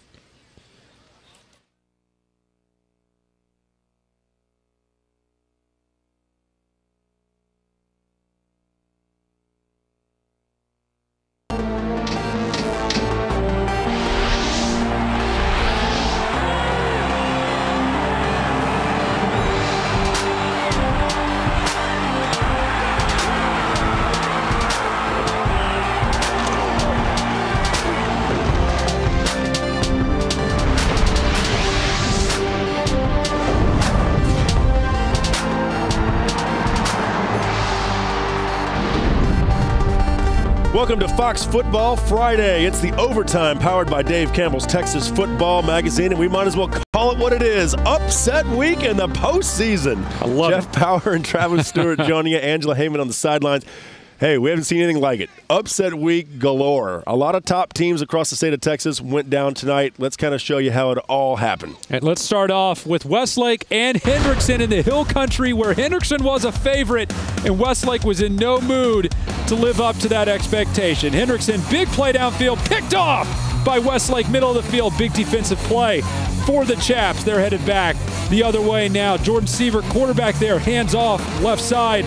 Big run for Westlake into the end zone. Touchdown, Chaps. And points would be hard to come by tonight. A frosty night in the Hill Country, too. Hendrickson back on offense. Their own ground game churning into action. Perrine, the running back there, doing his own damage. He's got room on the left side.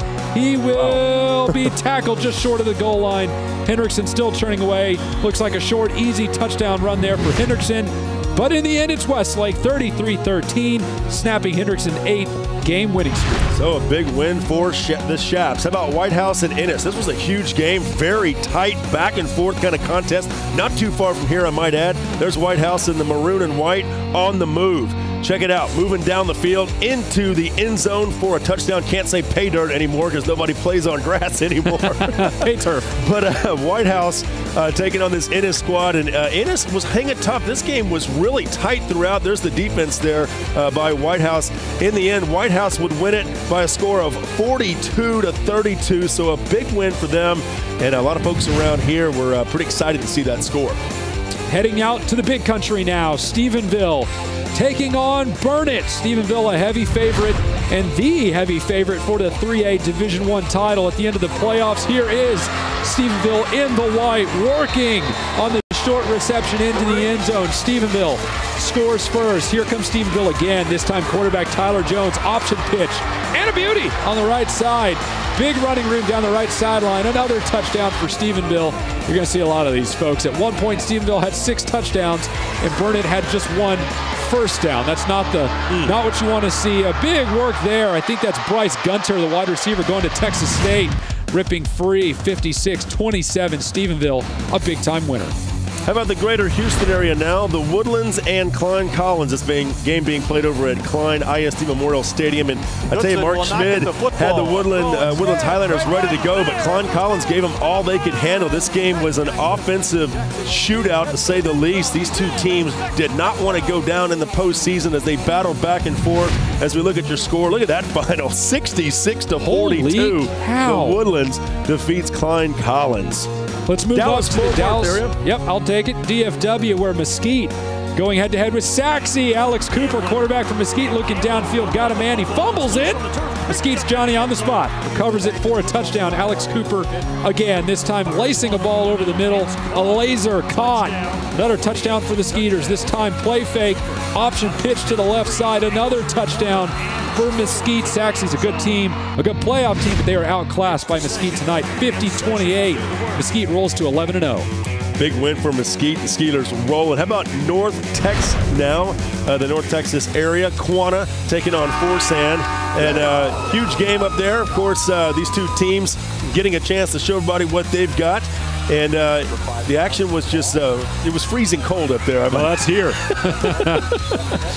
Back and forth kind of contest all night long. And let's take a look at the score here as, there you go, 41-6, Quanah over Forsan, your final. Let's go out to El Paso and the Big Country, where Franklin was taking on San Angelo Central, a rematch of a Week 0 showdown that Franklin won by 1 point. They take on offense tonight. Cameron Candelaria in the end zone on the right side to put Franklin out in front on the right foot. And you have to put San Angelo Central away big if you want to beat them, because they just never say die. Candelaria again, this time looking for a pass into the right flat. It's not there, so he tucks it and runs it and scores it. Another touchdown for Franklin. That would put them up 14-0. Candelaria again was busy all night. And Franklin survives 34-13, which means Franklin beats Central, and El Dorado had a big game against Permian too. Maybe talk about that in a minute. Yeah, we will. Let's go to Big Country now. Abilene, Wiley, and Montview. And I tell you, Abilene, Wiley, one of the top teams in the state in Class 3A. A lot of people already circling their calendars for maybe when Stephenville and Wiley will play, but we won't get ahead that far. But Wiley looked impressive. They played great defense. Hugh Sandifer has got this team fundamentally sound. They've been rolling all year long, undefeated, and they continue to bulldoze their way through opponents all season long. Top team in 3A throughout the year, and they are every bit the part on this night as they go on to win big. As we take a look at your score on this little interception going on right there. Nice little pick from the Big Country. 49-21, your final. Abilene Wiley over Mountain View. All right, let's go take a look at the Coastal Bend, where San Antonio Harlandale had Victoria East doing battle. Victoria East qualified really on the last day. There's Harlandale in those beautiful Washington Redskins-looking jerseys. Victoria East in the white. Quarterback fake on the left side. He's got running room, and he makes a little bit of his own too. In the end zone on the left side, big touchdown for Victoria East. That opened the scoring early in the first quarter, made it 7-0 East. East again on offense. That kid's not big, but he's playing big. Big run, cuts up the middle to the outside. He's looking for the pylon. A good block on the outside, and he does have a touchdown. Man, Victoria East has so much speed, but they do come out short on this one. Harlandale wins 35-26. How about Odessa, Permian, and El Dorado? This game being played in the Permian Basin out there, actually up towards Lubbock over at Jones Stadium. And wow, 1960, the last time that Odessa Permian lost to an El Paso school in the postseason, well, until 2012. That's because, yes, you guessed it, El Dorado came to play on this night. Now, don't take anything away from the fact that Permian battled throughout the night in this game. They've got a lot of talent. They actually scored a touchdown with no time left. They went to kick the extra point, did not get it. Permian loses 35-34, I believe the final score was. So Permian falls 34-33 to El Dorado. So big upset right there. Congratulations to El Dorado. First team since 1960 from El Paso to beat Odessa Permian in the playoffs. We've talked about upset week all night because that's really what it's been so far. All the big players losing. How about another one? Donna comes up short against Laredo Alexander. 9-1 wow. Donna done. Wow. 35-24, and Alexander win. Okay, all right, more coming at you here on the Overtime. Fox Football Friday continues from right here in Tyler. Football Friday Overtime is presented by your Texas Ford dealers. It's the year-end celebration at your Texas Ford dealer. Enjoy great savings on the freshest lineup. Ford is the best in Texas. By Academy Sports and Outdoors. Right stuff, low price, every day. By Wendy's. Be bold with Wendy's Asiago Ranch Chicken Club in spicy, home style, or grill. Try one today. And by FredLoya.com.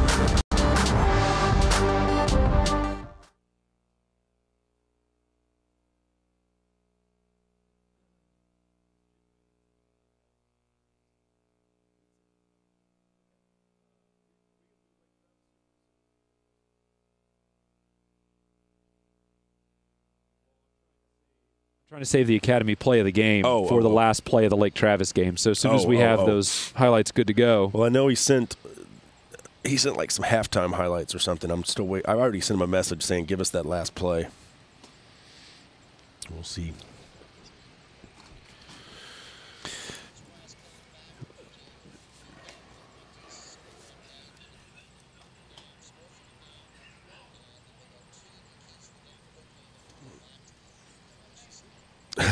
Okay, Jeff, for the Academy play of the night, I'd like to use that last play from the Lake Travis game if we can do it. That pass that was out of bounds that never was not a touchdown. Yeah, we haven't received it yet, but we're working on it. Okay, if we don't get it, then I don't know what we're going to do. What was that one play? I was saying we should cue that one up. It was the Angleton Friendswood, but that was a long time ago. I don't know if we're still going to have that.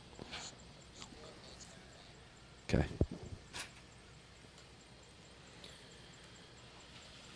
Are we going to do any coaches? What do you think? Doesn't sound like it.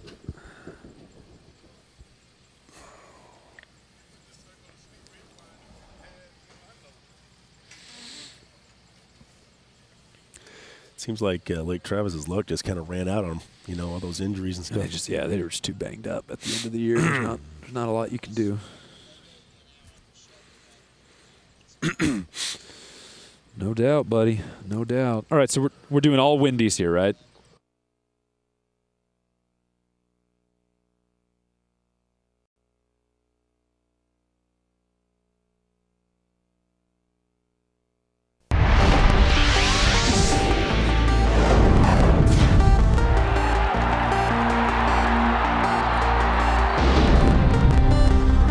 And welcome back to Tyler, Texas, Fox Football Friday, powered by Dave Campbell's Texas Football Magazine. It is the overtime. Let's go to our Wendy's keys to the game as Van took on Henderson. A big second half for Henderson. And you know what? Patrick Brown, what can Brown do for you? He did a lot tonight. He was great. End zone several times for him, and that had the Henderson offense rolling.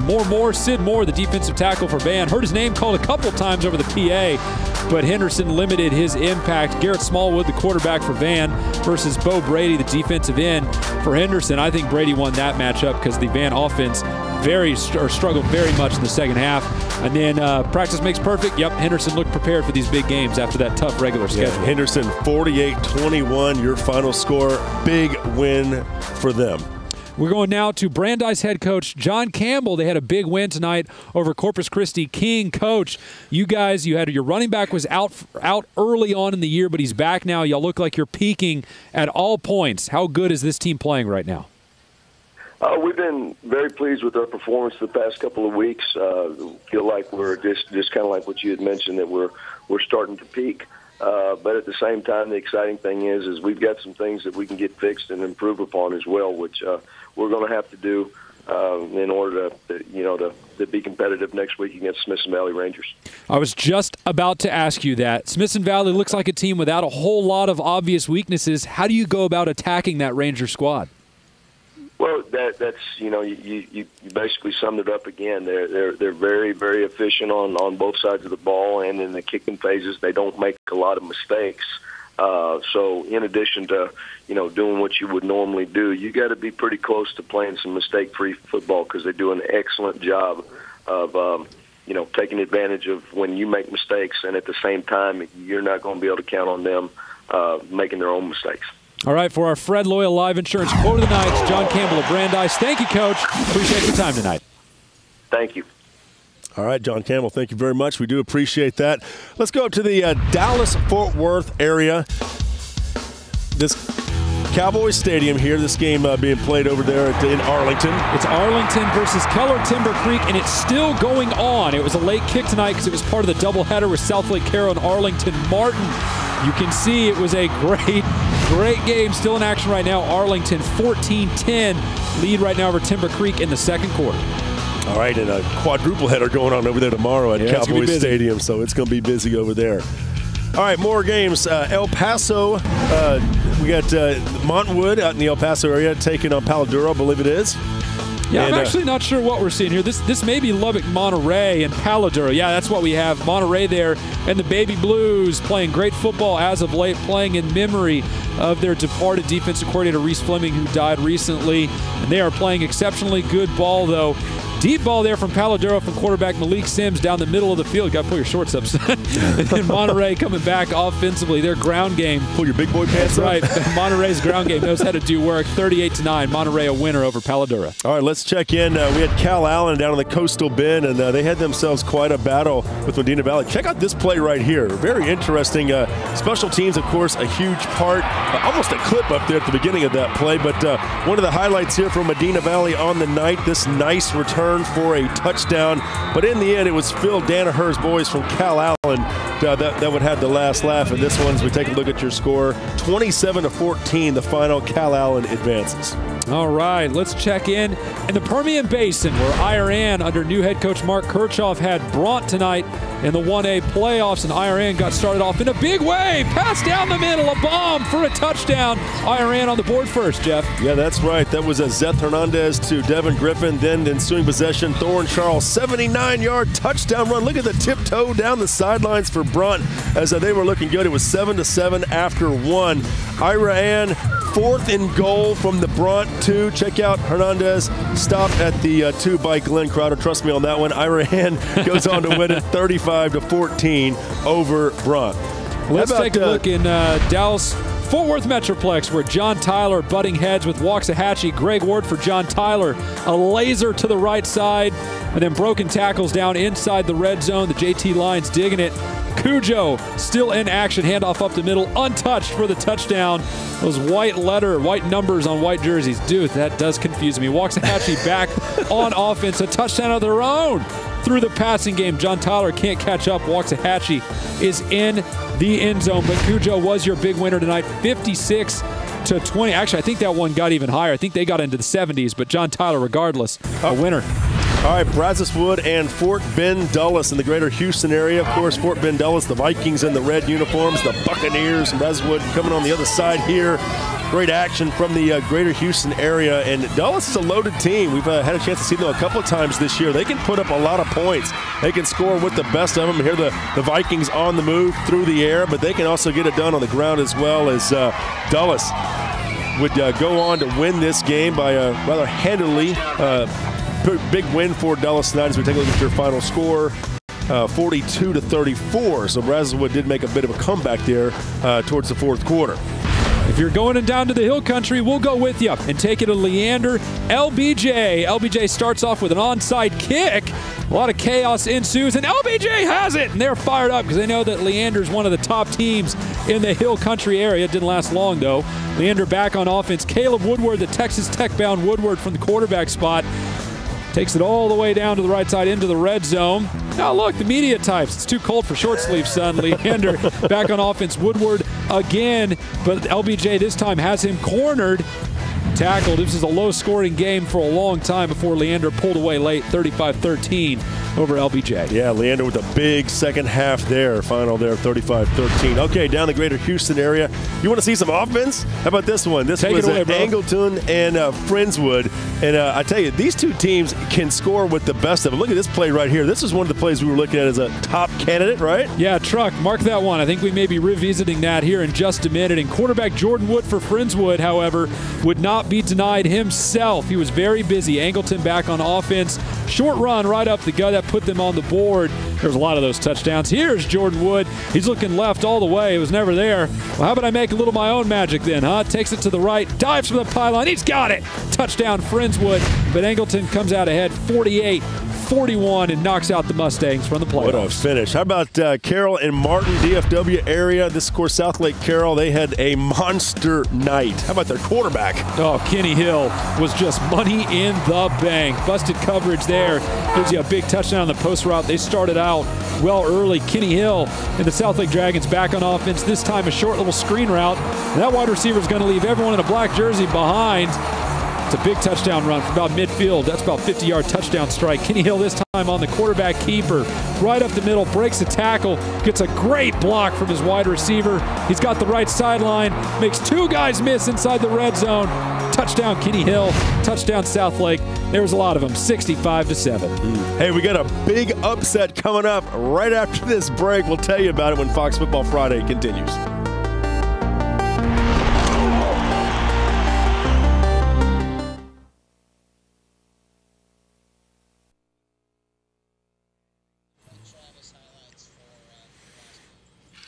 Okay, do we have the final play, that long pass that was out of bounds? Damn.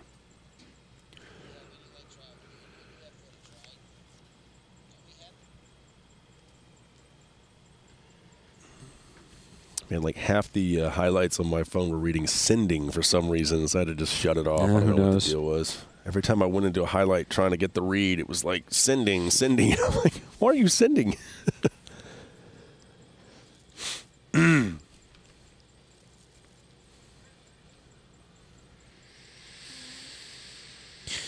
Well, Jeff, if the Lake Travis thing doesn't pan out, we'll just use that Angleton touchdown where the guy bounces off about 7 people and scores. We'll use that for our...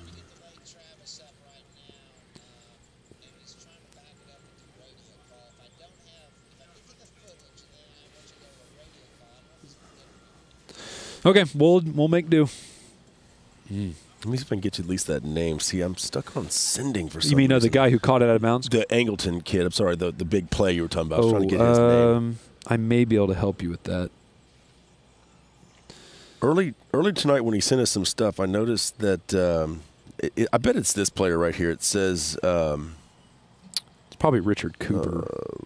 Angleton's Richard Cooper, yeah, with a great run, breaking tackles. Yeah, there it is. Okay, Richard Cooper. Richard Cooper of Angleton. Yep, there you go.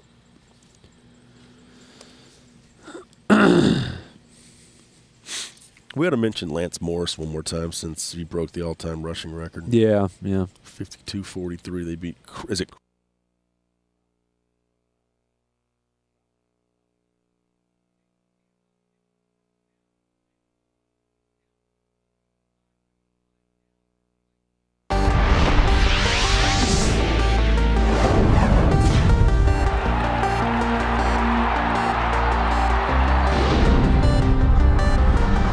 Welcome to Fox Football Friday Overtime, powered by Dave Campbell's Texas Football Magazine. The Henderson Lions defeat the Van Vandals here in Tyler, but upsets the theme of the night throughout the state of Texas. Yep, let's take a look.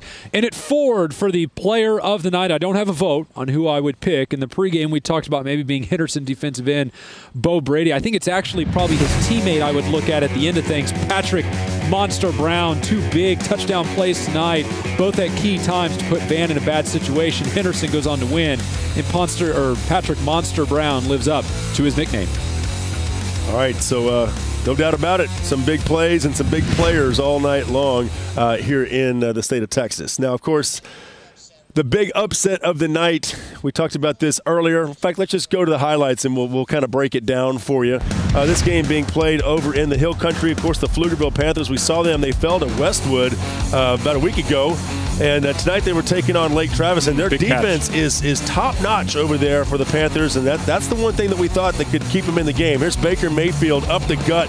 Look at this nice little run and chugging away there. He can play baseball, football, you name it. He's quite an athlete as he scores the touchdown there for the Cavaliers. Now, remember, Lake Travis, 5-time defending champions in Class 4A. They move up to 5A this year. They've had a lot of injuries, but back and forth, Pflugerville was just hanging tough. They have a good ground game. They've got a good defense. They obviously forced a lot of turnovers in here, but it all came down to one play.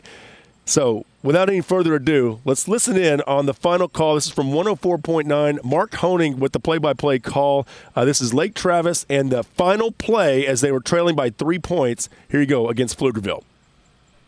Zone. Baker's got a man. It is caught, but out of bounds out the back of the end zone. Oh, the Cavaliers missed it by about a foot. Grant Foster caught the ball, but could not keep his feet in, and Lake Travis will fall to Pflugerville. 23-20 in the by-district round of the playoffs. The 30-game playoff win streak is over. Can they review that? No. They can't.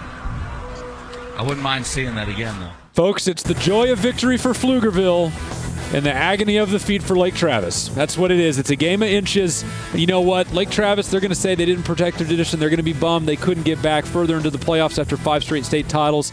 But they played hard this year. Baker Mayfield was a good player. He had a great run. But tonight they played a better team. It was Pflugerville. And as you saw by the highlights, Pflugerville played their brains out. I mean, they're going up and getting tough catches in traffic on offense and defense. There was 2 good teams, and tonight Pflugerville was a better one. The 30-game playoff win streak comes to an end for Lake Travis. All right, much more to get to here on Overtime. We'll be right back with more from Tyler.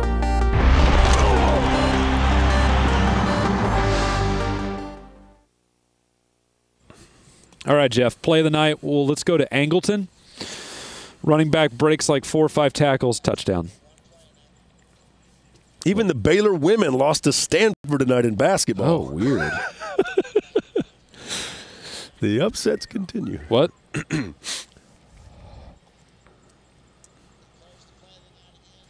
Angleton versus Friendswood. Angleton in the white and purple runs for a touchdown. He breaks like 4 or 5 tackles up the middle and scores a touchdown off of it. Okay.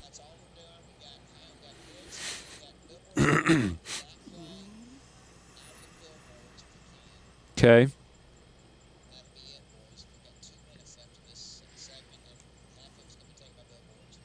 Okay. Great. I just got the play. Dang it. It is what it is. I'll send it anyway. I want to see it in the truck.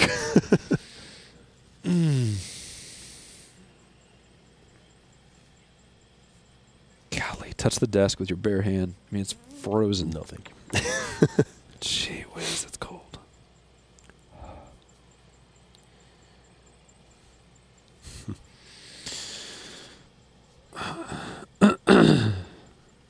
We just got the final 3 TDs from Angleton. I wonder how what else is on that highlight reel.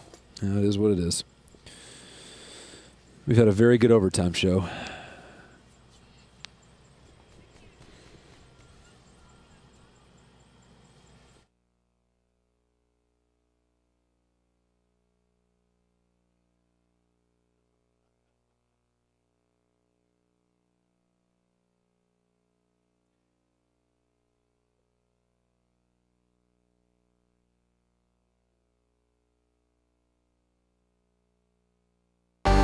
Football Friday Overtime is presented by your Texas Ford dealers. It's the year-end celebration at your Texas Ford dealer. Enjoy great savings on the freshest lineup. Ford is the best in Texas. By Academy Sports and Outdoors. Right stuff, low price, every day. By Wendy's. Be bold with Wendy's Asiago Ranch Chicken Club in spicy, home style, or grilled. Try one today. And by FredLoya.com.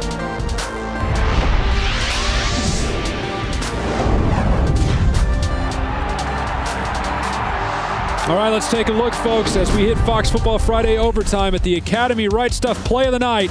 It's Angleton running back Richard Cooper doing work from about 40 yards out, breaks about 3 or 4 tackles finds the end zone. Angleton ends up winning 48-41 over Friendswood, and Cooper finishes the night with 5 big touchdown runs. Yeah, special thanks to Texas HT Video and also Game Day Productions on that. And Richard Cooper had 5 touchdowns. An impressive night for him, nonetheless, for Angleton, and they outlast Friendswood. Just a wild finish. But again, the big story, Lake Travis falls to Pflugerville on what was literally a last-second pass, and it was caught but out of bounds. So Baker Mayfield with the pass right there can't quite get the completion. Pflugerville's Lake Travis's 30-game playoff win streak comes to an end. And this is going to be a great night to review scores because it was upset week from start to finish. I know when I leave here, I'm going home. I'm going to start working on brackets for TexasFootball.com. Yeah, pretty much. Chuck them.